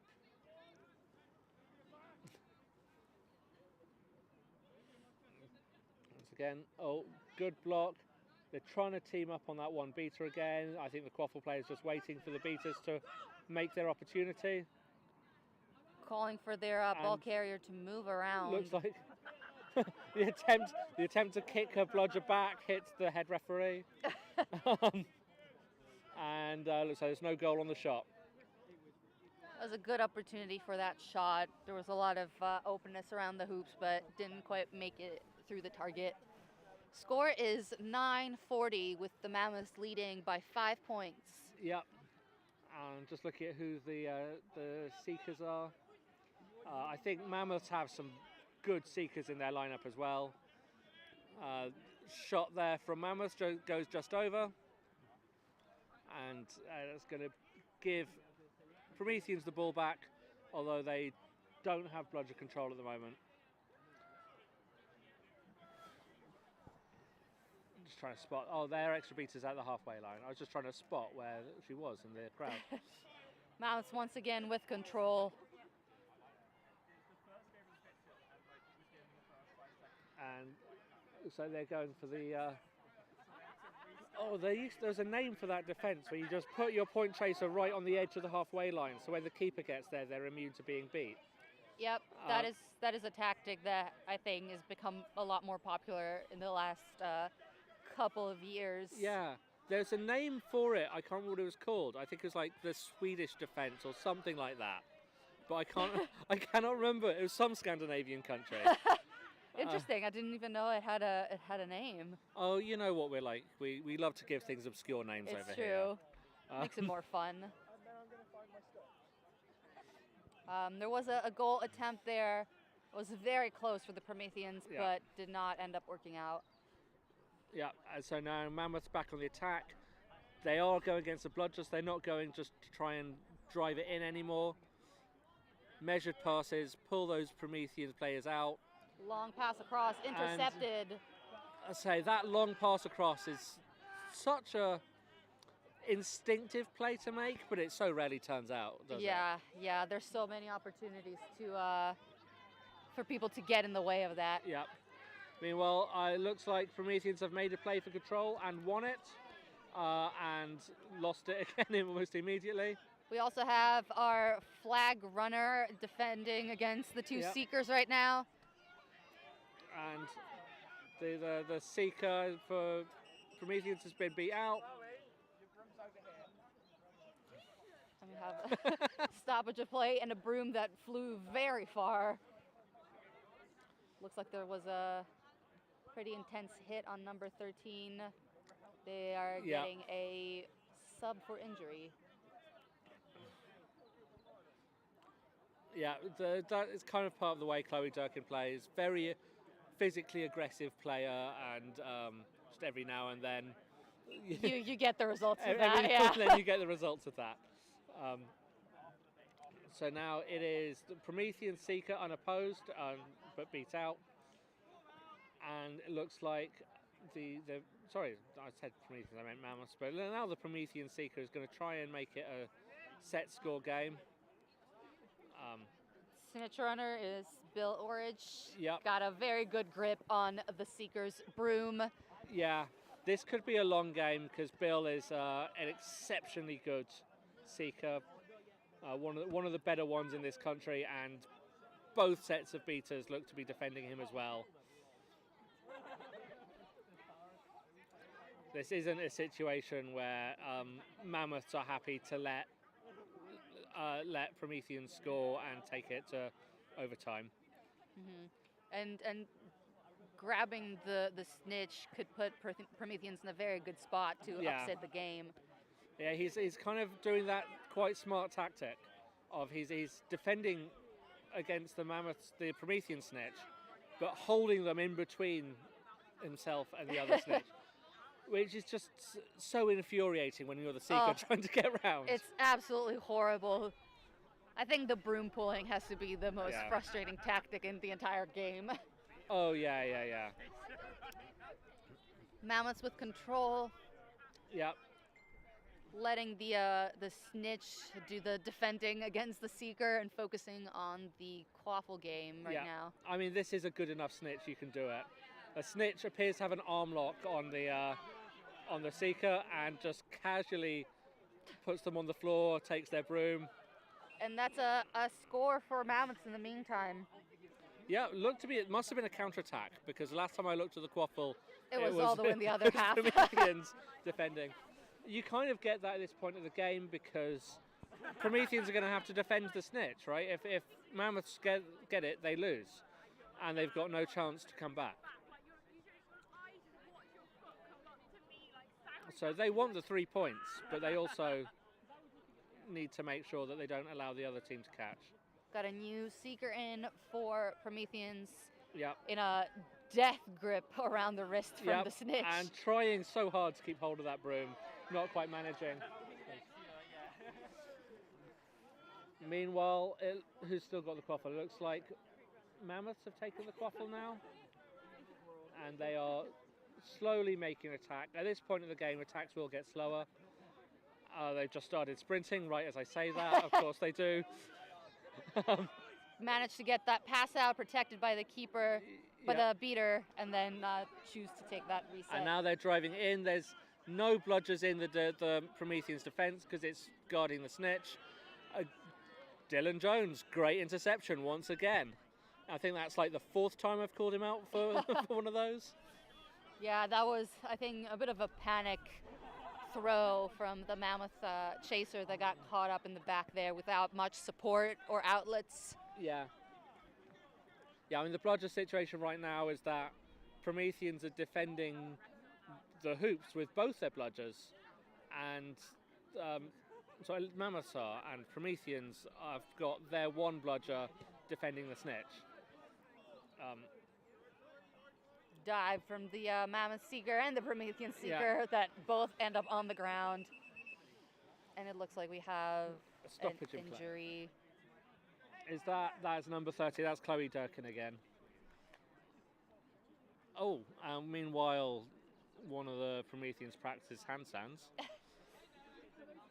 It looks like the previous hit might have taken a more long-term toll, and that second hit really took the Prometheans chaser out. Yeah, unfortunately, from where we're sat, we kind of had the snitch game in between us and what happened. But it looks like she's holding one of her legs. I do know she's had some problems with, I think, ankle injuries in the past. So maybe that's flaring up. Score is currently 100 to 40. Mammoths are up by 6 goals.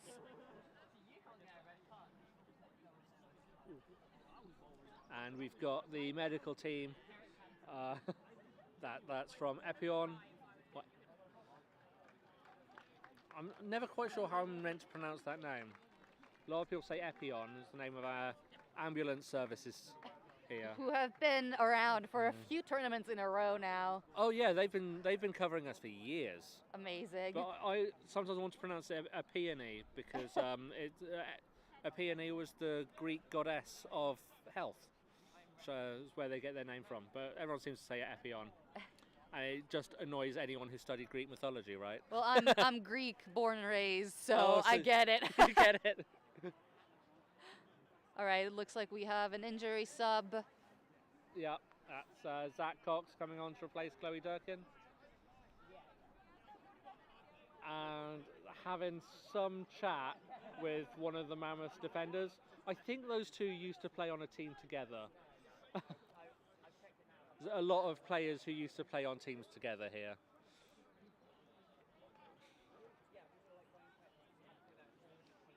Meanwhile, referees checking everything's ready to go. Mammoth Seeker is conferring with some of their teammates on what the strategy is. Yep. And our snitch is still... He doesn't even seem like he's short of breath. He's just... Oh, he's ludicrous. He's so difficult to catch. Out for a walk in the park for him. Yeah, I mean, if you watch his style, he's very, very energy efficient. He'll kind of get a massive grip of one or both of your wrists. Other limbs, and just hold you there and use no energy while you use all your energy to try and get out. Cleaning out that Seeker Yep. to give the Promethean Seeker some more time alone with the snitch. Yep. Trying to go for that through the legs catch. Do you have the same nickname for the through the legs catch in the USA as we do in the UK? I don't think so. Sounds like you guys have a lot more nicknames for things. Do you have a nickname for the through the legs catch? No. We call it a 90-point catch. Interesting. Okay. You can probably work out why. Yeah. And that's another goal for Mammoths, bringing the score 11-4. Yep. This will probably be a long game.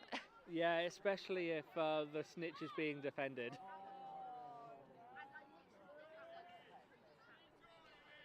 Oh, the Promethean Seeker dismounts themselves, and I think the Mammoth Seekers, gets beat.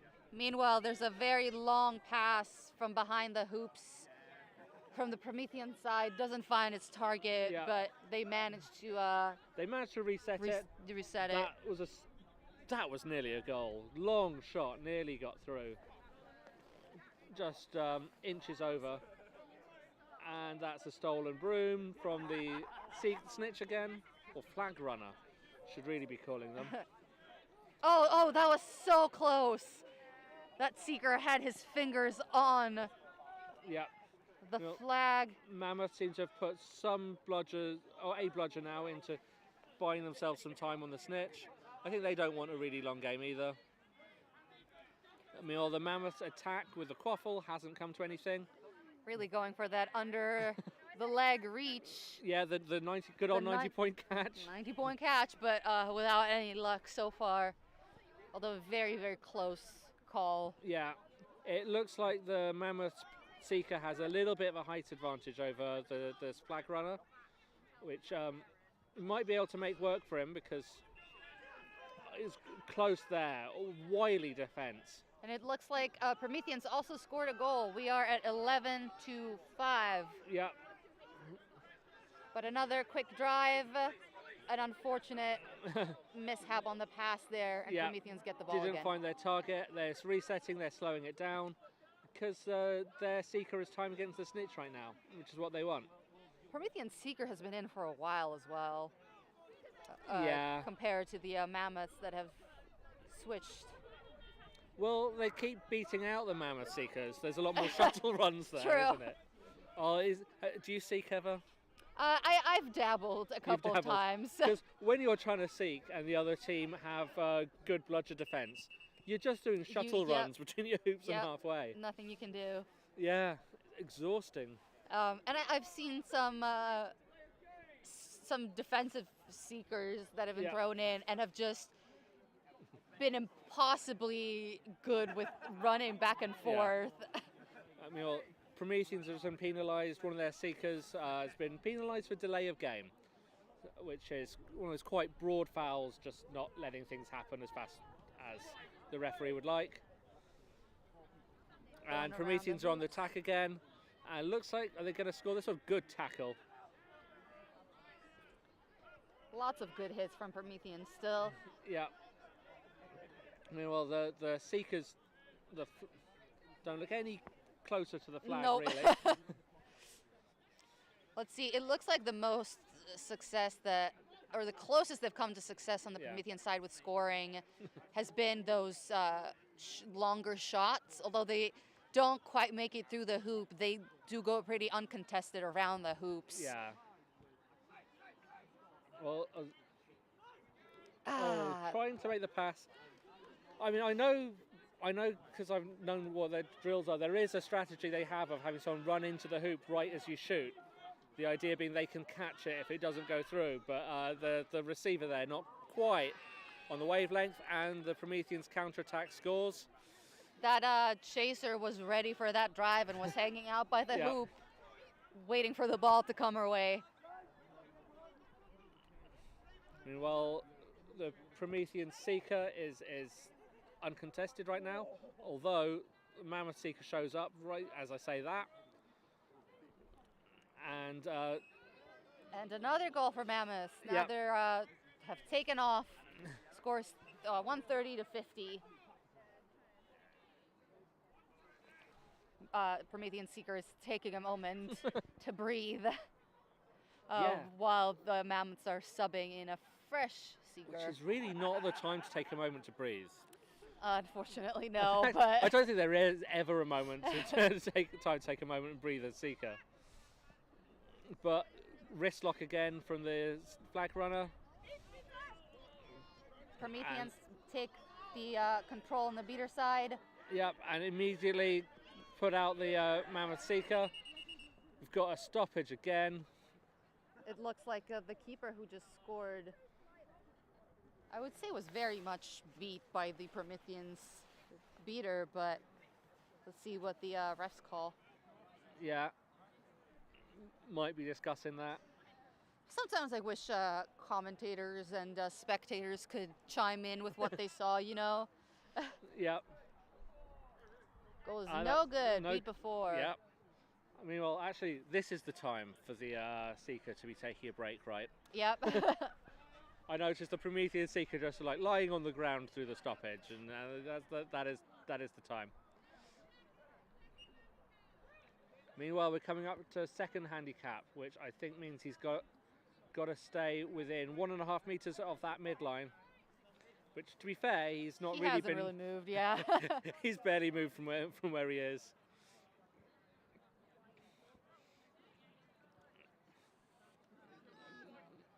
Got another grip on the Promethean seeker. Again, deep pass remains in the hands of the Prometheans, and that's a goal. They managed to get that quick shot in. Yep. Score is 130 to 60. They're still looking for the goal. We're on to second handicap. So they're saying it's the one-armed handicap. So the flag runner will now only be allowed to use one arm to defend it. One thing I've noticed is that a lot of seekers tend to try and go and attack round the side with the arm that's allowed to defend. That was very nearly a good catch on the half turn. But I always felt surely you go around the other side. I mean, no matter what you do, when you have a snitch that just manhandles you this way, oh, great spin opportunity again. Yeah. But yeah, it's like you've got to break that defense and get behind their grip. Mammoth Seeker tagged back into the hoop so hard, toppled over the hoop. Meanwhile, Promethean Seeker and Promethean scored. And yeah, Prometheans have bludger control. Are they going to stop this goal? Nope. Nope. They put both bludgers up on the snitch. Score is 140 to 70 for Mammoths. Yep.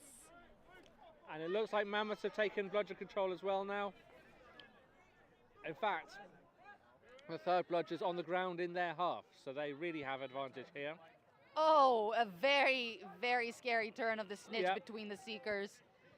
Yeah. And Mammoth keeper. Caught. Meanwhile, Mammoths making another run against almost uncontested hoops.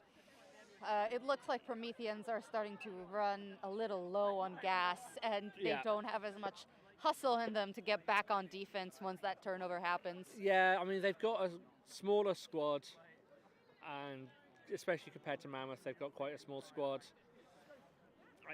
And yeah, they're running a very energetic game. And a very, very physical game, as we've seen. They really put that energy into the hits. Beater pressing the ball carrier. I mean, they're still defending the snitch as best they can. They clearly want an overtime game.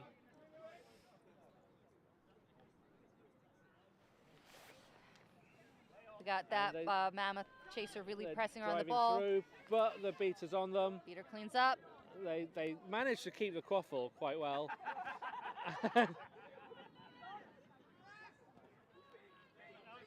Meanwhile, no one on the snitch for a moment, on the flag runner for a moment. I will get that term wrong. We changed it only fairly recently. And Grattan has really been sticking around the snitch, keeping those Mammoth Seekers running back and forth. Yeah. However, I'm just looking at the time. I may have to abandon this because I'm actually meant to be refereeing on another pitch in a moment. So I may have to leave you to it. Are you happy for me to do it? It's okay. I'll allow it. All right. Well, have a fun game. Thank you for joining us today, and best of luck with reffing. All right, see you later. All right, we got a much taller Seeker for the Mammoths attempting to go over the snitch without much luck. Meanwhile, Prometheans are with the quaffle, moving the ball around. Mammoth chasers are pressing up quite high, and that shot actually goes in, and that's a goal for Prometheans. Prometheans beater keeping the Mammoth Seeker at arm's length. Score is 150-80. Mammoths are up. Mammoth's keeper goes for that pass, and that shot is no good. Bounces off the base of the hoop, and it looks like it was going to be a fast break, but the Mammoth beater is lurking on their side, waiting for the chance to take back that ball.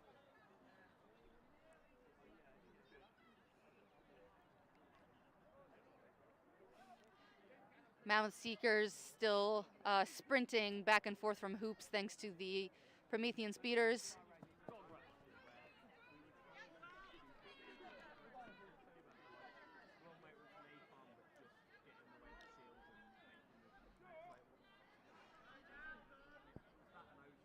Prometheans were not able to capitalize on that last possession.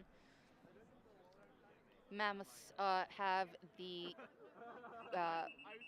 volleyball, and it looks like there's a stoppage of play for a ref call. Looks like it's a card on the Mammoths keeper.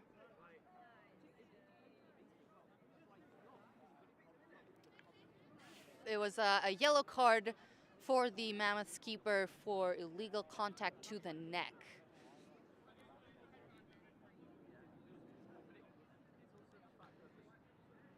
Prometheans have seen their fair share of cards this game. They had, for a while, they had a rotation of chasers going through the box, and Prometheans used that call turnover opportunity to score after narrowly avoiding a beat.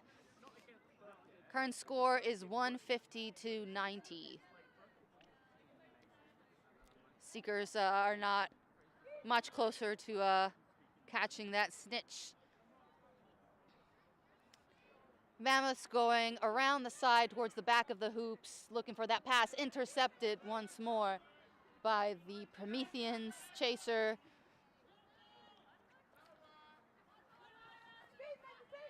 Looks like they have an opportunity. Bludgers were down, but Mammoths have a bludger once more, going for the shot, and that is no good. Prometheans have had a lot of wide open shot opportunities that they've taken, but haven't quite managed to get them through the hoop. But those seem to go fairly uncontested from the people protecting the hoops on the Mammoth side.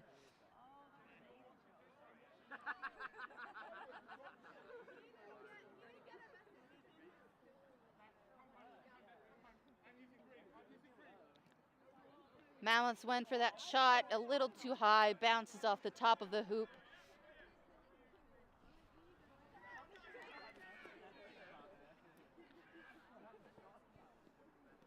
Looks like Prometheans are subbing their seeker. Their seekers have been doing pretty long stints of going toe-to-toe with the snitch and essentially being wrestled to the ground. But that might be just a little better than the sprints that the Mammoth seekers are forced to run thanks to the persistence of the Prometheans beaters.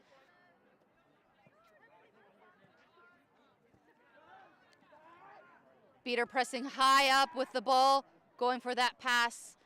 Doesn't quite work out.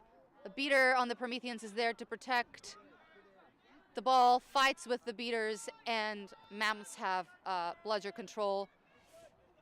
Going for that pass to the back, but is way too high and long, does not find its target.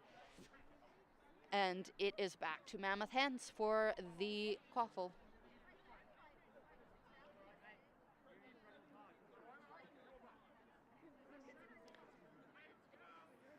Mammoths have control on the beater side. Their seeker still has not had too much opportunity to go against the snitch.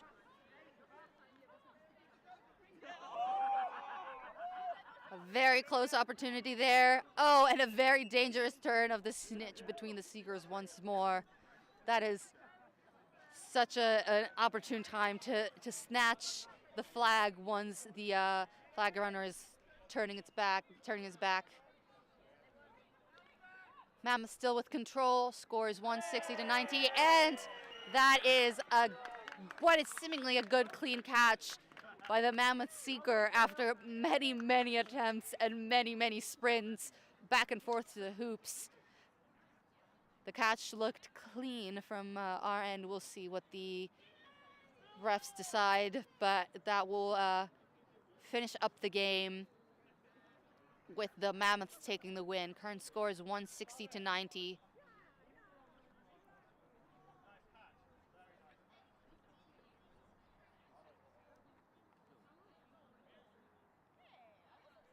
The refs are discussing amongst themselves to ensure that the catch was good. And it was called good, and that is a win for the Mammoths. Final score is 190-90. This was a pretty exciting game, although it didn't go as the Prometheans would have hoped. They really put a lot of work and effort and physicality into the game, stopping drive after drive, and taking a ton of shot attempts at the hoops. Unfortunately, a lot of their passes and ball movement didn't quite translate as well as they would have hoped. But they managed to keep making those hits the entire time, even with their smaller squad.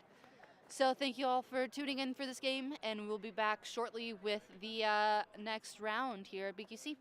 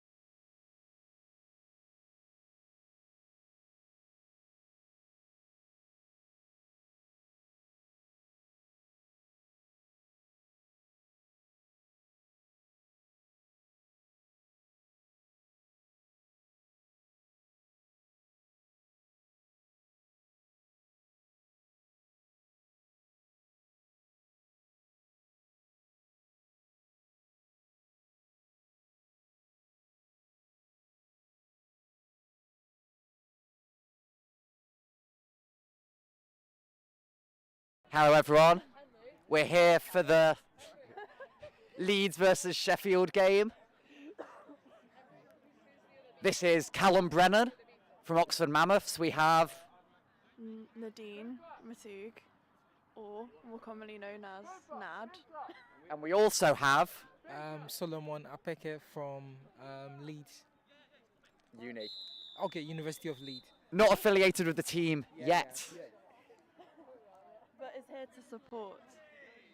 Yeah, I'm in here to watch, so yeah.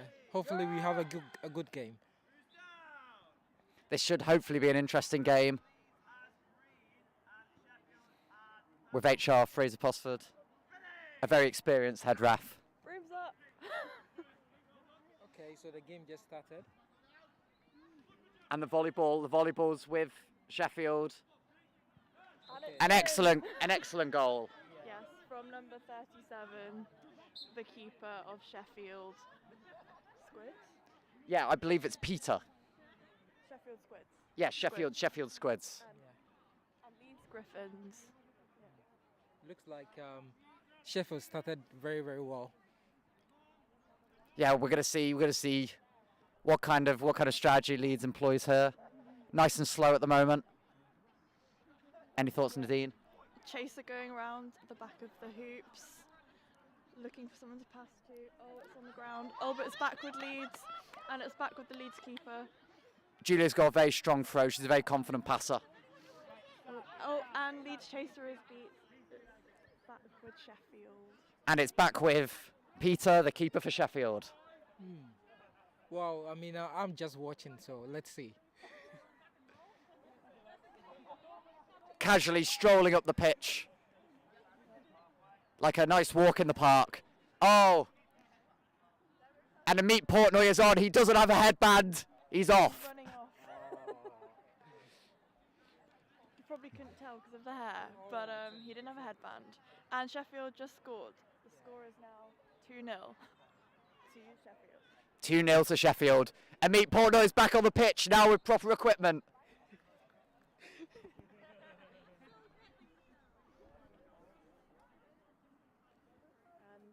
Leeds have bludger control. One is just casually spinning the bludger around in their arms, getting a nice feel of it. A basketball player. Yeah. Getting the sense Not for the ball. bouncing it though. They could. People love to bounce dodgeballs in this game. It's a dodgeball course. Well. I believe this is Neve from Leeds. And I'm plucked out of the air. That was a good one. That was good. That was really good. Okay, so they are on attack now. Sheffield on attack now. A fast break. And it's in. Fortunately, Josh, the keeper there, not able to stop the ferocity of the Sheffield Squid. Perhaps a Kraken in his time. Yeah, I mean, what's more ferocious, a squid or a griffin? I guess they'd never meet. Except underwater griffins. Well, let's see how Leeds come into the game. I was going to say an excellent dodge there from Claire from Leeds. Giving some great time and no bludgers. Oh. Can Leeds score now? Can they score now? That was really so close. Okay, so the boys with the Sheffield team now. Amit's making the call for no bludgers, roaring it like a lion. Okay. Sheffield have a new keeper, number 13. Let me put my glasses on. Their name is... On the phone, Nad. On the roster. Oh, yes. Josh Cooper for Sheffield's on. A very relaxed player, very focused, knows what he's doing. How do you know that? Well, because I talk to him a lot. Okay. Yeah, but in general, it looks like Sheffield are very, very aggressive. And they're on the run again. They could score. Oh, and they have scored. This kind of reminds me of the famous 2023 Liverpool-Man City match, in which Man City didn't seem to be able to put anyone on defence for most of the game. Well, if you're talking about Liverpool v Man City, I just want to remind you that Liverpool lost earlier on today, actually a few minutes ago. 4-1 to City. So I'm sorry for your reference. Well, let's see. Let's see if a similar underdog story can happen here. Yeah, let's see. Another excellent beat from Amit, using his aggression, his speed, agility. Any other adjectives? Oh, but Andy from Leeds won. That's really easy. They could score, and it's in. Oh, Sheffield has scored again. They have scored again. So the score is 6-0 to Sheffield. Oh yeah, but Andy, I don't know. I feel like maybe you could have gone for the drive there, but I think the shot was not unreasonable. I mean, the need for a timeout from Leeds. Do we think? Are they hankering for it? Hankering for the timeout? Hankering. Yeah, at the moment it's looking, well, not too clear how Leeds are going to score or get into the game. Really, it's not looking too good. I don't know what hankering means. Hankering means really heavily desiring. Right. Okay.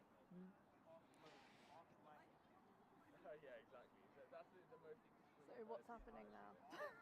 It seems like Lots of beta play. very placid, like a glacier. Oh, Tried to have a fast break. Oh, and they've still got it. excellent. Neve passes off to Julia. They're over the halfway line, moving fast. Will Sheffield be able to respond? Look at that speed. No bludgers. That's right, no dodgeballs are in the game. Oh, Leeds. No. So they couldn't do it. Now No. Sheffield are attacking. Sheffield are doing it the other way. Glacial has melted. And that was really good. That's liquid really quad good. ball. Wow.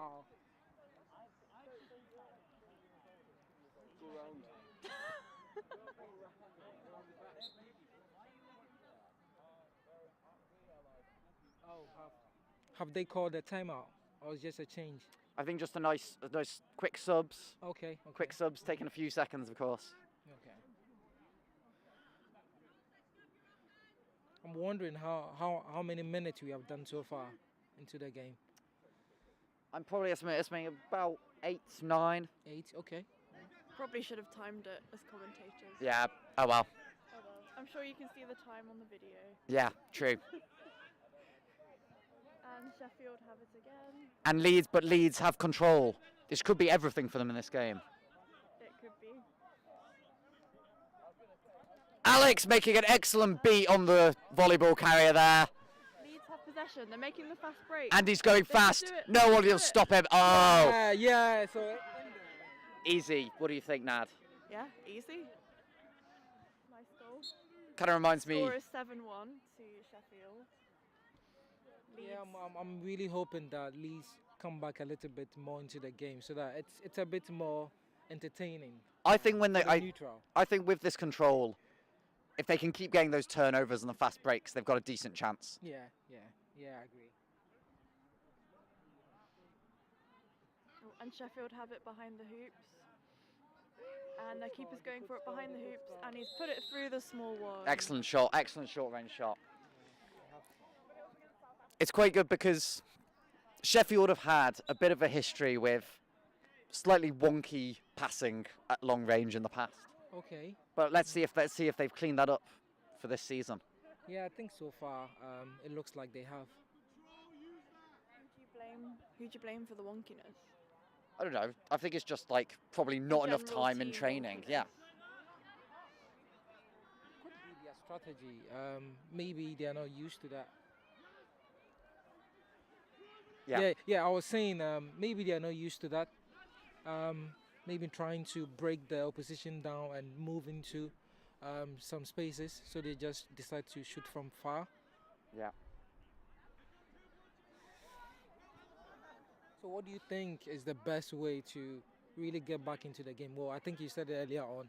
I think maintaining this control Yeah.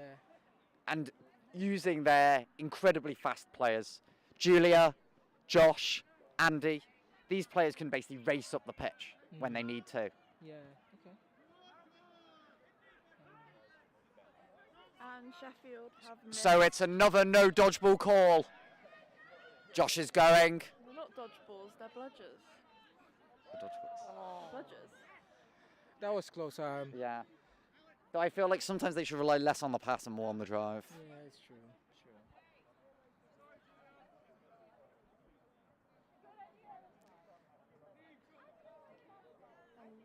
Sheffield Squids have it again. They're passing it back to their keeper.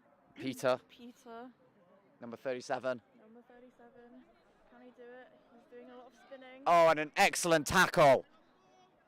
Oh, and that tackle was all that was needed for the pass to get flubbed.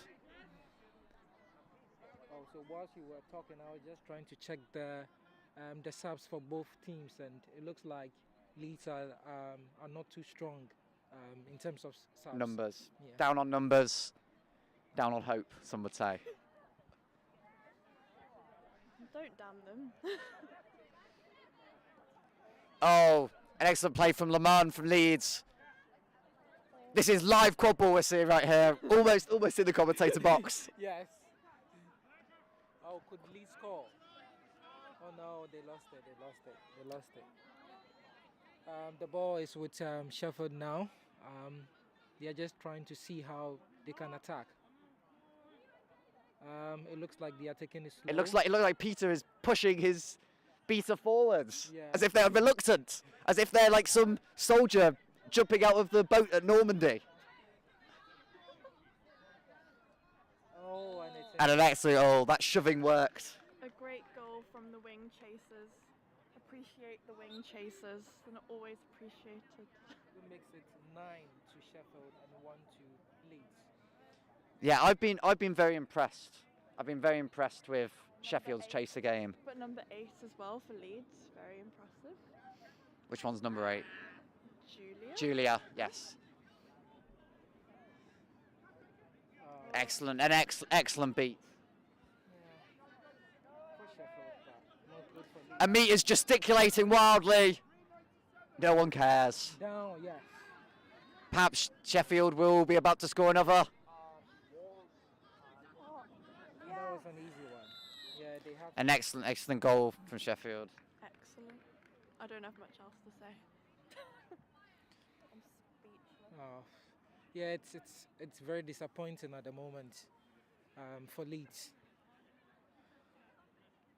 Maybe they could get back into the game. I don't know. Yeah. But maybe it will take a miracle. And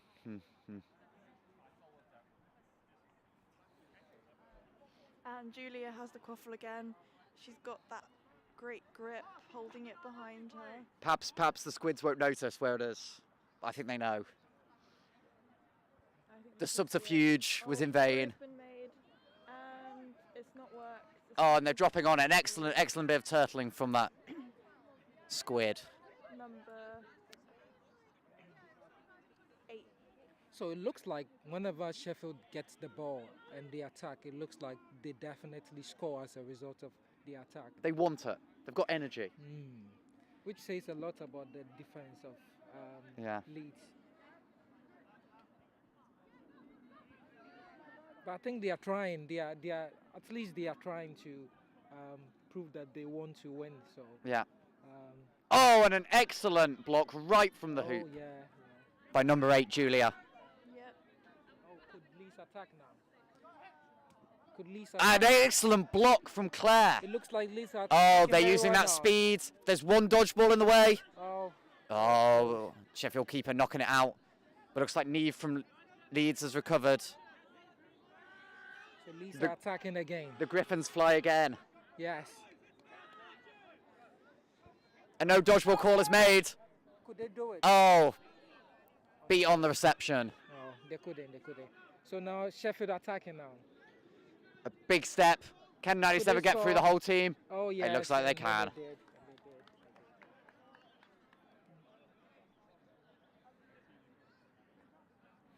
If you were on Leeds, what would you be changing up right now, Nadine? I just call timeout. You'd be calling timeout, Yeah. get your head back in the game, Yeah. calm things down. Have a bit of rest, have a bit of water, have a little chit chat, discuss some tactics. Okay. What Maybe tactics would you advocate for? change them up. Just do Clearly something else. Clearly the tactics they're doing aren't very progressive. Sure. Perhaps I think they've got some good passing around the hoops, but maybe some more drive, some more energetic beating. maybe going a bit deeper round the hoops and running in. Oh, and an excellent beat from Amit. Josh Cooper stepping one way, stepping another. Could he get the key pass? Oh, he couldn't get No. it. He couldn't get it. It's again disappointing from Leeds, and I'm thinking maybe they can just decide to just defend and maybe not attack so much, because it looks like whenever they lose the ball, then they concede. There's a small psychology issue as well, I think, maybe. In that Yeah. Leeds sees a big person in their way, they're too afraid to go forwards. Yeah, it's true. It's true.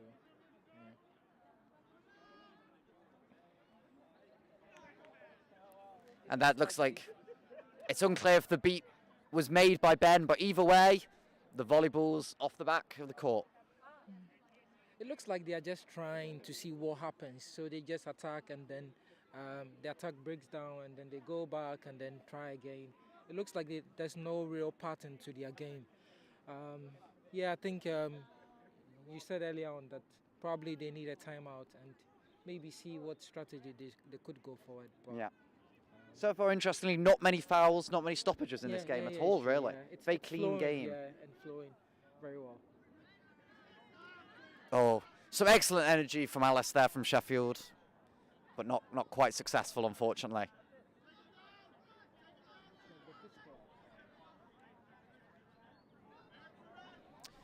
Yeah, I hope I am getting the name right. I believe it's Ben and Alice are the beta pair for Sheffield at the moment. Yeah, I couldn't tell you. I can look on the roster. Excellent. I was going to say, I remember them both starting to play, and honestly, they've come like amazing, leaps and bounds, like a pair of dodgeball throwing frogs, hopping to new heights. Okay, I think finally A timeout yeah, has been called. A timeout, yeah. I mean, even for the timeout, I'm still finding it difficult how Leeds can be able to come back into the game. Yeah. Because they don't have enough squad depth. So, yeah, I don't see how they could get a breakthrough. It's difficult to see. Yeah. It is tough. Yeah, should we just say it's unfortunate and just Have fun really- instead, which some would say is the point of the whole game. Yeah, it's to have fun. Yeah, so maybe this time they could just. I go often find that it's in the games where it's kind of clear there's no hope of winning that I start playing my best because I just start having fun. No, well, sometimes I mean your best could be having fun. So. Yeah.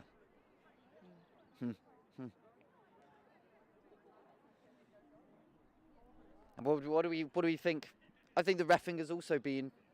I mean, there hasn't been very many fouls, Yeah, no. so I don't really think the refs have had a great opportunity to show that acumen. But I think it's a decently strong ref team we've got here. Yeah. About the Seekers, do we know who Seeks? I think the seekers will likely be either Andy or Julia for Leeds. Have already got, That's people true. with band on. I think that's James, 97. Yep.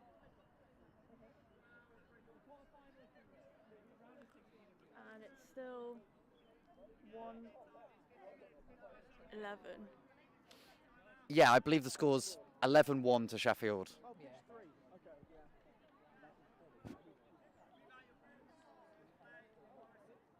And the timeout is over. The game is back on. Excellent steps from Josh. And back to Julia. Josh, the keeper for Sheffield. Oh, an interception of the pass. Plucked out of the air. Okay. Back to so Neve. he's again trying. A great tackle. Could they score from there? Oh no. Okay. A beat on an immune keeper there, not very effective. Yeah, but they still have the ball. Let's Yeah. see if they could score. I think if I was Leeds at this moment, I would just keep control of the ball and make sure we don't lose it, and at least try and make an attempt to score. Yeah. Oh, an unfortunate fumble there from Neve from Leeds. They have lost control. Yeah. Yeah, they have lost control now, and this is what usually I'm scared of, because from what we have watched so far, whenever they lose control. Well, I was going to say, so this is a kind of like a technical thing, but the volleyball we call it possession, and the Possession. 2 dodgeballs we call control. Okay, okay. Don't worry. This is literally Solomon's first ever day of quad ball. So, yeah, I mean, pardon me for the choice of words, but It's good. We get a view, a different perspective. We get. Oh, there's a bit of a scrap. Oh, and Julia's off to the races like a greyhound, out the gates. go, she could just go. Stepping one way, stepping the other. And the pass is off. Oh, and then a great tackle. Ball's out. It's a flurry of dodgeball action in the middle of the pitch. Oh, and an excellent hit. That's Julia, right? Julia on the far end, yes. Okay, yeah. Number 8, I think. Yeah, I think she's been outstanding in terms of the Leeds players. Yeah. Yeah, she's been the person who is forcing the issue and trying to make sure things happen, which is good to see. A PhD student in the engineering department. I mean, maybe physics, engineering, fluid dynamics. That's what her expertise is in. Oh, okay. An excellent goal. It turns out, though, that the real fluid players here are Sheffield. Which makes it 12 to Sheffield. Yeah, very fluid. Makes sense considering they are squids. They're used to the water. And the ball's out. And ink.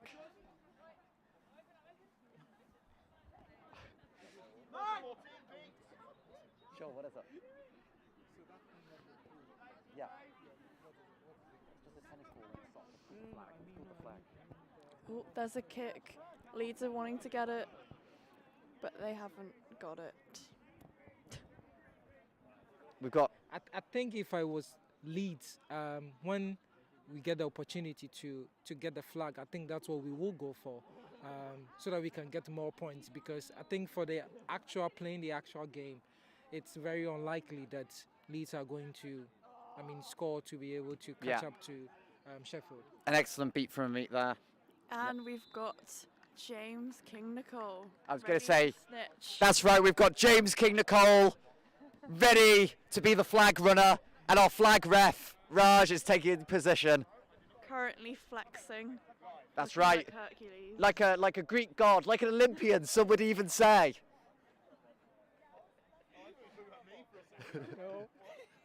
No, more of a Promethean. You're going down in a blaze of glory, Zach.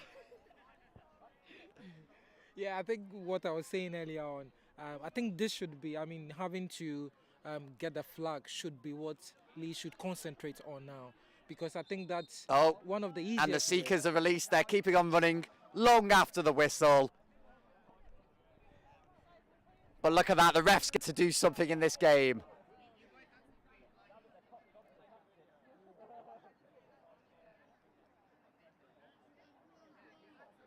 But having watched King serve as a flag, he's been strong. So I think it's going to be very tough for the Seekers to be able to get the flag. He's a strong man. Yeah, he's a very strong man, yeah.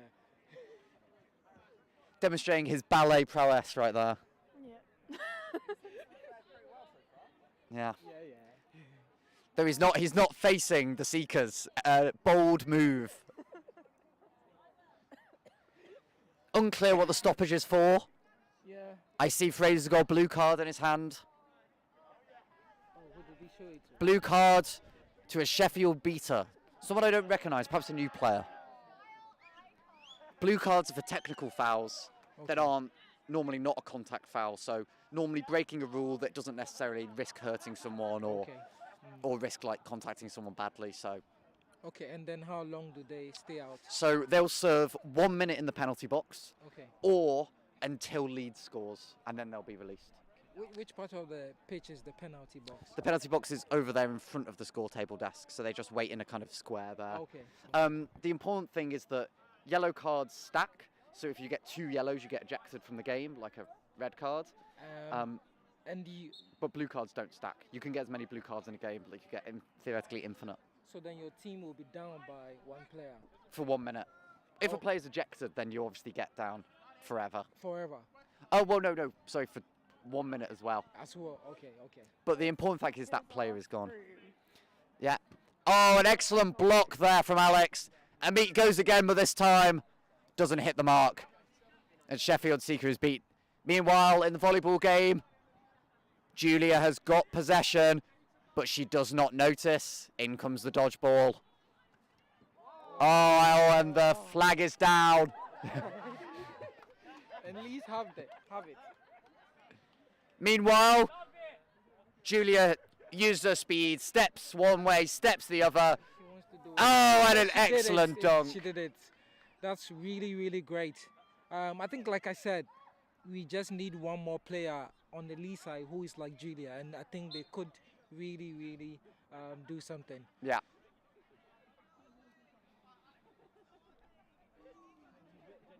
Excellent, excellent, Claire. Using the opportunity to go there and beat Sheffield Seeker. My eye will be on the attempt to get the flag. So Okay, yeah. I'll watch the volleyball game.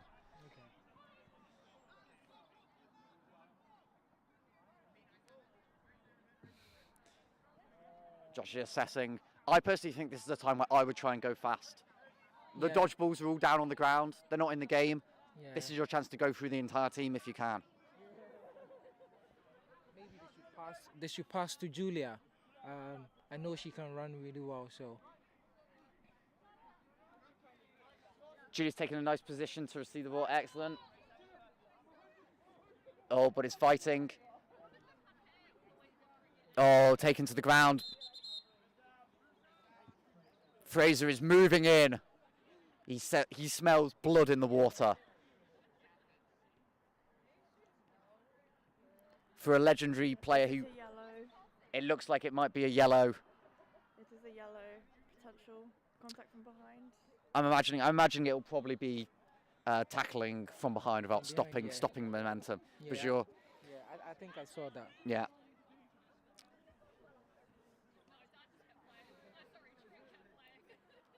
Peter jogging to the penalty box.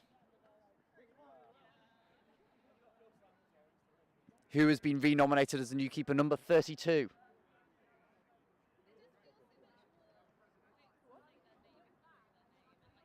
Where's number 30? Do we have a name for number 32? From the roster? Yeah. So... I think Leeds should use this opportunity Yes. to score. And Julia And did an it. excellent, Yeah, and excellent Julia tap did it. through. Yeah. Now they need to get ready for the defence. Imogen Bruce, new keeper. Okay. And the new keeper is making the ball live. Imogen. It looks like she's going for the sub on Josh Cooper. Okay, so the strong king, who Callum referred to as the king, has been stepped on, and he's feeling a little bit of pain at the moment. But I think he's back in. Yeah, he's back in now. Meanwhile, I just want to say some incredible play from Sheffield there. Some nice passing, nice and calm. They knew what was happening. Good use of passing around the hoops. Nice sights as well. It's a good speed.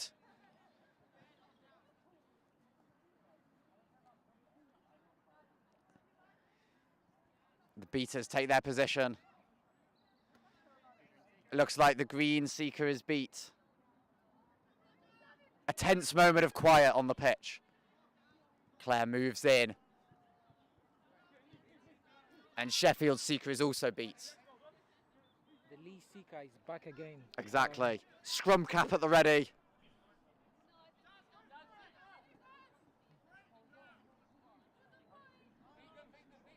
And an excellent block. Oh, Claire's cleaning up the game. It looks like Leeds both has control. They're setting what's known as, it doesn't look like they're setting a bubble. Claire looks like she's making a solo bubble, but she seems to be able to take on both Sheffield beaters at once. Yeah. Which is incredible. Like some insane gladiator fight. Oh, a moment loss of concentration from everyone, it seems.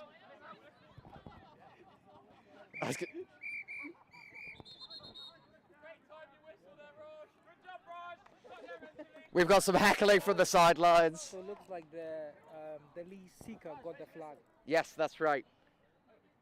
Andy from Leeds seems to have caught the flag due to some excellent cover being provided by Claire. Often it's in these moments of confusion when people start to lose concentration, so much chaos going on around the flag runner, they don't really know what's going on, someone comes in and gets it. Get it, okay. Yeah, I think this is good for Leeds because at the moment they are the team that needs to come back. So yeah, I think it's a good step. I think we are waiting for confirmation if it's a good one, right?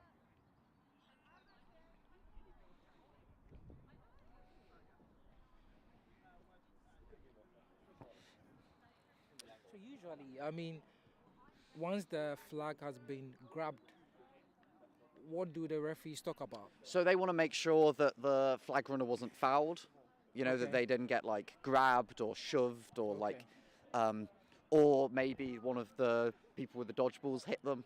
You know, they just need to make 100% certain because it's such an important part of the game. Whether this catch was good or not. So they need to just make sure there's nothing wrong everywhere else in the game because any foul anywhere else in the game nullifies the catch. So even if on the other side of the field someone did something that's technically not allowed, catch isn't good. It has to be a completely clean moment in the game. So you mean the game? I mean the volleyball part. Yes, exactly. So like even if something goes wrong there. Yeah.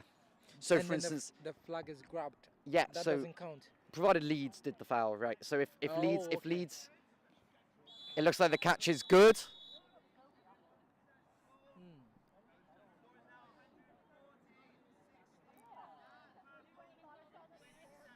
Score is now 140-60. To Sheffield, with the set score of 170. So just from some quick maths, Sheffield needs to score 3 more times, Leeds needs to score 11 more times. Can they do it? Can they do it? Maybe. Asks Nadine. That question will be answered, hopefully in the next 10 minutes. Or maybe more. Yeah. Or longer, yeah. It is a strange kind of thing that once set score's been achieved, for some reason, the rate of goals seems to decrease massively. This is just an anecdotal observation I've noted. I am a scientist myself, some would say. Okay. Need to get the doctorate first. Well, he's still practicing, so technically I think he's pretty close to being a scientist. Yeah. Anyway. Oh, it looks like this is, as far as I remember, the first time Amber for Leeds has come on the pitch. A very strong player. I believe she's played rugby for quite a few years. Okay. She is not shy about going into contact. She's very confident. Yes. Oh, but an unfortunate pass right into the hands of a Sheffield chaser. But Josh recovered it, but Amit is keeping them covered. Oh, and an excellent beat. He's going up fast. He's taking them all out. A one-man dodgeball throwing machine. It's Amit Portnoy. It's looked like the machine that is his team has broken down, though, slightly.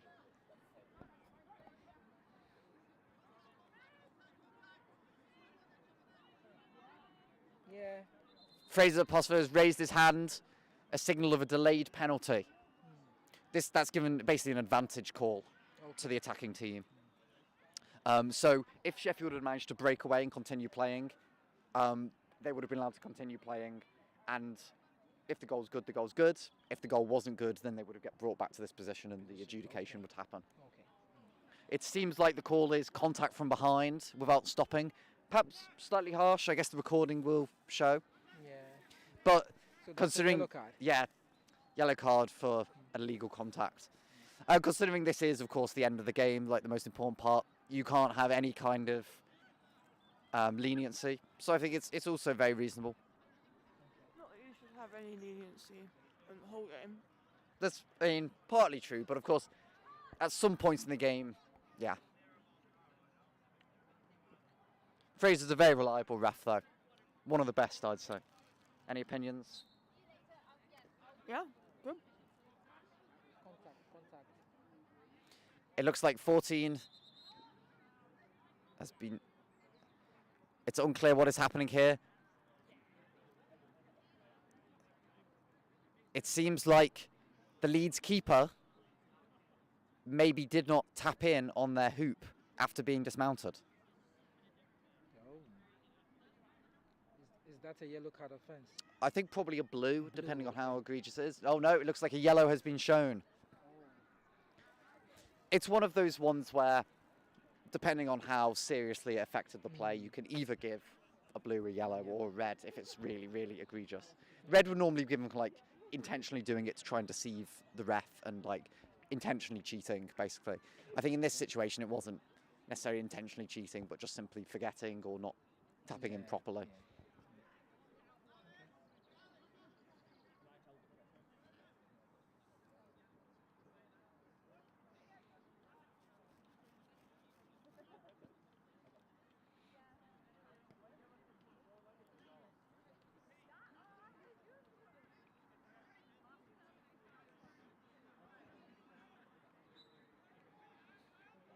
And the game has resumed. Oh. It's unclear. It doesn't look like that goal went in. No, it didn't. But they managed to recover from their own throw. Yeah. Ooh. 37, Peter doing everything he can to... an excellent goal. I was slightly sceptical of Peter hitting the dodgeball that he'd already knocked into the ground again with his volleyball. Slightly suspicious play, but the ref hasn't noticed. Yeah. The game continues. And then they scored. You can only ref what you see. Yeah, it's true.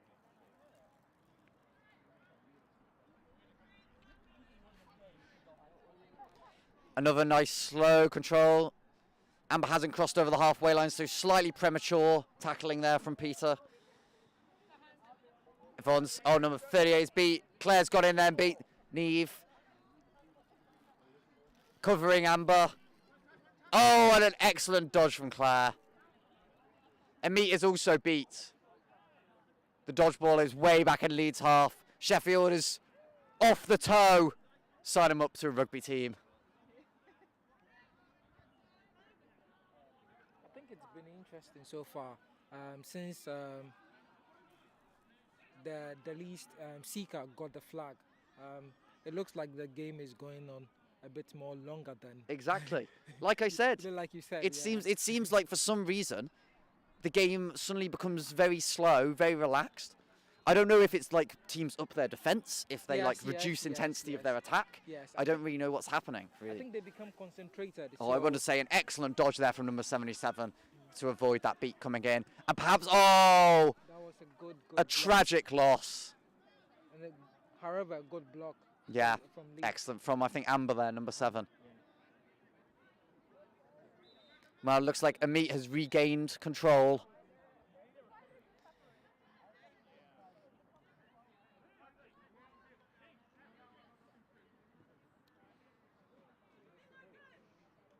And Sheffield need 2 more goals.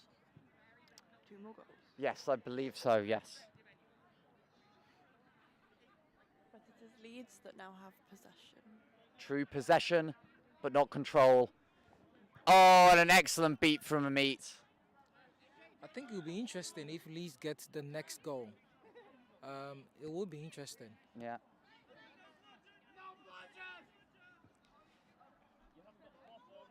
It's not just the power of his arm, but Amit knows the right time to go to step forward and take the attack.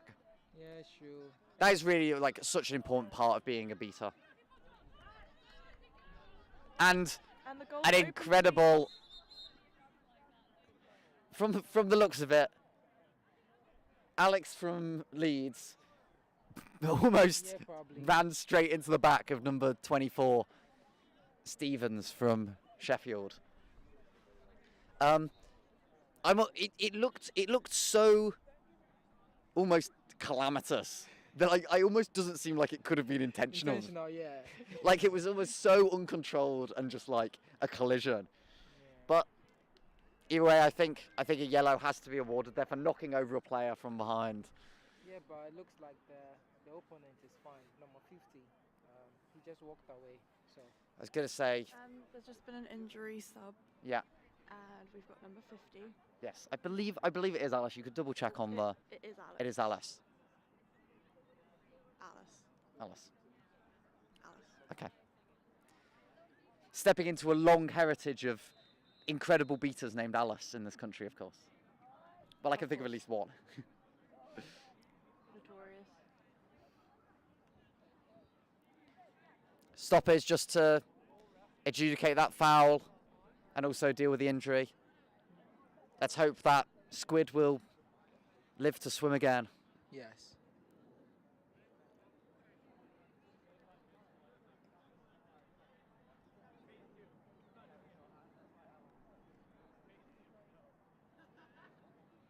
And of course, the volleyball has been turned over due to that foul.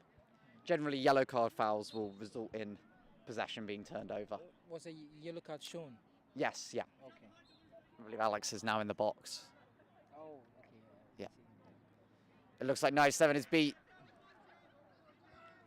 And meat is like, I don't know, a laser pointer focus on those toes. An excellent goal. Only one more from Sheffield will end the game. It looks like the chant has started. Yep.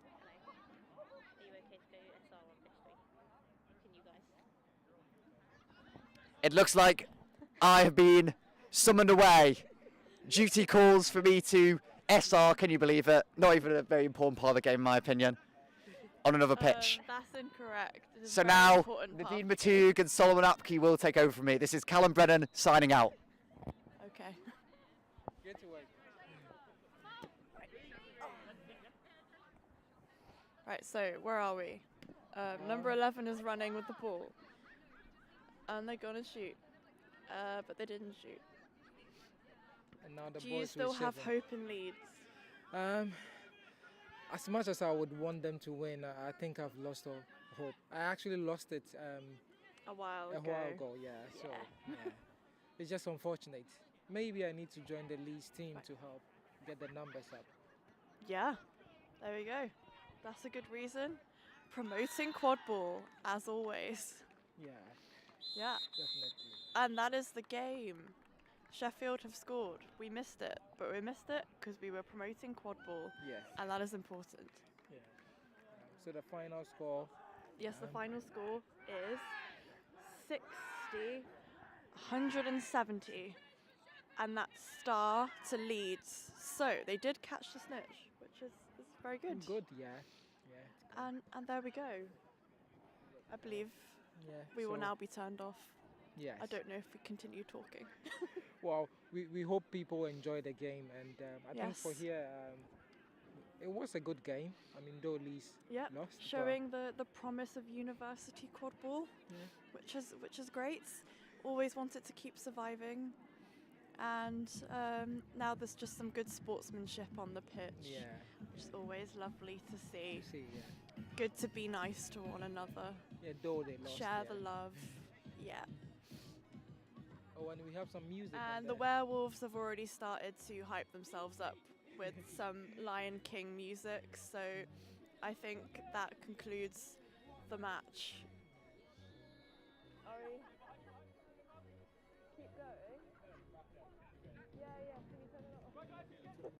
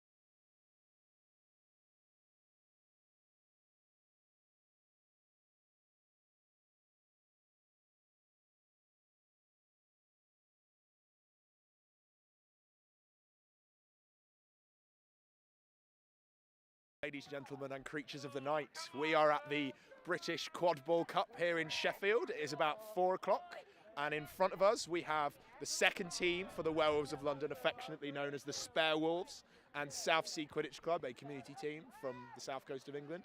My name is Zach Cox, and I'm joined here by Michelle. How you doing, Michelle? I'm good, how are you? Really good. Yeah, a lot of Quidditch today. Haven't won a game yet, but what can you do? Got to keep it out.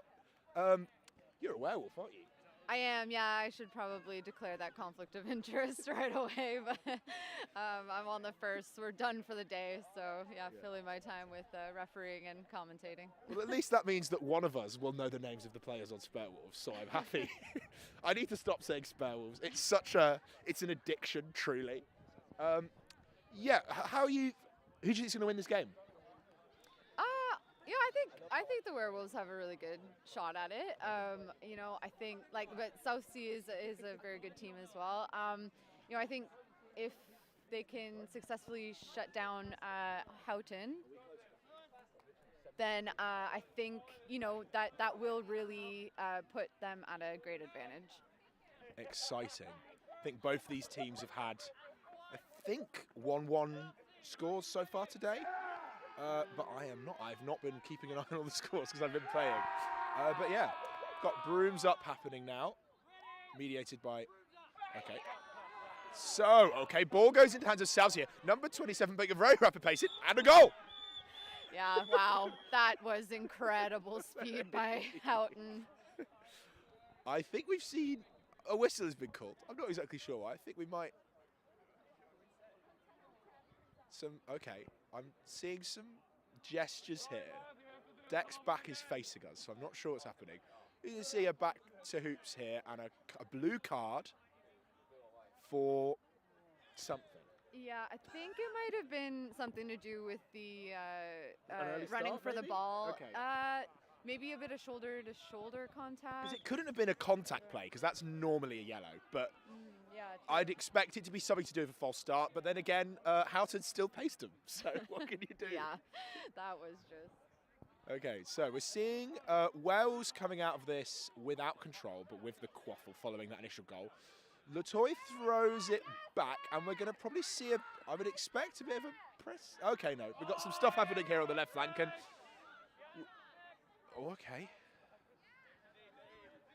Beat there, a kick along the ground there to number 25. That's a nice pass. Neve does play football, so not surprising. I do love that point a couple of years ago where they got rid of the double kicking rule. Suddenly you just see some magical stuff happening. Yeah, it's true. So, Southsea not really using their bludgers much at the moment. They're staying very far back and adapting a sort of a reasonably high point. We're seeing some rolls. There's a lovely catch here by the Spells beater, but they're still not coming out of control because they brought that one in. Great. Oh, I think that goal was no good because of beat before. Yeah, I'm not quite sure what happened, but... Counters on. Speedy boy Houghton running in. Can Patrick Gray make the shot? No, they can't. 2-0 lead now up to our friends from Southsea. This is an unexpected start, right? Yeah, I mean, I don't know. Houghton he's just so speedy. That's what I was saying at the beginning of the game. Like, he's the danger player. I mean, obviously they have some other talent on their team, but just if you can shut down Houghton, then yeah, you're putting yourself at a much bigger advantage. Cool. So, control here being held. Okay, not for long. It looks like we're going to see control here kept unless the toy can work some absolute miracles, which it looks like is possible. Number 25 behind hoops. Throw goes a bit wide, but makes it to the hands, but there's a beat there. Good offense. Some bludgers thrown back, and it looks like we are going to see control stay. And again, same play here. Number 27, absolute pace. Hops a beat, massive vertical. Tackle's not going to do enough. Number 21 gets in the way. Broom's gone, though, but it looks like that is going to be a blue ball for the inbound. It's a very one-man quaffle offense, isn't it? Yeah, it really is. Yeah, and he wasn't playing too much in the game against the other Wolves team. So, yeah, we haven't seen that from him today, and yeah. I haven't, anyways. So a lot of control here for Southsea, and they are bringing the beats quite far forward. Let's see what Latoy can do. Goes over there into hands of 25. I think we should see a good drive here, but that's a beat, and it does make it back into Southsea's hands. What do you want to see you're a Werewolves player. What stuff have you drilled, or like you think that you want to see the Werewolves quaffle offense do to get some more goals in? They haven't played like a nice, patient offense yet. So seeing, them set up in that set offense, kind of working the ball around, working with their beaters to kind of. It's been very blitzy and very countery so Yeah. far. Maybe a bit more patient offense. Okay, Definitely. cool. Southsea have still managed to keep hold of the ball here. Let's see what Brown can do. Back into the hands of Spencer, number 28. Latoy trades a bludger, and that means that there's one on the ground here. But the advantage isn't really being pressed right now. Taking it patient. Southsea keeper got the ball now. Chucked it back into the hands of number 18. Nice patient play here. Let's see what Jags can do. There's a quaffle. I think we will... Okay, no. Great beat by Lena there. But swift hands mean it's not going to matter much. Napalm coming in from Latoy. Back is turned. Pauses. The back contact means you can do that now. Ball impact for 19. Let's see if Jags can finish. No, great shot there. Let's see if Patrick... Okay, here's where we go. This is the patient offense we may be looking for. Yeah. Great block by Johnny there, by the way. Lovely work. Yeah, so Patrick's... Okay, big tackle here from McLeod, from Chaz. Reset used. Oh no, Southsea gets the turnover. But quite wrapped up. I don't know if... Oh, okay, I think that beat's been ducked. But okay, no. Okay, white ball. That was... It just scraped the top of the head by the looks of it. Let's see. Great defense here by Werewolves. Southsea is playing really high defense. It's really serving them really well. Okay. Come out with the ball as well there from the Southsea keeper. Okay, right. I'm going to see some change of players here. Latoy off for McClanagan and a couple of Chase subs. Let's see if this change in beating does a bit of a... Because, yeah, this is a low-scoring game. We've not had many goals so far. Just 2 points, and the lead, of course, being with Southsea.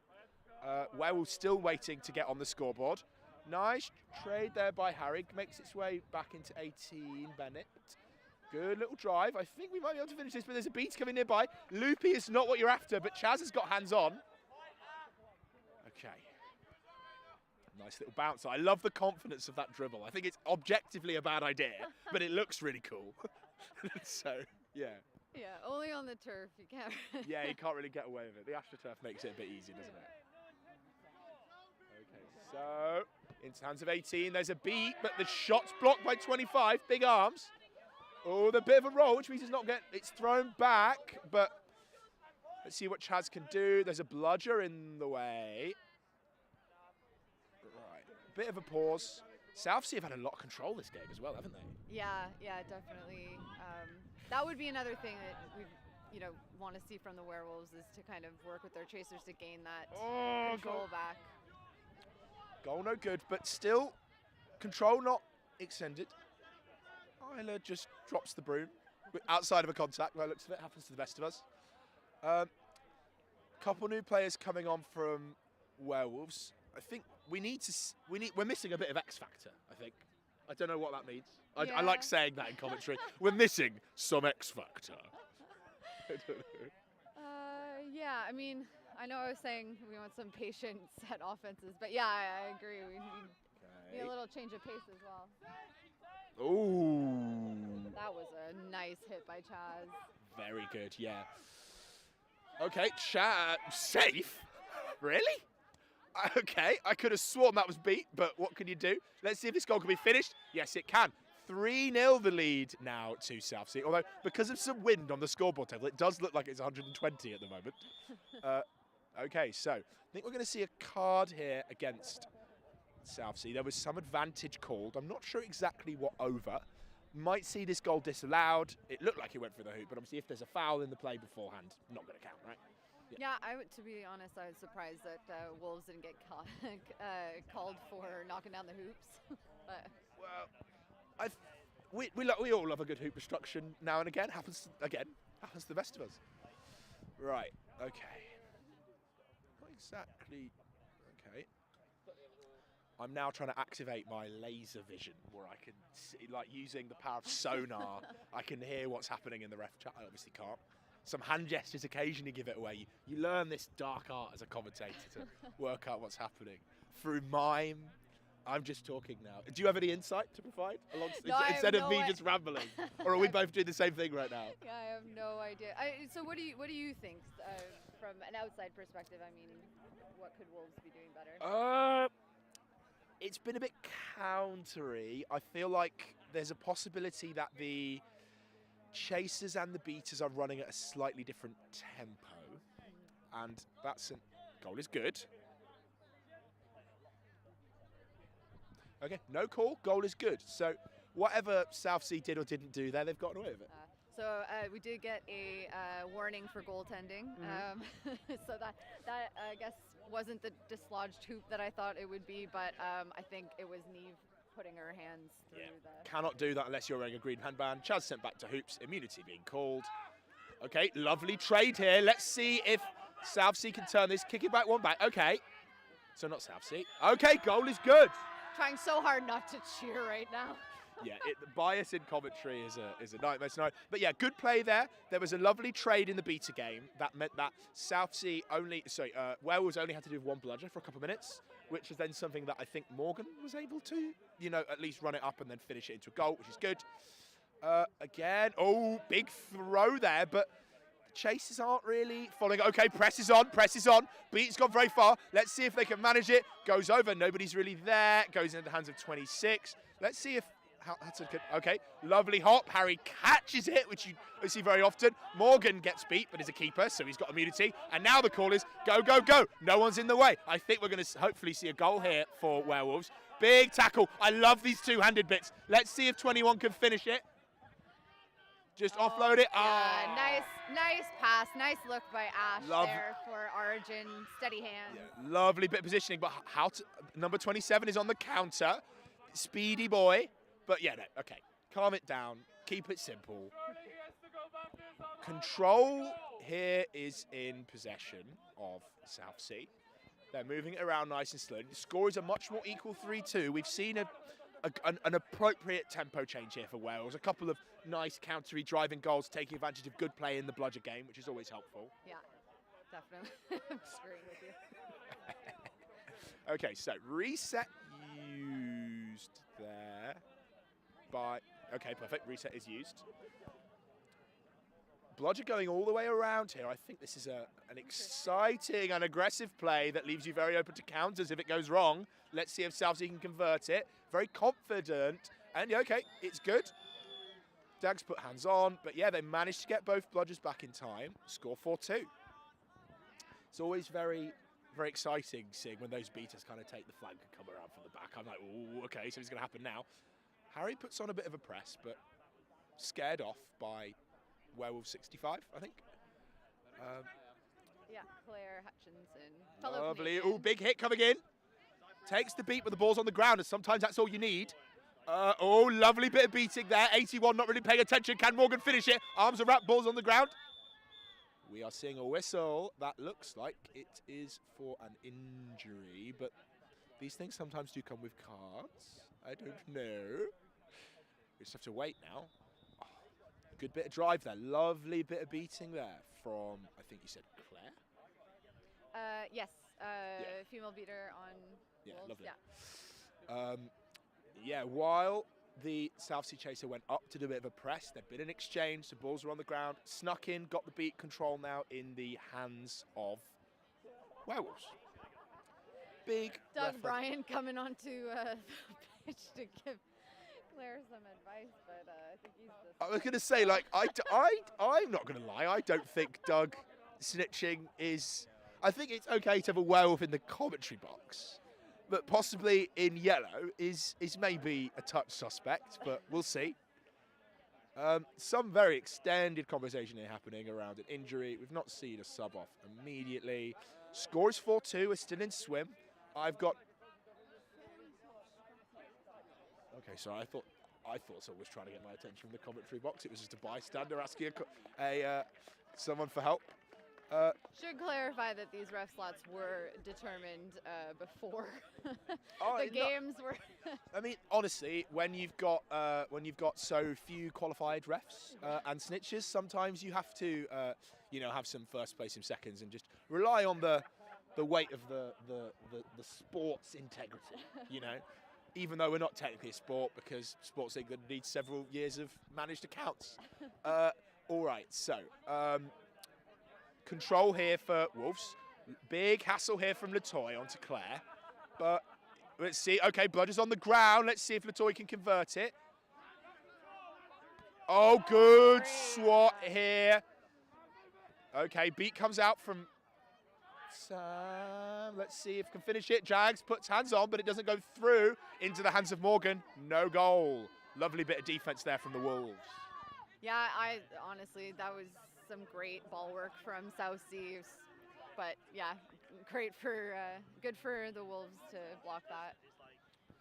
Right, so control was lost in that play, though, thanks to Latoy's offensive beating. Trades, Bludgers on the ground everywhere. I think Southsea have won this one quite handily. And let's see if they'll be able to blunt this offence from Wolves while they're on the go. Arjun gets a hand on, but has to run back a little bit. Hasn't used the reset, though, so we're still happy. Let's see what Sam can do. Sends Jags back to hoops. Back into Morgan's safe and capable hands now. Nice and patient. This is what we were after. You have to do this to overcome control, right? Yeah, you need to play very aggressively, and if you want to do that, sometimes leaves you open to reprisal. Claire doesn't seem to be. Would be nice to see. Press is on. Would be nice to see, like, I mean, not now because the press is on, but Yeah. earlier, you know, just a bit of like kind of that bait run. Counter, counter, counter. There's a few options here. I don't think anybody is going to match. Lovely bit of screen here, but Pat's in the way. Let's see if they can. Ah, lovely. Okay, whistle being blown. Things are occurring. I was looking at the quaffle and saw nothing illegal there. Do you have any idea? Nope, sorry, I was also watching the quaffle.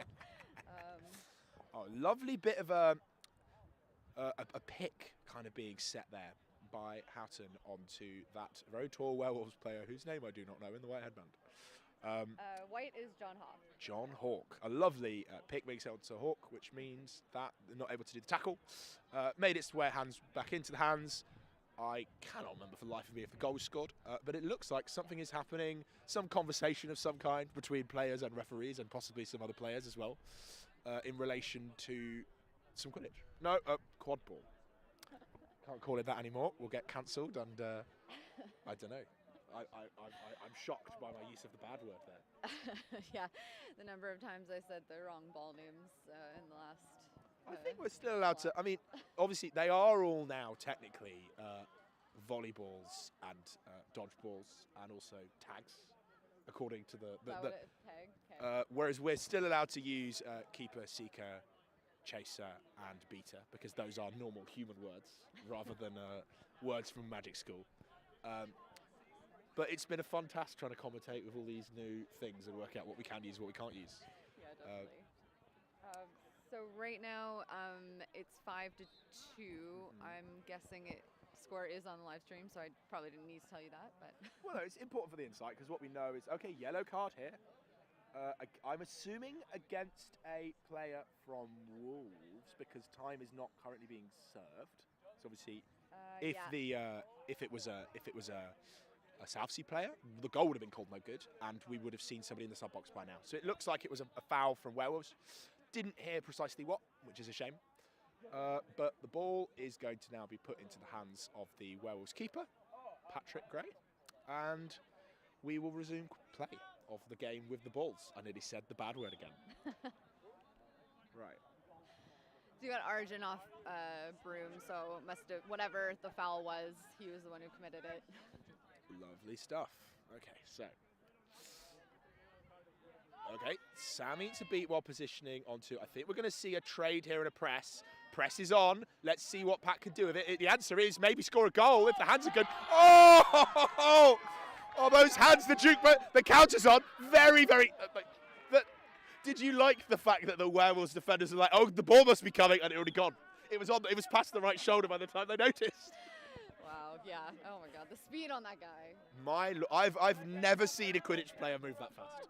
That's powerful. Okay, into the hands of John Hawk over here on that flank. Okay, Matt Smith behind. Shot's no good, sadly. And it looks like Arch is going to get hands on number 20. Same thing again. Counter. There's two in the way. Goes into the hands of Chaz. But I think we're going to see another goal here. Okay, cool. So trading back and forth and back and forth. Score is now 7-3. Whew.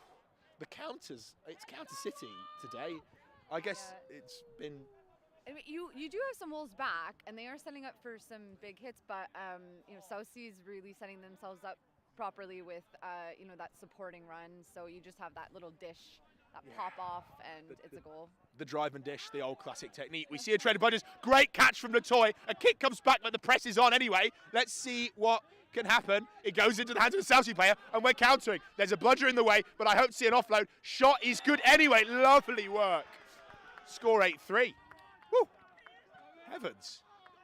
I wasn't ready for that. It's just, it's like, bam, they're countering. And that was, the thing is that the components were there to do the defense, right? There was a chaser and an arm beater, which is what you'd normally want, but if the shot's good, it doesn't help. Didn't quite shut him down fast enough, I guess. Yeah, he got close enough to take advantage of that shot. You got Patrick now driving. Good. Yeah, and Goal is good. Perfect. Okay, so that brings the score now to 8-4. We are now just one goal out of swim. I've not seen any movement from any seekers and or chasers, or I guess flag runners and seekers, or whatever we have to call them now. But yeah, okay, let's see what Chaz can do. A bit of a, not really under much pressure here. I don't like how still he's standing. I'd want to see some more advancing. Okay, Napalm coming in from Latoy. The shot goes over, and that is going to be a white ball inbounding. Okay, yep, okay, into Patrick's hands, but there's a big, big person in the way. Okay. Press. The Southsea sub-box are shouting press, but there's no, the bludger is behind the hoops, and it goes back now. But yeah, you want to see a press now, and it's happening because, oh, lovely interception, Counter City. Okay, that was from the side. I'm not sure if the navels were level there, but Brown catches it. Let's see if Isla can finish. No, Patrick's going. We're just running. Bud is on the ground. What's happening? You take over. Just absolute chaos. Chaz now has the ball, but great beat by Lena.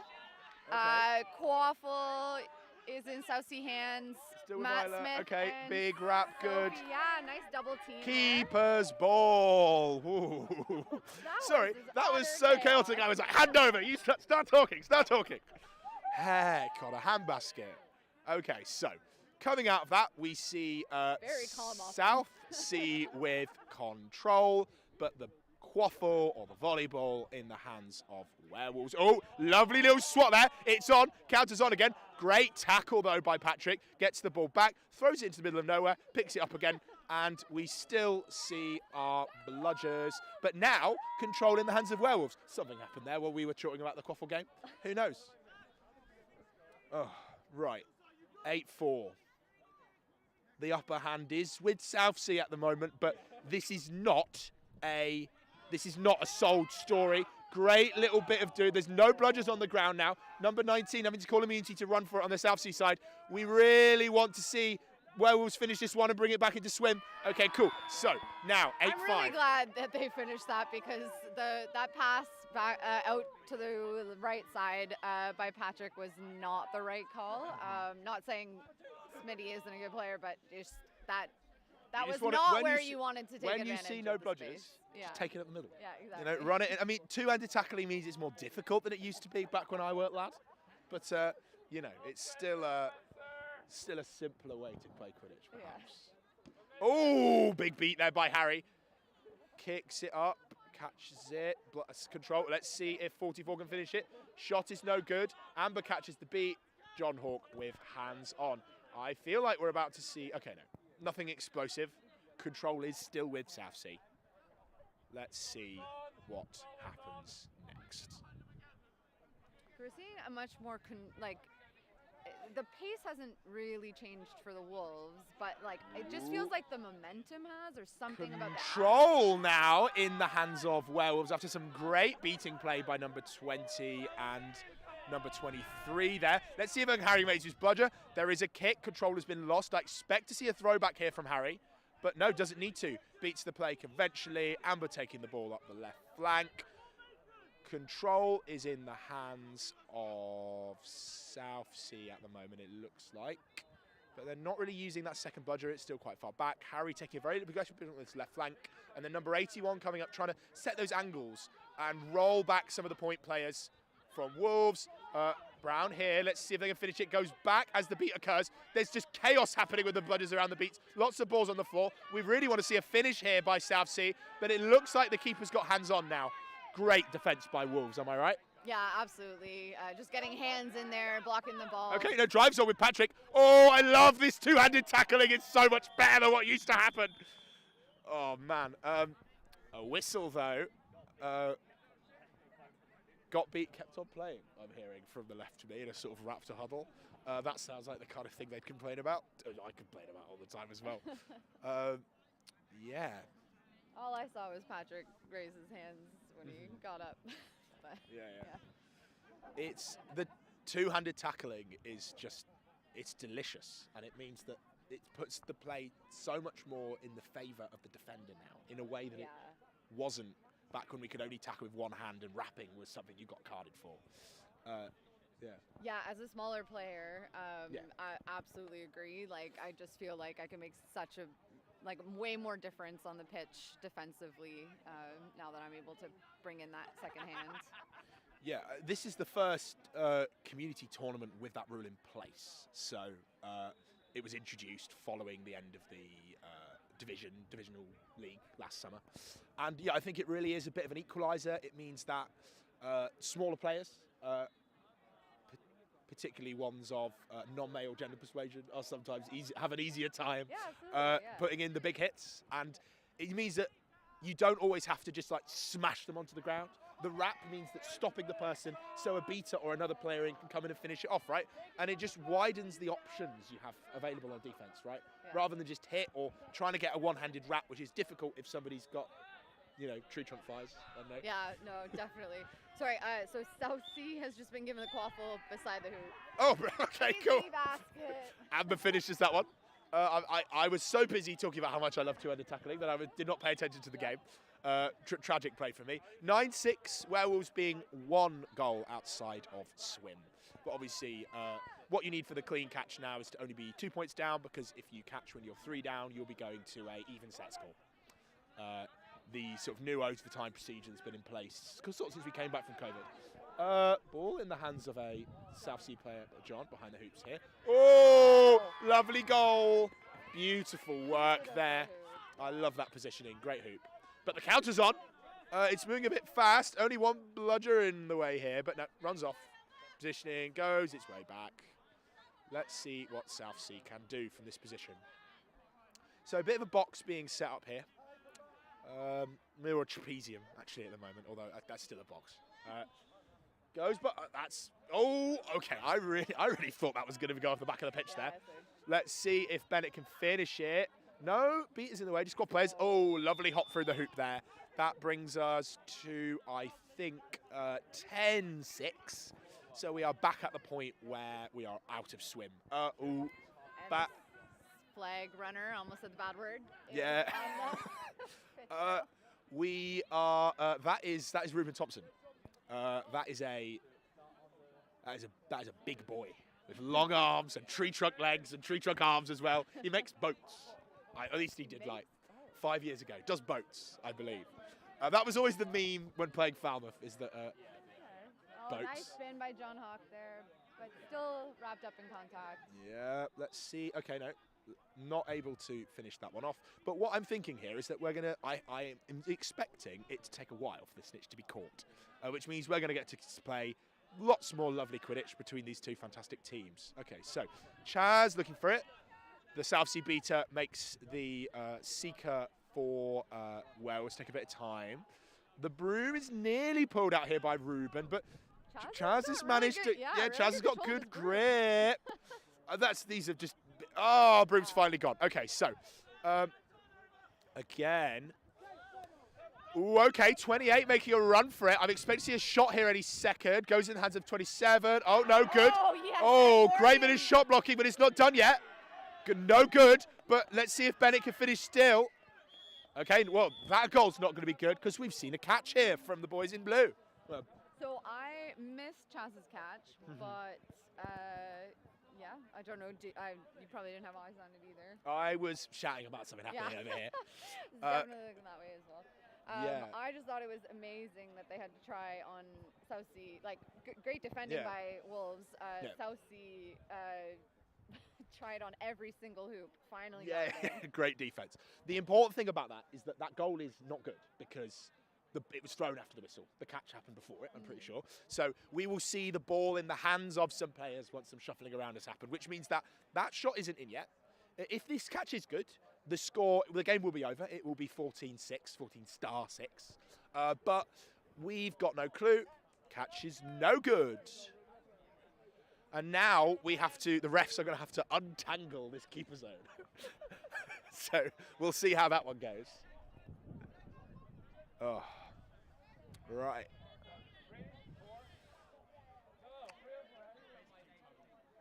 You breathed in like you were going to say something. Yeah, sorry. Okay, so it looks like Wolves does have the quaffle. So the goal... And the goal wasn't called no good. So we are still 10-6. Still 10-6.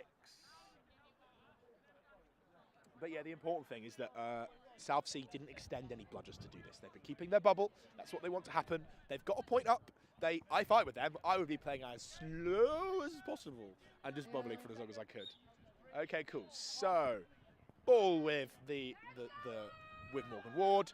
A bit of alone time here for the Wolves. The Wolves seeker, long arms as well, but Ruben is very big. Some little graceful touches there. Let's see it. There's some stuff happening in the quaffle game, but this is closer and more interesting. Ruben's a brick wall, mate. This ain't happening. Love to see it, though. A lot of alone time. Harry's going to come in and get the beat here. I nearly made an inbounding call there, which I'm not allowed to do as a commentator. Okay, Chaz has some time now. Got to break at least one of those arms to do this and only get one round. Oh, okay. Oh, no, falling over. No good. No, not even close. Not even close. It was already moving backwards by the time that happened. So that's You're one. Going to make that ref call, though. Yeah, totally. So there's lots of things that have to happen for a catch to be good, and one of them is the snitch has to be on their feet. So if there is a knee down, if they are currently falling backwards, then that's no good, and that's clearly what was happening there. It means that kind of as the flag chaser, seeker, no, we can use that one.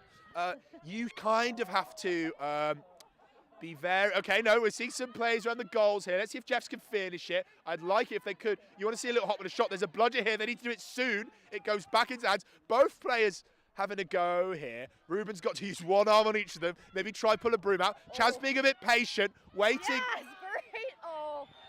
Unfortunately, that was some great defending by Wolves. Houghton got the rebound. Oh, this broom's got to be out, isn't it? No, he wasn't touching the ground. Heavens. Okay, cool. So, sub being called here. Chaz is going to be sending for someone else to take a look at this seeking. Yeah, Wolves has also changed seekers. So now we have Matt Smith. Yeah, they get pulled out pretty quickly, though. Oh, man. So, 5 goals in the lead for Southsea. So if they catch, the game is over. Otherwise, we're going to get a seek score. I don't think that... You're going to need a lot. You need a lot of strength to do this against Ruben because he's a big brick wall and also a broom puller. A broom, that sounds illicit, doesn't it? A broom puller. Okay. Yeah, so Matt does have the lankiness, like the limbs. Yeah. But and the speed, but yeah, I tend to agree. I think you probably need a bigger, sturdier. Oh, okay. Lovely beat there by 71. Giving Matt some alone time with his snitch. But yes, so 28. Oh, nearly. There's a broom on the ground, but it's still between the legs, which means okay. Let's see what Echo could do. There was a hand that's going to scrape the butt there, but dismounted in the process. A lovely little napalm here by Latoy gets thrown back, but dismounted. So no control kept here. No control gained for Southsea. You want to see such a slow offense here from Southsea. They have the lead. They don't have the control.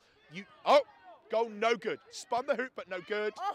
Morgan. And a beautiful block by Morgan there. I thought Morgan was going to knock that through the hoop there, but it didn't happen.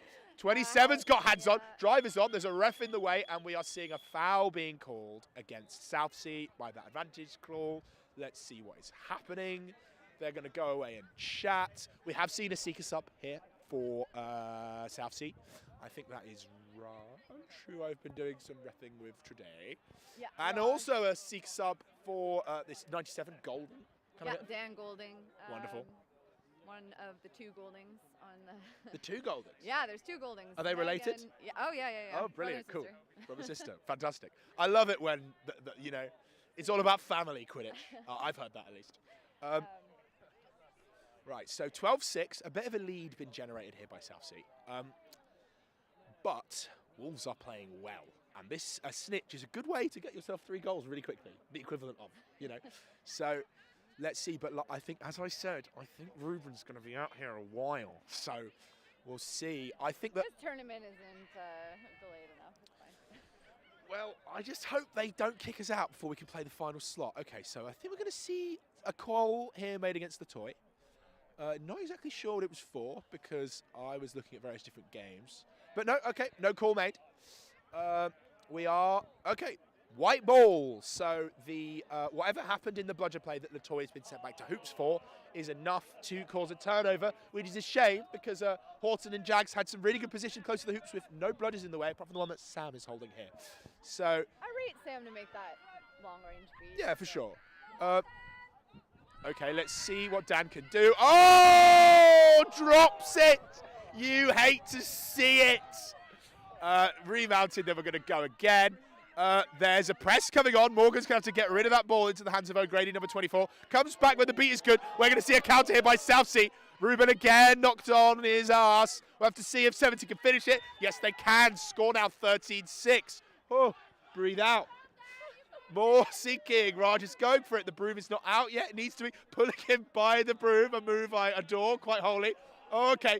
Goes for it, gets pulled out, and also loses a cap while he goes. Let's see if Dan can convert it. There's a lovely throw to the ground, gets beat as well for the troubles. Oh, right. Just to be safe, you know, gotta make that. You beat. don't want to miss a beat when you get the chance. Let's see if we can get a finish here. Both seeing some alone time. We're seeing some quaffles in the beat again, in the chase again for a minute. Another counter coming on. Southsea again, possibly looking for another goal.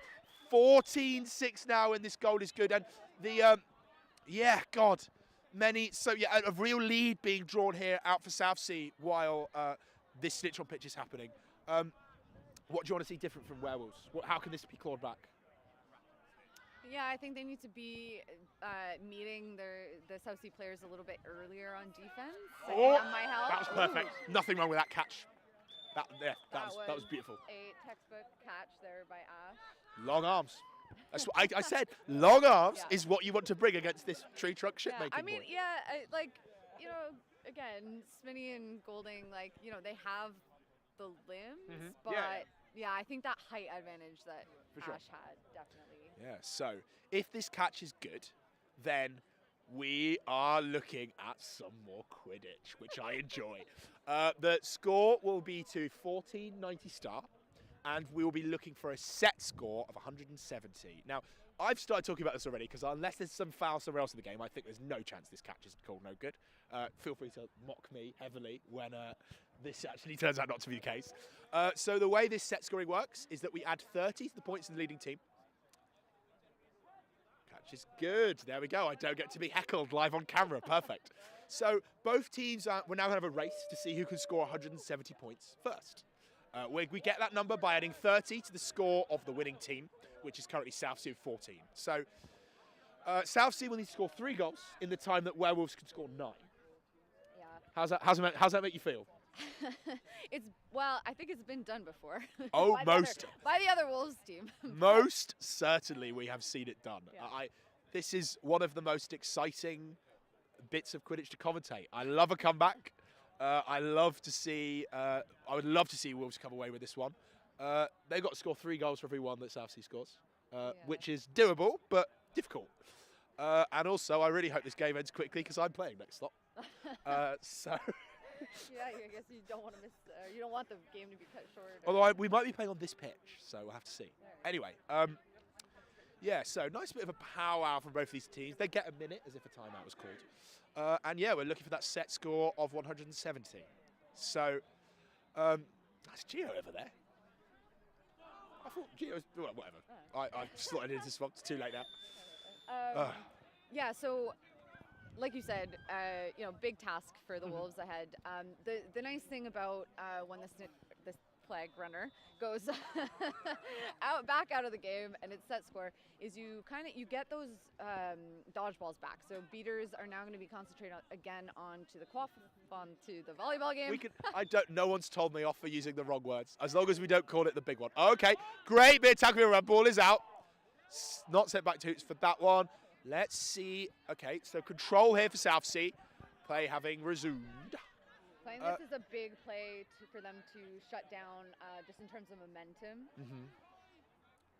Yeah, the most important thing as the team who's ahead here is not to lose your head. Napalm from Latoy. You need to make sure this. Okay, a little bit. Oh, okay. I'm not really sure there was a full stop there before that bit of contact.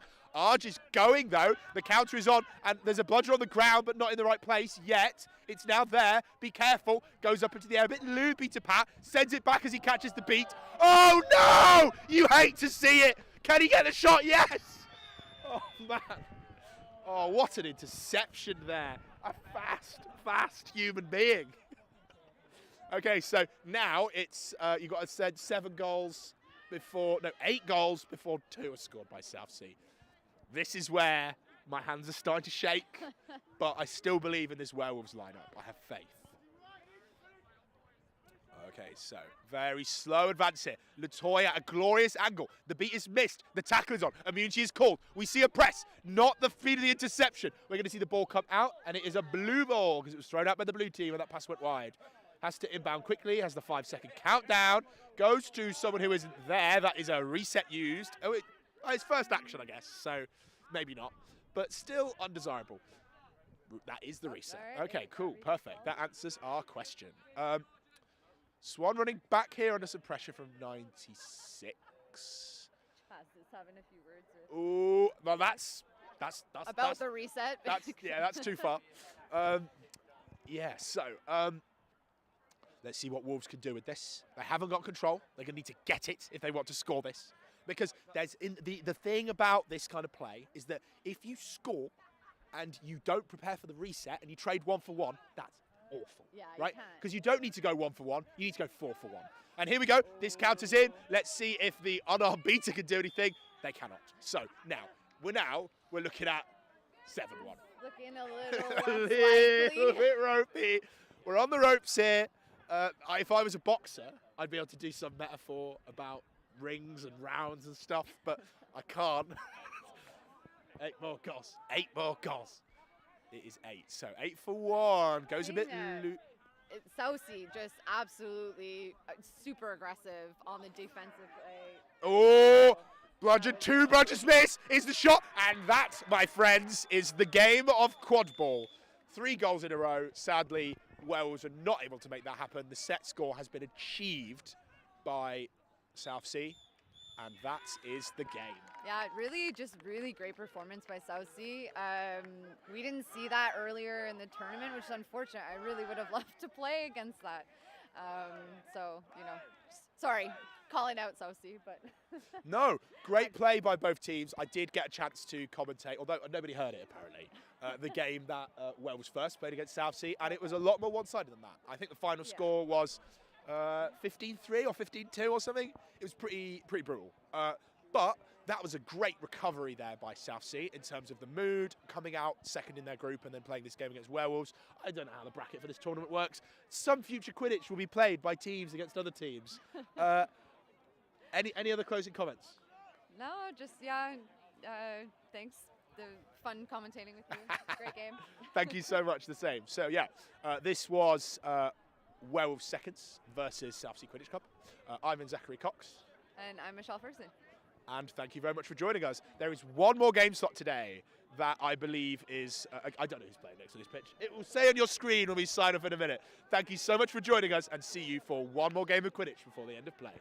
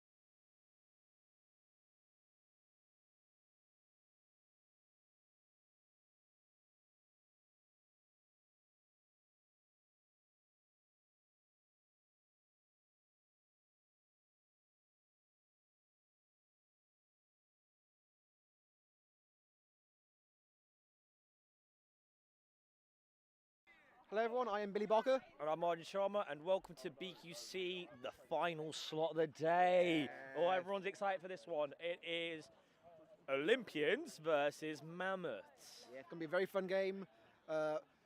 People have said that that's quite one-sided, but I don't think it's going to be a quite decent split. We'll see what I happens. think it will be a dominant affair. Personally, from watching them play in a community league, I have a feeling Olympians will be very dominant. I think Mammoths will still play very well because they are a very solid side. I think it will be similar to the last game between Welsh seconds and Southsea, where I think you're going to see the players who are slightly more active.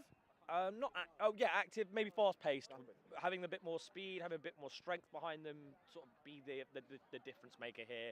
I also think the beta game is going to be very much where the game comes down to. A dominant beta game should lead to a really comfortable win here for who I think will win in Olympians.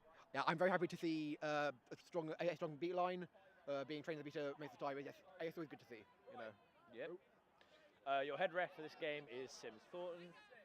ARs, what are the ARs for this one? Actually, wait, let me do something that I should do. No, I left my glasses in the changing room. It's okay, I won't be able to read as many numbers, that's fine.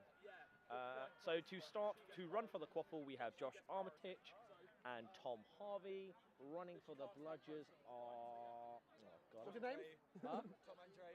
Tom Andreu, and I'm pretty sure that's Zach. Could be. Okay, could be. Yeah, Zach McDonald. I believe it's Zach McDonald. Check your wrist, check your neck, check your ears, make sure you don't have anything you're not supposed to have. Oh, right. Sorry, I am a little bit tired because I just played in the last one, as everyone may have seen.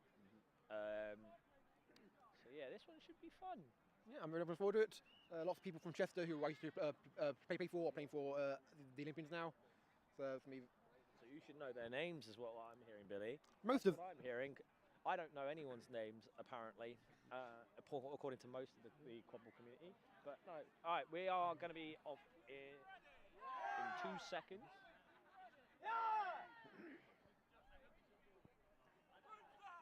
Ooh. And they're off. And they're off. And there was an almost start. Olympians winning both quaffle and bludger off the start. Armitage with the ball, running it down the left. Not left, right. Yeah, I can't do direction. Ollie Barker with the ball now. Looking for Matt.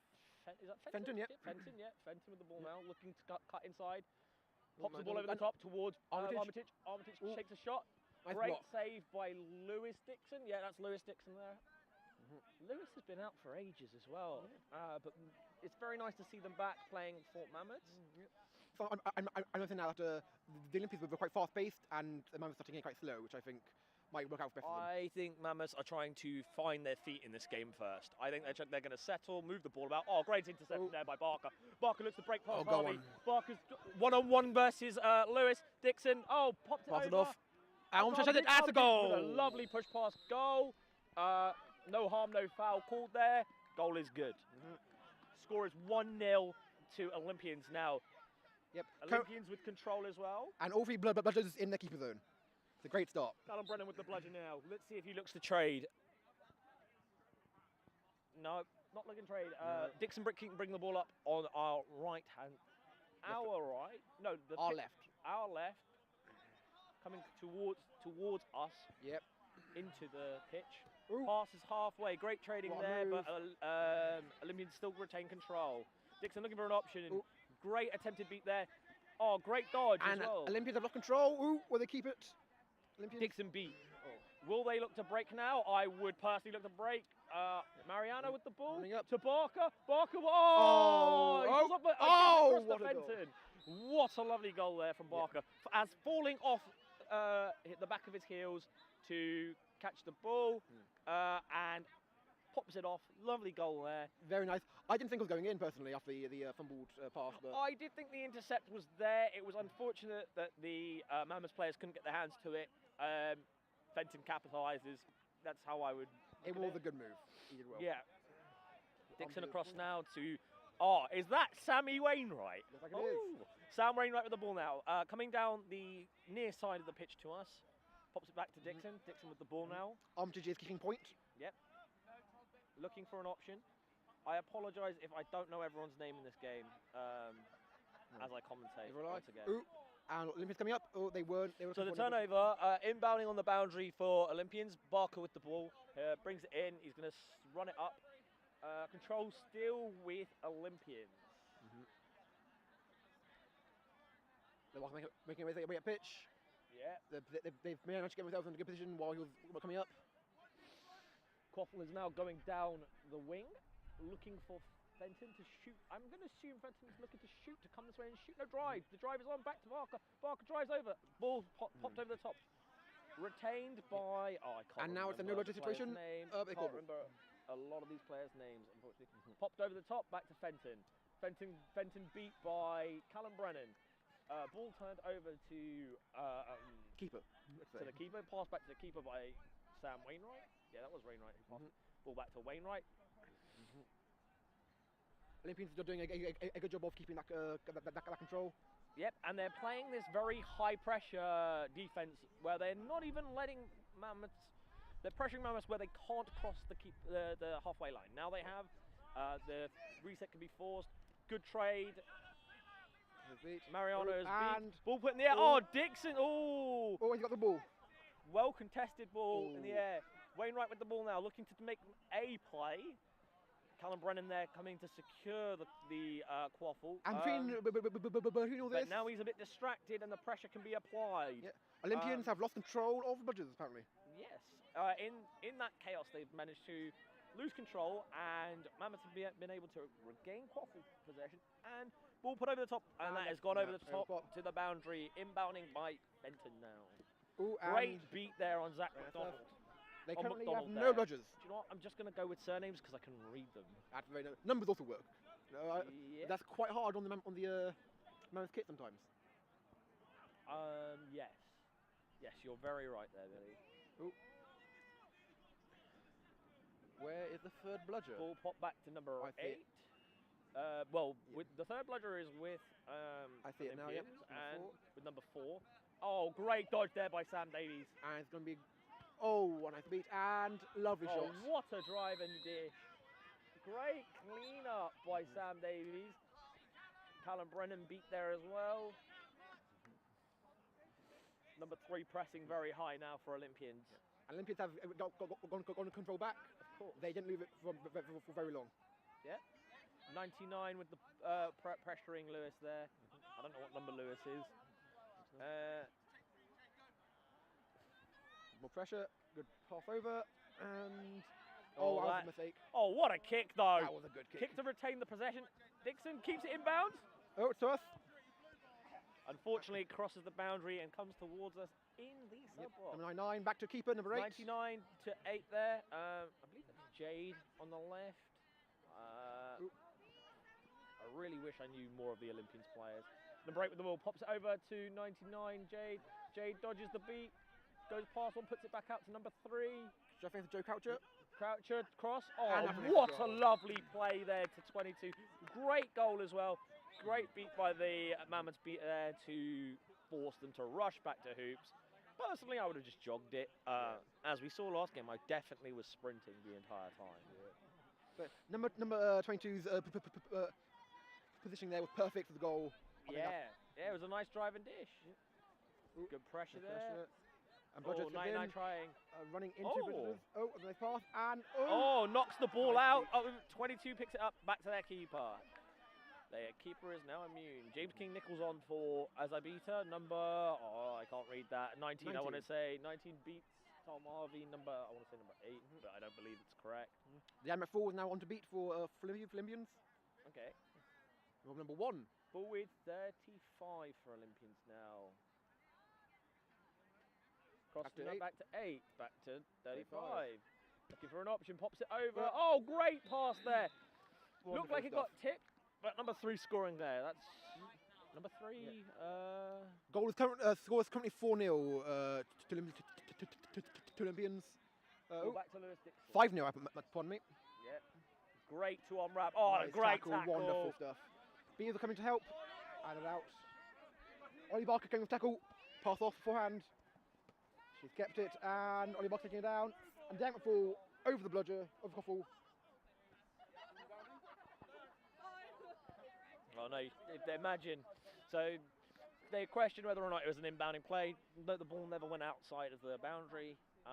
I thought it would have been funny if Croucher had stepped over the line thinking it was a boundary call, giving Mammoths the ball, but no, power plays it with the ref before making the play. Looking for the shot. 35 with the ball, back to 3. Currently, no Bludgers coming. Oh, right, oh, Dixon. Oh, great work by Croucher just to sort of step through everyone. Great beat by James to retain control. Callum Brennan with a bludger now coming forward with the rest of the Mammoths offense. Ooh, lovely beat over there. Great beat, no bludgers, nope. They got one.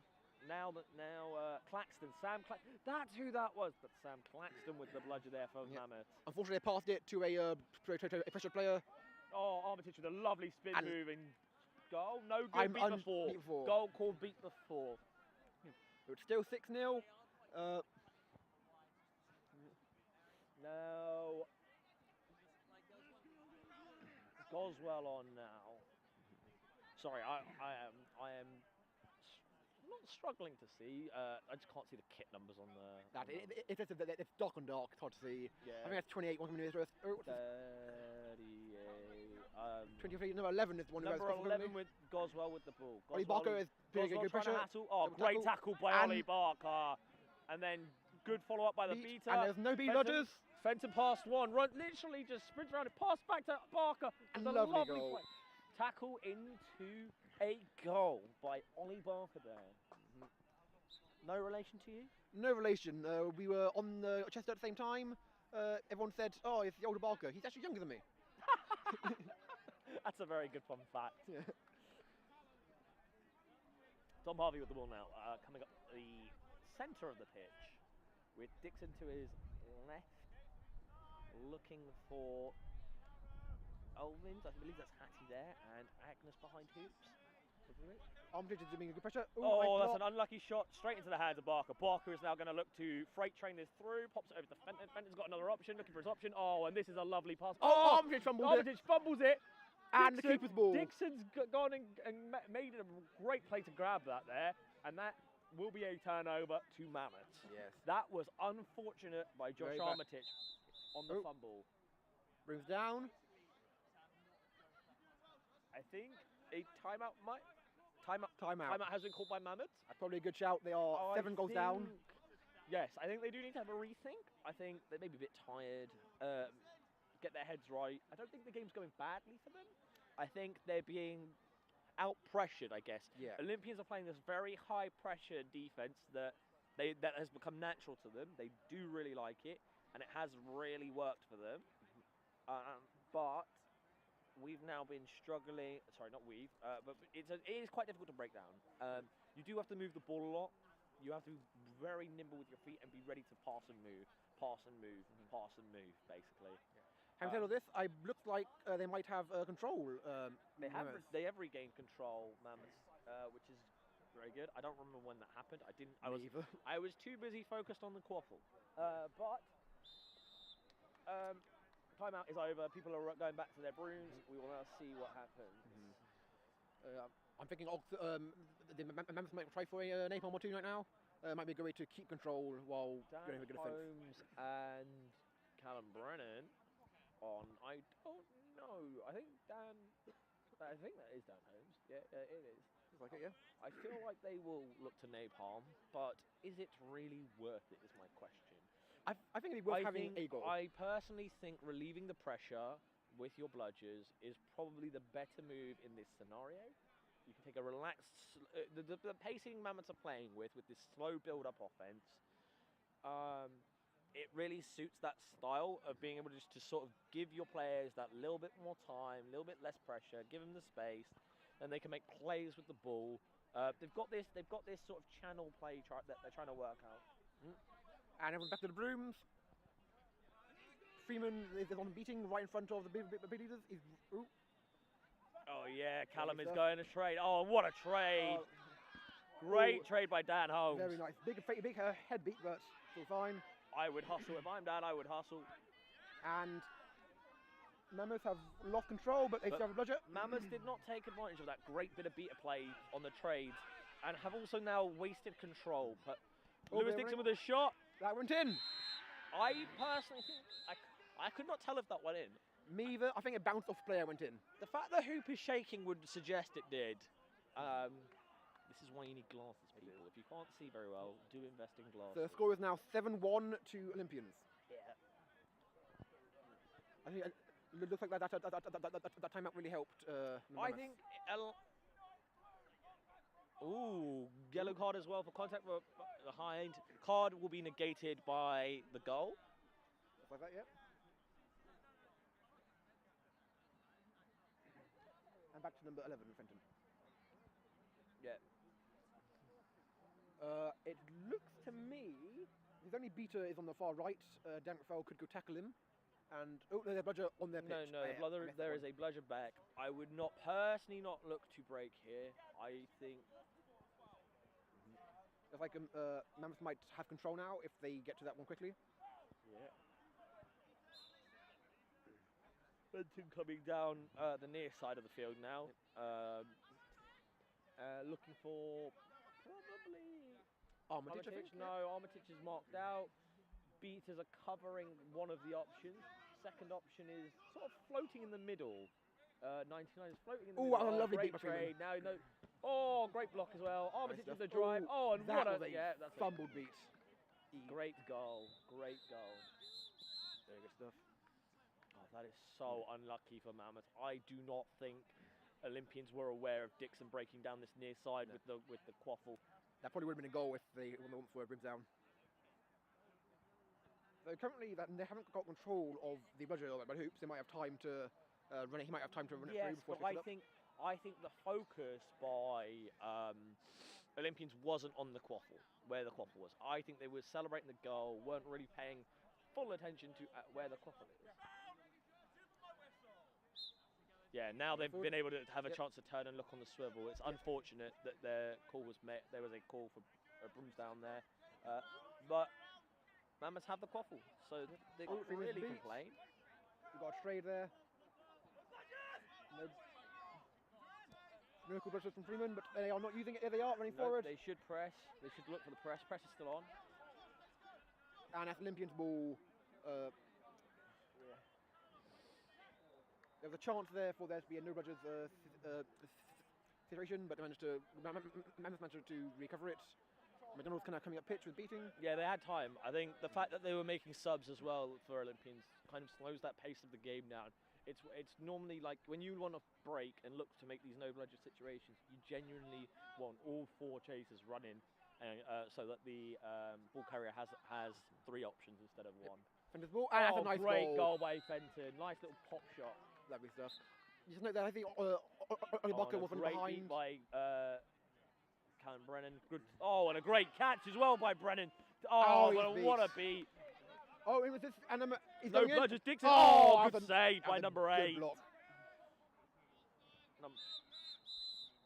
Advantage marker thrown down. So we're going to see what the call is for. Ooh. A legal charge. Yeah, they were. I can't really tell when the illegal charge occurred. I didn't see anything myself. Personally, I think it was when number 8 was going to pick the ball up and Lewis ran at them. I have a feeling Olympians will take advantage of this numbers advantage they've got right now. Great beat. Oh, good block. Nice one. That's a great block. Now, but one of the bludgers coming off the ground. Oh, sorry, I can get that. Yeah. And goal for Olympians, by the looks of things. Dixon now released from the box back into the game. The score is now 10-1 by the looks of things. Though the scoreboard only says 0-1.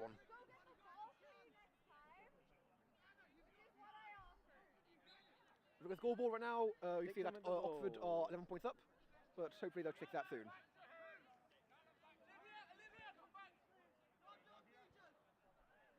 Now go. Now, if I'm That was there. a nice I'm beat. the chaser. I go early. Oh, that's good. Back to Dixon. Save. Dixon has an option to currently- the left. Pops it currently- out. No bridges on hoops. Drive it in. 24. Lovely goal.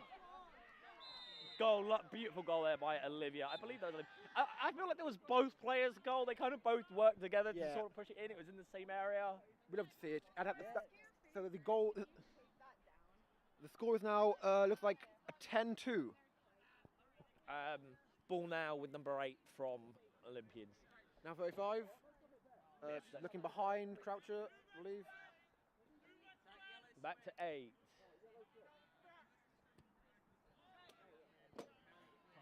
Eight to 35. 35 looking for an option. Over the top. Oh, and great goal. If anything, it'll be called for goaltending. Yeah. Dixon getting confused. Obviously, they were originally wearing the green. Committed a foul, so the headband got turned over, so they cannot put their arm through the hoop. Unlucky by Mikey Hansen with the throw.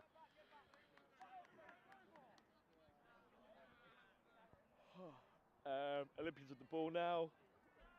Cross to 8. 8 has the ball. Sam Davies with the bludger. Control sat with Olympians right now. They're now taking a much slower up pitch. I think they've realised their lead and not wanting to get tired out. Yes, there is another day of this tournament, so and they will be looking to go quite deep into it. Ollie Bark has the ball. He is way behind hoops. Yep, he's almost on that boundary line, looking for his options. Running, driving at Mikey, comes back round to the front, looking for an option, looking for a chance on goal. 22 trying to sort of set a pick, but it wasn't a pick.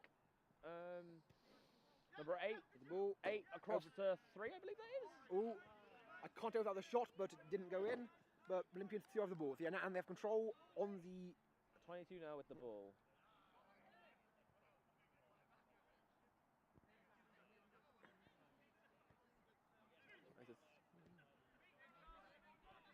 And Ollie Bark has the ball, and he shoots. And he scores.